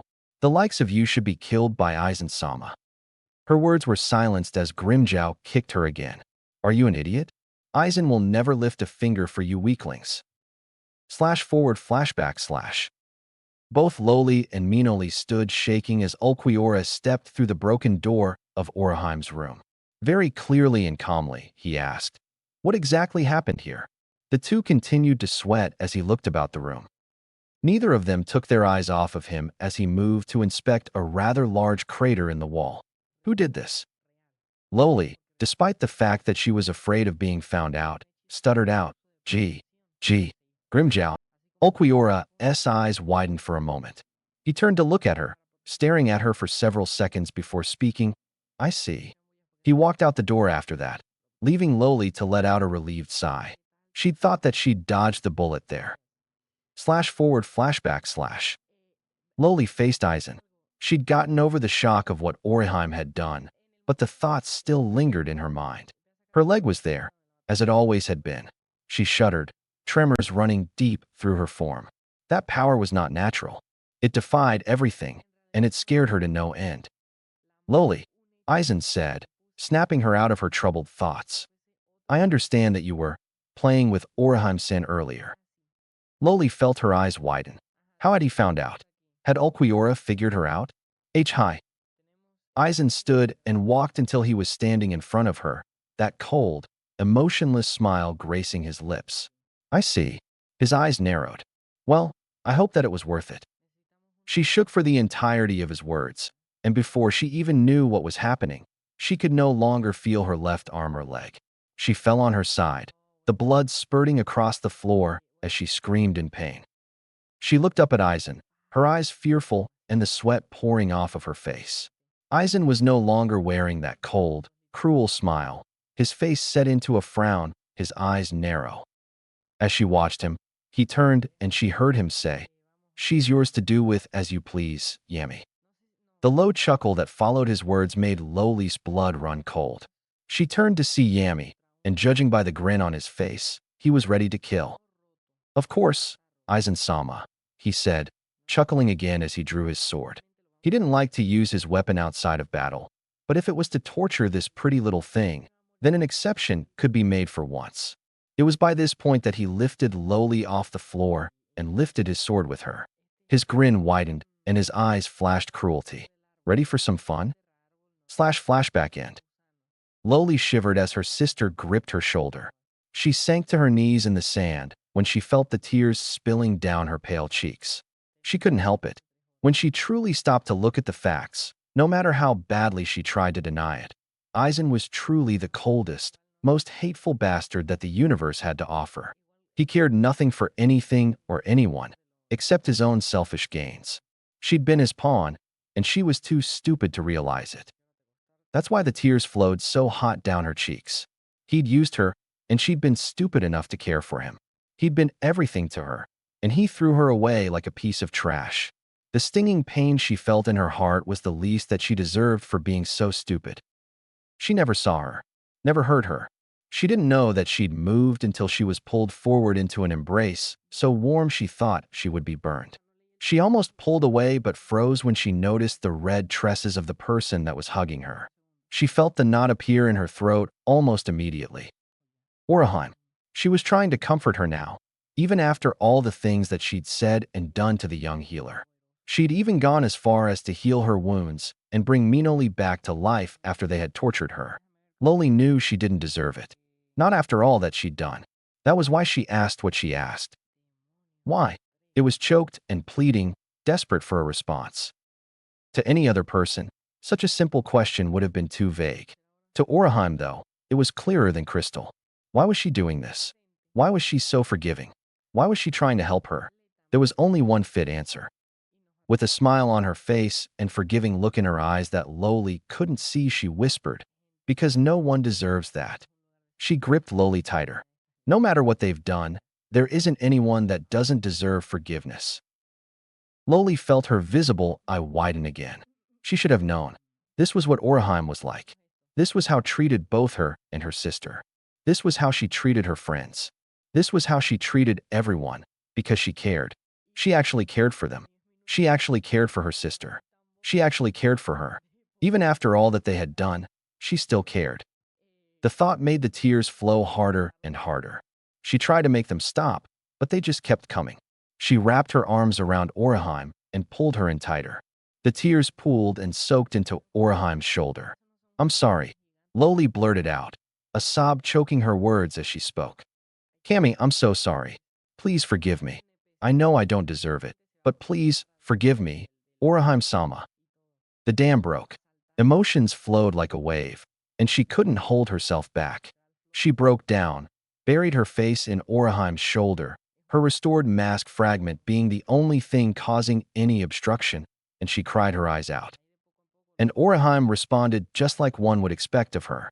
She tightened her hold on the Arrancar girl and whispered in her ear, "It's okay, Loli-san, it's okay." She even rocked back and forth a little as a mother would when trying to comfort her child. Minoli watched the whole scene with a smile. Sunday through Sunday smiled behind her sleeve.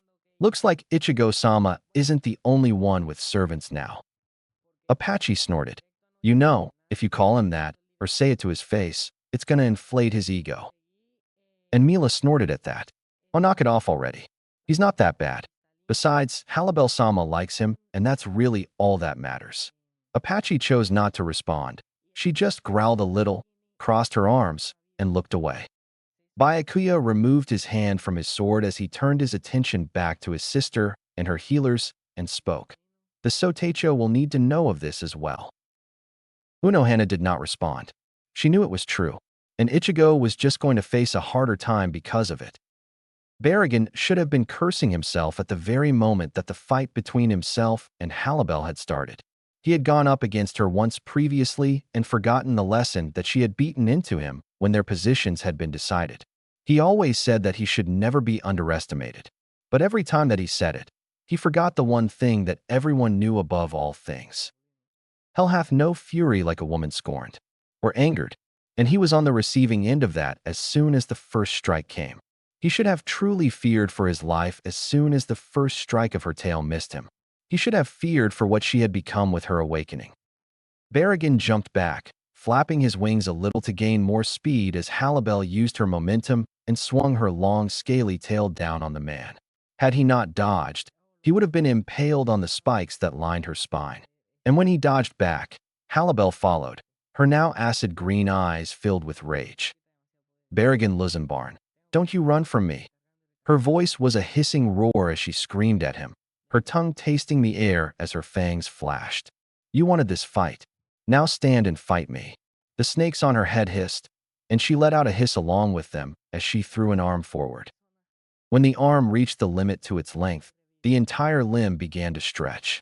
As the hand moved towards Berrigan, said hand morphed into the head of a cobra. The hood spread as the snake raced towards Berrigan, long fangs exposed and dripping with venom. Berrigan was not stupid. He jumped as soon as he saw the snake head form. Spreading his wings wide, he took to the air, placing himself out of the snake's current reach, and sped towards Halibel's body, his black scythe at the ready. If that treacherous bitch wants me to fight, then that's what she'll get. Halibel saw him take to the air and fly straight at her. She smirked to herself. The old fool took the bait. His arrogance truly knows no bounds. Berrigan sped towards her, the smirk on his face concealed by his mask. He lifted his scythe to strike at her, but as he came within several meters of her, she opened her mouth wide, a cloud of purple mist escaping her throat. Berrigan took the blast of mist full in the face, the purple gas blinding him. He landed on the ground, clutching at his eyes and trying to clear them. His vision slowly came back, but even now as he looked at the sand, his vision was incredibly blurry. Damn it! He heard a giggle in the air. He snapped his head up to look in front of him, only to have his gaze meet an electric purple haze so thick that it almost blocked out light completely. He looked all around him as he got to his feet. Halibel was nowhere to be seen, but her laughs could be heard all around him. How do you like it, Berrigan? She asked from somewhere within the mist, another hissing laugh accompanying it. The dragon-bodied Arankar stood, his scythe back in hand, and a growl in his voice. His eyesight was still very blurry. You snake bitch, what is this? You never displayed this ability before. Another hissing laugh met his ears. You really think that I would give away all of my secrets in a false fight? Only a fool does such a thing. He opened his mouth to shout, but before he said anything, Halibel said, I wouldn't breathe deep if I were you, old man. It's very unwise to do that when you're surrounded by a poison cloud. Berrigan shut his mouth immediately. Poison? Halibel continued speaking though. This cloud is made from my venom, but in this form it is nothing compared to its liquid counterpart. It can barely harm you as it is. Berrigan heard that and breathed. Stupid move. As soon as the breath was let out, he coughed, blood spilling from his mouth. Halibel chuckled again from deep within the cloud. My venom is a combination of both hemotoxic and neurotoxic substances, you old fool. It will eat away at your organs and your nerves. And as weak as it is right now, it will do it with excruciating slowness and be excruciatingly painful. Berrigan shut his mouth again and growled. He flapped his wings, trying to blow the mist away, but to no avail. And Halibel only laughed at him for it. Sorry, old man, but I created this mist. I only need to let out a breath to make more of it. You're not getting out of this that easily. Berrigan growled deep in his chest. Damn it. I need to get rid of this cloud, or I'm gonna die, and I can't even see where she is. That thought made him smirk though. But at least she can't see me either. He didn't know how wrong he was. She was the Serpent Queen. While her release gave her all of her special abilities, she also had all the abilities of some of the deadliest serpents in the world. Her lower body was a long, thick, coiled muscle that could turn a person's bones to dust. Her fangs and those of the snakes attached to her were deadly sharp and dripped deadlier venom. And like a pit viper, she could see the body heat of her prey, even when her eyes could not. Right now, to her, Berrigan was lit up brighter than a bonfire. Until he could find a way out of the poison, he was at her mercy. Meanwhile, the fight between Stark, Nell, and Ichigo was going so much differently. While no injuries had been dealt to any of the parties present, the fight was starting to favor in Stark's direction, for he stood there, his armored hands resting at his sides. All around him, the sand had been stirred up and around. Nell grit her teeth in frustration. Neither she nor Ichigo had landed a hit on him yet, and it was frustrating her to no end. Meanwhile, Ichigo was still all smiles and giggles as she stood next to Nell, but she was a little tired. She'd started to jump around like a grasshopper on crack once the fight had started in hopes of landing a hit on the lazy third espada. But every time she got close to him, he would swipe an arm or throw a kick at her, and without even touching her, he would force her away from him. He did the same for Nell's weapon as well. Not once had he made actual contact with either of them. Nell lifted her staff again and spun it in her hand. Damn you, Stark. I forgot how much of a pain that special ability of yours always was. Ichigo just looked at the woman with a pout. Oh, but Grina-chan, he's fun to play with. Even Kin-chan would be having fun with this fight. Even Stark, despite the current situation, raised a lazy eyebrow at that. The girl was one interesting kid. He held his hands at his sides again, frowning behind his restored mask. This whole thing was pointless. He didn't want to fight them, but they weren't giving him a choice. And neither was Aizen. He and Berrigan had been given their mission.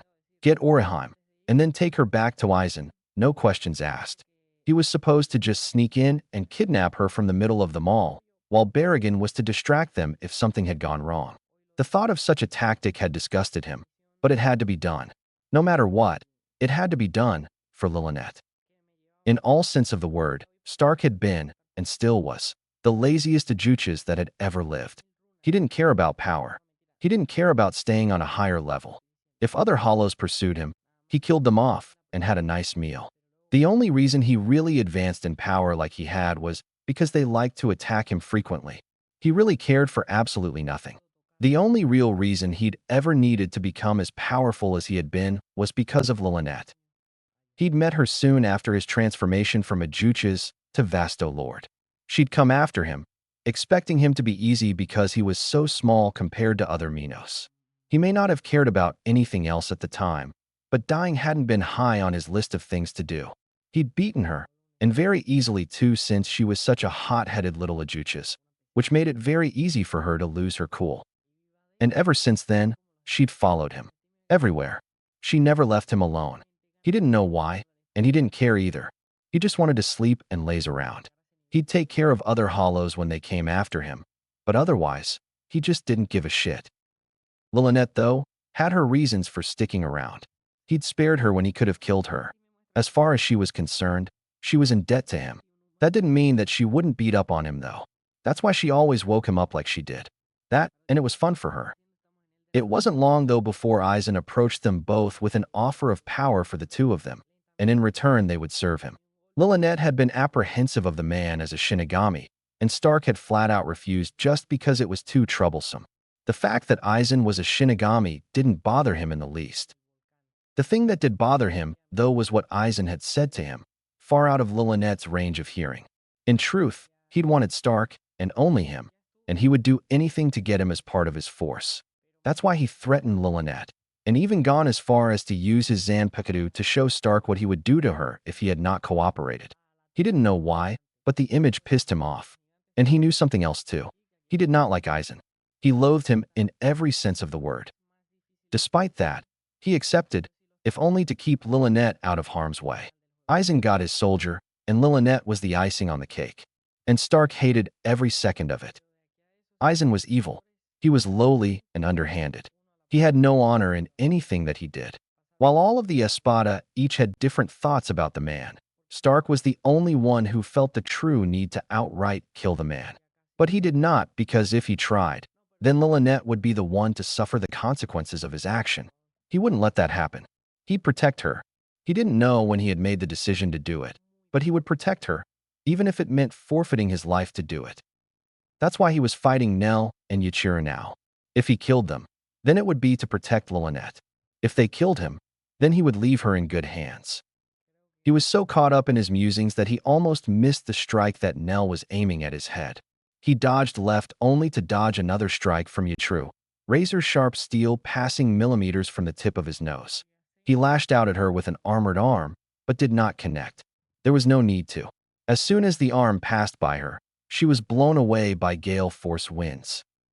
Gafuki, the tornado whip, his true power unleashed. Vents on every limb, unleashing blasts of wind by his will every time he swung his arms or kicked his legs. The harder and faster he moved, the harder and faster the wind blew. If he moved at full speed, he could create small twisters and even make the wind cut. While Ichigo blew away easily, Nell wasn't going to be as easily disposed of. She came at him again, striking at him several times with her lance. He dodged each strike by a few inches. For the last strike, though, he ducked down. It was a move that would be extremely painful for him. He wasn't sure how she did it, but using some of her momentum, she pivoted on her front hooves so that he was facing her back. Her back hooves were drawn up close to her body. Stark saw it, knew what was coming, and knew he was way too close to dodge. So his thoughts were pretty much summed up in the two words that ran across his mind. Ah shit. There was a resounding crack that rang out through the air as Nell's back hooves connected with the mask fragment that covered the lower half of his face. Pieces of it fell to the ground as he flew back about 50 feet. Ichigo flew out of nowhere and landed on Nell's back, a hand over her eyes. Wow, Grimmjow, you sent him far. Nell just grinned at the little girl. Of course, but that's only a little of what I can do. But I can't really lay it into him unless I can get him to slow down. If I don't, then I lose my lance. Stark was getting back up again. His face was exposed again, and blood was flowing from between his lips. Damn it, that hurt. Neil-chan may not like to fight, but damn can she lay it into a person. He spit out the excess blood flowing from his teeth, only to spot something white amongst the puddle of red. Is that my fucking tooth? Back with Nell and Ichigo, the Pinkette was grinning up a storm. I can get him to stand still. Can you now? Nell asked with a raised eyebrow. Yep, Ichigo said with a wide grin. Nell thought about it for about 3 seconds before nodding. Okay then, you make him slow down and I'll do the rest. Ichigo was off as soon as Nell finished the sentence, and she was laughing up a storm. The fact that she was having so much fun didn't distract her from her Zanpakutō's spirit as it ran beside her. It's about time you started using me correctly. Ichigo's smile disappeared when she heard the spirit speak. I'm sorry. The white tiger spirit felt the change in Ichigo's demeanor. No, you have absolutely nothing to apologize for. The tiger seemed to frown as it spoke again. You really think that he would care what type of Zanpakutō I am, don't you? Ichigo's silence said it all. The tiger sighed. He wouldn't, you know. He cares about you too much to worry about something like that. Besides, he doesn't know his partner's power yet either. He might be the same as us. Ichigo looked at the spirit for a moment, and her smile returned full force. Thanks, Stripey-chan. The cat growled at the name. Stop calling me that. Now go beat that lazy idiot. Make your Kinchan proud. Hi. Ichigo poured on the speed at the response and released her Ryatsu. Her true Ryatsu. Stark almost missed it when she got so close. He was about to dodge when he felt that chilling bite of Arctic cold. He was so distracted and wondering where it was coming from that he almost got hit. He dodged to the side just in time to have the front of his outfit sliced from shoulder to hip. Ichigo landed a few feet away, and Stark turned to face her. Ichigo was grinning again, much to Stark's confusion. You're going to have to do better if you want to dash. His words were cut short when he noticed that his chest was cold and his shirt was slowly getting heavier. He looked down to have his eyes widen. From the edges of the cut that Ichigo had made down his front, ice was slowly forming and spreading across his shirt, the speed at which it formed increasing. Not wanting to be frozen alive, he quickly ripped the shirt from his body. By the time the shirt landed on the ground, a thick layer of ice had formed over the whole of the garment and its remains. Nell watched the display with mixed emotions while she prepared for her next chance to strike. "Impressive," she whispered, "especially for such a little girl. She will really go far." Stark looked from his shirt to Ichigo now, the smallest amount of fear in his eyes. She was giggling again, flexing her claws as they glowed a brilliant blue-white color. "Like it?" she asked with a giggle, again flexing her claws. "This is what Stripey-chan can really do." Her eyes took on an uncharacteristically feral gleam when her smile widened. "I hope you like the cold." Stark gulped, and with good reason. The grin on her face and the look on her eyes promised pain. Kinchan taught her well. Back in the fight between Halibel and Berrigan, the old dragon was really starting to feel the effects of the poison. He tried again and again to blow the purple mist away from him, but every time he blew a little bit of it away, Halibel replaced it with more. Between his attempts, he tried his best to locate the poison-breathing queen, but with no luck. Every time he thought he got close, he would be met with only slither trails in the sand. He knew that she was still there, though. He could hear her movements, even if minutely. Elsewhere within the cloud, Halibel was making a point of remaining perfectly still. She smiled to herself as she watched his heat signature move after her pets, as he had called them, all the while sucking down more of her poison.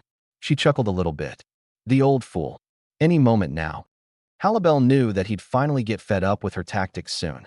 Ever since the Espada positions had been decided, she knew he had a short temper with her. Berrigan was an Espada that enjoyed giving orders. He enjoyed knowing that he could order the others around. It fed his ego. But with her in the position of first, she was the only one who was outside of his control. It pissed him off. She pissed him off. And she was going to use that fact to her advantage. She knew him far too well. He was an arrogant bastard who believed so highly in himself and his strength that he had unleashed everything he had against her in their deciding fight. She knew his attacks and knew which ones drained him the most. By creating this poisonous cloud, she was setting him up to waste his power. She was far more powerful than him, but he was not worth wasting her power on. For one so arrogant, he deserved a shameful death. For insulting her Ichigo-sama, he deserved a painful one, and she would be the one to give it. Berrigan breathed in more of the poison and coughed up more blood. His vision slowly grew cloudier the more and more he breathed. He scanned over the area once more, straining his hearing to pick up a single clue to her location, but finding none. The cloud was just far too thick. Damn treacherous bitch. He knew that he couldn't get out of this without using some of his power. Now was the time. He struck his scythe into the ground, sending waves of his Ryatsu through the blade. His mouth opened wide, tongues of fire flying past sharp teeth as it followed his Ryatsu into the ground. The ground started cracking outward from his blade. Long, wide fissures spread out like a spider web as smoke began rising from the cracks. Halibel felt the ground shake beneath her body and tasted the smoke on her tongue amidst her poison. The cracks traveled across the ground and under her body. She smiled to herself when she felt the warmth of fire rise from the cracks. "It's about time, you old fool," she thought as she slithered from the cloud into open air, sending a mental command to her pets to follow.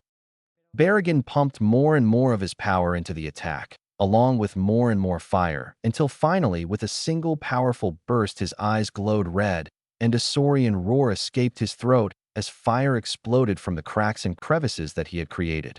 Infierno de la Muerte. Death's inferno. Fire, smoke, and molten rock exploded up and outward around him. The smoke and fire dissipated the cloud of poison, while the molten rock flowed outward in waves like a sea of liquid death as shards of glass flew through the air.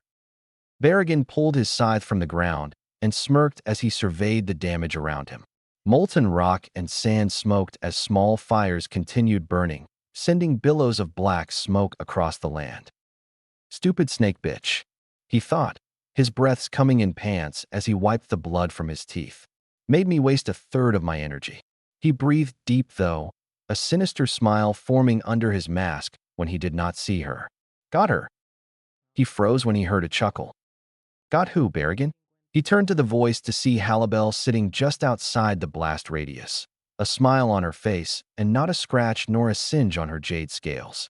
Berrigan felt his blood run cold when he noticed the emerald diamond pattern and the spikes that were supposed to be lining her back were missing.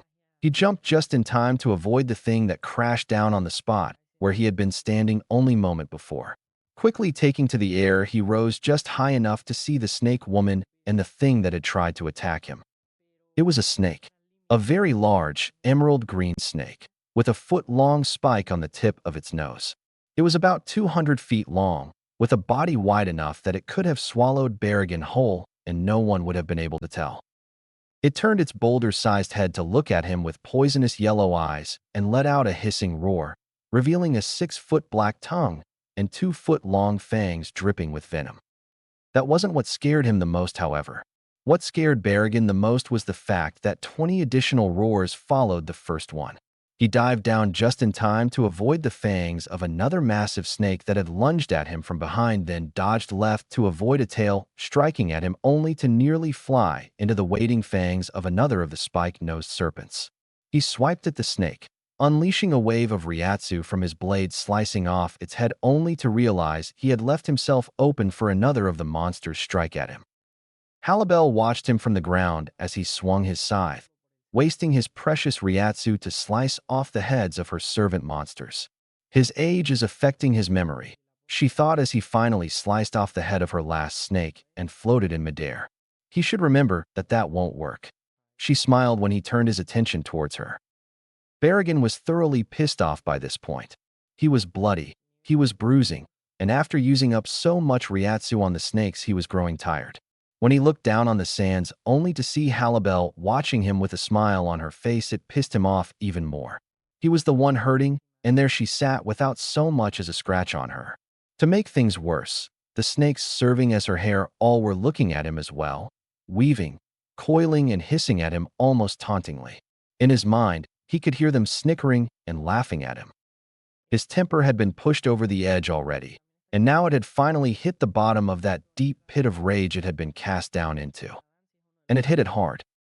Wiping the remaining blood from his teeth onto his fingers, he mixed it with his Ryatsu to form a ball of gray Ryatsu in his hand that grew and grew until it was as wide as his outstretched wings.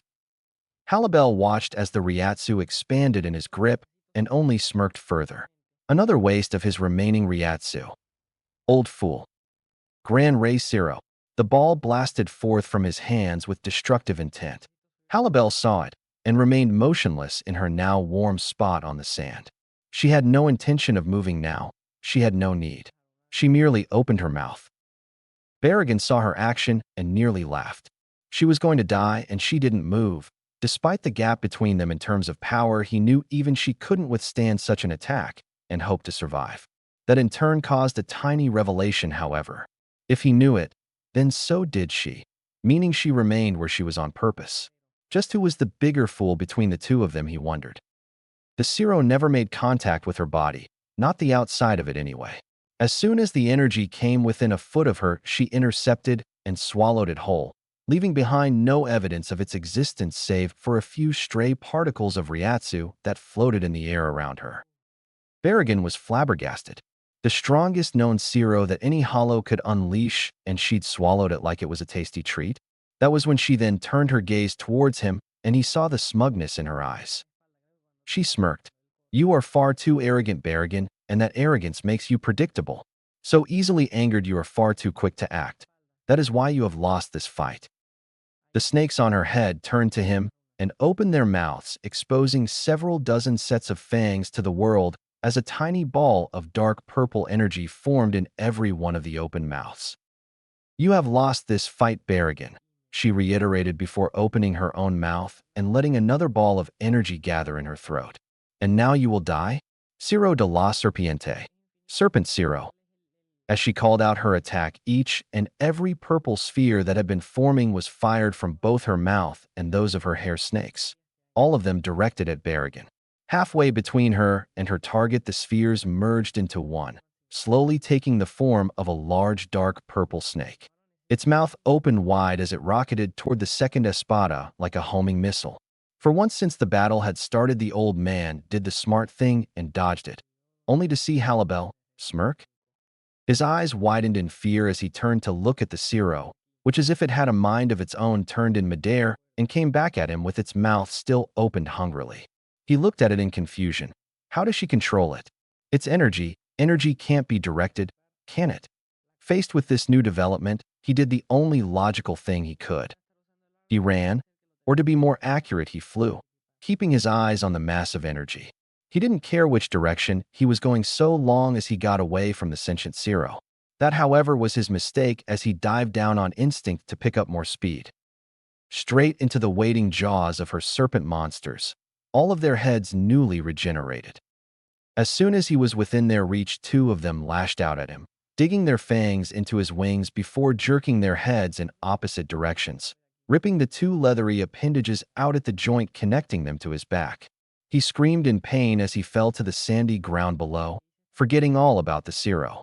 At least, until he hit the ground, and then it hit him. He'd never felt such pain in his life. His flesh was stripped away slowly as it was simultaneously burned and disintegrated.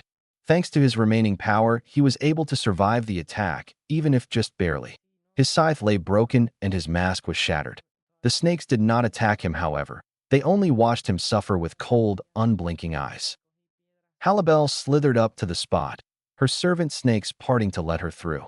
She looked upon Berrigan now, her arms crossed and her eyes half-lidded as the snakes attached to her head sat lazily on her shoulders, flicking their tongues, and her servants merely watched from the sidelines, as it were. Despite his great pain, Berrigan was still able to speak. Rather loudly, too. "Oh joy! You arrogant bitch! I'll kill you. You and that puny whelp Kurosaki." Open mouth, insert foot, and taste an angry Halibel. But then, angry was an understatement by this point. She was beyond furious, she was livid. He was still arrogant, even after she'd served him all but the last slice of humble pie. It seemed that he needed to be force-fed the last slice just before he died. Her arms stretched again as though they were made of rubber and wrapped around his exposed, bloody muscular tissue. He hissed loudly as she did so, the loose sand she picked up rubbing into his flesh. Once she trapped his arms against himself and lifted him up, her hands reached up just to his shoulders before all 10 of her clawed fingers slowly turning into small cobras. "You arrogant son of a bitch," she whispered, her neck stretching as well until she was less than an inch from his mustached face. Her serpentine hair surrounded his neck and hissed. "After all that I've put you through, you still insult him. Perhaps a little more pain will finally help the facts sink into that thick skull of yours." The snakes around his throat sank their fangs deep, making sure to get as much poison through those tiny hypodermic needles as they possibly could. Berrigan groaned, and then finally screamed as though liquid fire had been injected into his bloodstream. Despite the pain, he still heard Halibel's words. "I serve him because he is stronger than myself. I have beaten you with such little effort that it's pathetic. You have no right to insult him, just as you have no right to keep living." If there was any fear for him left to be had, it was drowned out by the pain coursing through his veins. Her snakes released his flesh and her arms resumed their normal form as with a heave of strength, she threw him straight up into the waiting fangs of her servant monsters. They struck at him, ripping his body apart, allowing the remains to fall to the ground before they themselves began to shrink. Once back to an appropriate size, they moved to Halibel and were reabsorbed into her flesh, restoring the spikes and emerald scales to their original positions. "Good riddance," she muttered with an angered scowl as she watched the remains of his body change back to a more human form before disintegrating completely. The large broadsword that was Berrigan's sealed power rematerialized in the sand, lying harmless now that its master was dead. She eyed the blade for several moments, both in contemplation and in appreciation. It was a beautiful blade, a Western-styled hilt and guard shaped in the form of a Gothic cross with a dragon's head rising up in the center of the crossguard. The blade itself was a large and flat, extending from the cross out from the dragon's head. It was steel perfection shining in the light reflecting off of its body, save for a small diamond-shaped hole just within the edges at the very tip of the blade. "Perhaps," she spoke to herself as she slithered to the blade. Lifting it from the ground, she dusted the sand from it. Ichigo-sama would like this as a trophy. Her hair hissed in agreement. She shouldered the blade and slithered away, planning to reseal her power later when she had access to clothing. They had moved far from where their battle had started, so that led to her asking herself one question. I wonder how Neilio and that young Shinigami are faring. Pretty well, actually. Stark was on the defensive at this point, having far more trouble than he had earlier. Surprisingly, of his two opponents, the one giving him the least trouble was Nell. She was still striking at him, but it wasn't when he was expecting it. Using her speed, she stabbed at him several times within a few seconds, grazing his skin and leaving shallow cuts behind in her wake. The only reason he wasn't able to dodge them as easily anymore was because of Ichigo. It seemed that Yukitora's freezing abilities were not limited to making a direct cut to an object. With a swipe, she could unleash arcs of Ryatsu and send them at her opponent, freezing everything that these arcs passed through along the way. Combined with the speed at which she could move and her tiny size, she was a very formidable opponent. That fact was what made the two of them drop their plan to make him slow down in favor of a two-pronged attack. Ichigo fired cold bursts at him, trying to freeze him from far away, while Nell moved in close to attack, while he was distracted. The two of them moved like they'd been working together for years, anticipating the other's movements and attacking accordingly. Now Stark's speed was truly being tested. He dodged left, avoiding another strike from Nell by millimeters before lashing out as hard as he could with his arms to unleash a small twister to intercept the freezing attack that Ichigo threw at him. Nell took another opportunity to lunge at him with her lance and grazed another cut along his exposed skin while smirking to herself. It had been deeper than the others. He was starting to slow down. Damn it, Stark thought to himself. I have to end this soon, or they're going to turn me into a popsicle. He took the small chance he had been given and threw an attack at Nell, sending her off in a small twister, then dodged away from the freezing arcs of Ryatsu that Ichigo launched at him. The Pinkette gave chase as he backpedaled away from the two combatants, just as he had planned. Be careful, child, Yukitora warned her user. He's up to something. Sure thing, Stripey-chan, Ichigo replied happily. Despite the fact that she was taking the fight far more seriously, she still insisted on using the nickname for her weapon. It wasn't appreciated. Stop calling me that. Using his mastery over Sonido, he moved, seemingly teleported, putting several more yards between the two of them for every jump. After his final jump, he started swinging his arms and kicking his legs, slowly, gaining speed with every movement as Ichigo continued her forward charge at him. He finally reached maximum speed, and his entire form became little more than a blur. Viento del Corte. Slicing wind, many wide, thin, and nearly invisible arcs flew across the sands from Stark's position. Ichigo had come far too close to dodge quickly enough. She slashed at him with her claws, sending out more freezing arcs only for them to be cut through themselves by the wind blades that continued on their path towards her. For the first time since she had met Kenpachi all those years ago, Ichigo was actually afraid for her life. Her mind flashed back to those bloody days, to the fear that she had felt as a child amidst bloodthirsty monsters. They could have killed her, and now there was a new force coming at her that could do the same. But her Kinchan would save her, just like he had then, just like he had always done since then. But then she remembered. Kinchan wasn't with her. That thought alone froze her. For the first time in a very long time, Kusajishi Ichigo was afraid. Because even though she was normally able to take care of herself, her life was in danger. And Kenpachi was not here to help her this time. Ichigo, move. Yukitora's scream fell on deaf ears. In her fear-induced state, she uttered one word just as the blades were about to descend on her. Help. Two green blurs appeared out of nowhere on the field, the lighter of the two scooping up Ichigo just before she was sliced apart, while the darker collided with Stark where he stood. Nell looked down at the head of pink hair pressed against her chest. Ichigo shook in her arms, cold metal claws intertwined behind her back. Nell hugged her tight. Even after what she had seen, even after witnessing Ichigo's prowess in battle, she knew. Despite who raised her, despite the fact that she was a lieutenant, Ichigo was still a little girl. And unlike herself, that wasn't going to change for a very long time. That's why she hugged her tighter. Stark looked down around himself at the thick coil of green muscle trapping his arms and legs. The jade scales and metal spikes were unmistakable. Unlike Nell and the young Shinigami lieutenant, he had no chance against their owner. I see. So Berrigan is dead then? Yes, came the quiet hissing reply as Halibel moved so that her upper body was in Stark's full view, Berrigan's sword resting against her shoulder. Stark gave a sad smile, his eyes half-lidded in boredom. He always did overestimate his own power. She slackened her hold on him slightly. So what of me then? Are you going to kill me? If I were to let you go, you would continue to pursue Orihime-san, would you not? He didn't need to think to find his answer. If it was to protect Lilynette then, I have no choice. I see, Halibel said. The hold that she had on his body tightened again, long-coiled steel pressing in on weak bone. Loud snaps rang across the sand as the bones in his arms snapped like twigs. He did not scream, letting out only a grunt of pain. Her eyes were half-lidded as she watched him, but not out of boredom. It was out of understanding. Then neither do I. Her hold tightened even more, pressuring the bones in his legs. Stark groaned out again. Each breath was becoming harder to take in. Struggling to say it, he spoke. Can I make a last request?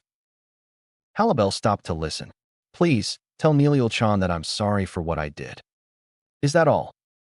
Stark's sad smile weakened as he continued to struggle for air, but he shook his head. How much do you trust that Shinigami boy? With my life. Despite having known him for so short a time, he would not needlessly harm others. I see, Stark said. Then please make sure that Lilynette is taken care of. Make sure that she lives. Halibel placed a hand on his cheek. Of course. She backed herself away while wrapping him up more. Are you ready? Yes. I shall make it quick. With that, she wrapped herself up tighter, wrapping part of herself up around his head. One quick contraction of her muscles was all it took to snap his bones and his neck before she unrolled and allowed him to lay on the sand as he faded away, his Zanpakutō rematerializing in the sand in place of his body. Deep within Los Noches, the young green-haired, pink-eyed Aaronkar jolted up from her position on bed that she'd been occupying. Stark's bed. She'd felt it, but she didn't want to believe it. She extended her senses as far as she could. She found Orihime. She found Kenpachi and Ichigo coming closer and closer to the compound, but she couldn't feel him. The most she felt was the lingering power of his Zanpakutō. He was gone, and if what she was feeling was right, he wasn't coming back. Stark, no. Lilynette whispered, her voice cracking. Tears flowed from her one visible eye and from behind her mask. She buried herself in her knees and cried. Halibel eyed the Zanpakutō on the sand for a moment before she picked it up as well. While Berrigan's was meant for Ichigo, this one was for Lilynette, as a way to remember Stark. Halibel frowned at what she'd done. From what she knew, the two of them had been together for a long time, and this was the least that she could do. Halibel-san. The snake woman turned to see Nell behind her, still in her released form with Ichigo clutching at her waist from behind. The young Pinkette Zanpakutō was back at her side. Yes, Nilio?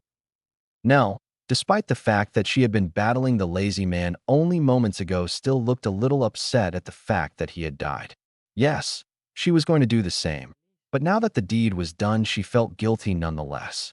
Despite that, she was still mildly embarrassed by what she was going to ask. What did he say about me? Halibel regarded the woman with half-lidded eyes before she shouldered Stark's weapon as she had Berrigan's and began to slither away before replying. He said he was sorry for what he'd done. Now let us go. Ichigo-sama is expecting us. Nell started after the snake woman with a sad smile. Thank you, Halibel-san. Halibel did not turn to her. She merely continued slithering towards their next destination, slowly gaining speed as she replied so quietly that only she heard it. You're welcome. Pushing back her long green locks, Nilio looked back to where the third Espada had died only moments ago before shutting her eyes tightly, willing herself to see the man one last time, even if it was only a memory of him. Goodbye, Stark-kun. Meanwhile, Ichigo and Yukitora were having a little conversation of their own. What happened, Ichigo? Ichigo did not answer. She just hugged Nell's waist a little more tightly. Yukitora left her alone for a moment, before continuing. He's not always going to be their little one. You're going to have to remember that. Yukitora fell silent after that, but Ichigo still whispered, I know, Stripey-chan. I know. Stop. Let me go? What are you trying to do? This was the panicked scream of one Ishida Yuryu as he was held down by the lieutenant of the 12th Division, Kuratsuchi Nimyu. Meanwhile, her father, Red, evil bastard who shall die much later, was standing over the two, reaching for something in his sleeve. Never a good sign. What? Isn't it obvious? He turned his attention directly on Yuryu. I'm fixing you. Yuryu wasn't relaxed. If anything, he was even more riled up. You're using the wrong word there. Stop. Let me go. Mayuri bent down with a frown, syringe in hand. All your screaming is getting annoying. You're really a man of little courage, aren't you? He paused for a moment to adjust his needle. You should think about this carefully. I'm offering to heal your wounds for free now. No matter what form you change into, don't you think being thankful is the reasonable response? He asked before pushing the air from the needle and sending a small stream of green fluid from its tip. Alas, Yuryu didn't relax at either his words or the sight of the green fluid that was now eating away at the white sand below. There's nothing reasonable about that at all. More importantly, were you really intending to change my form? His struggling against Nimu's hold really wasn't helping his situation and was about to make it worse, or better in most people's opinion, as she pushed down on him a little harder and spoke. Do not move, please. Of course, this put Yuryu very close to every man's dream. And what does he do? He panics. Wah! Too close, too close, too close. And this led to a perplexed Nimue. What is? Of course, she leaned forward when she asked, and Yuryu. He got a face full of wonderful and then screamed. Hey, I said he screamed. I didn't say it could be heard properly. Nice job, Nimue. Suffocate him just like that. It's okay if he dies. Renji just sat there and watched the events with a half scowl and a raised brow. He was kind of wondering what Yuryu's sexual orientation was, considering he had a magnificent pair of breasts in his face, and he was screaming about it. The thing at the forefront of his mind, though, was the enormous Ryatsu that he'd felt earlier. He didn't know what was producing it, but he knew that he never wanted to meet such a creature, especially if what he'd felt was correct. The thing had challenged Zaraki Kenpachi in an even fight, and it still had power to spare. Such a thing was impossible save for maybe Yamamoto Sotecho. He hadn't felt anything from either combatant since their fight except for the small amounts that both were unconsciously releasing as they came closer and closer to Renji's current position. Kuratsuchi Taicho. Renji managed to get out. What? The man was still occupied with Yuryu, who was still struggling. Please, start with me.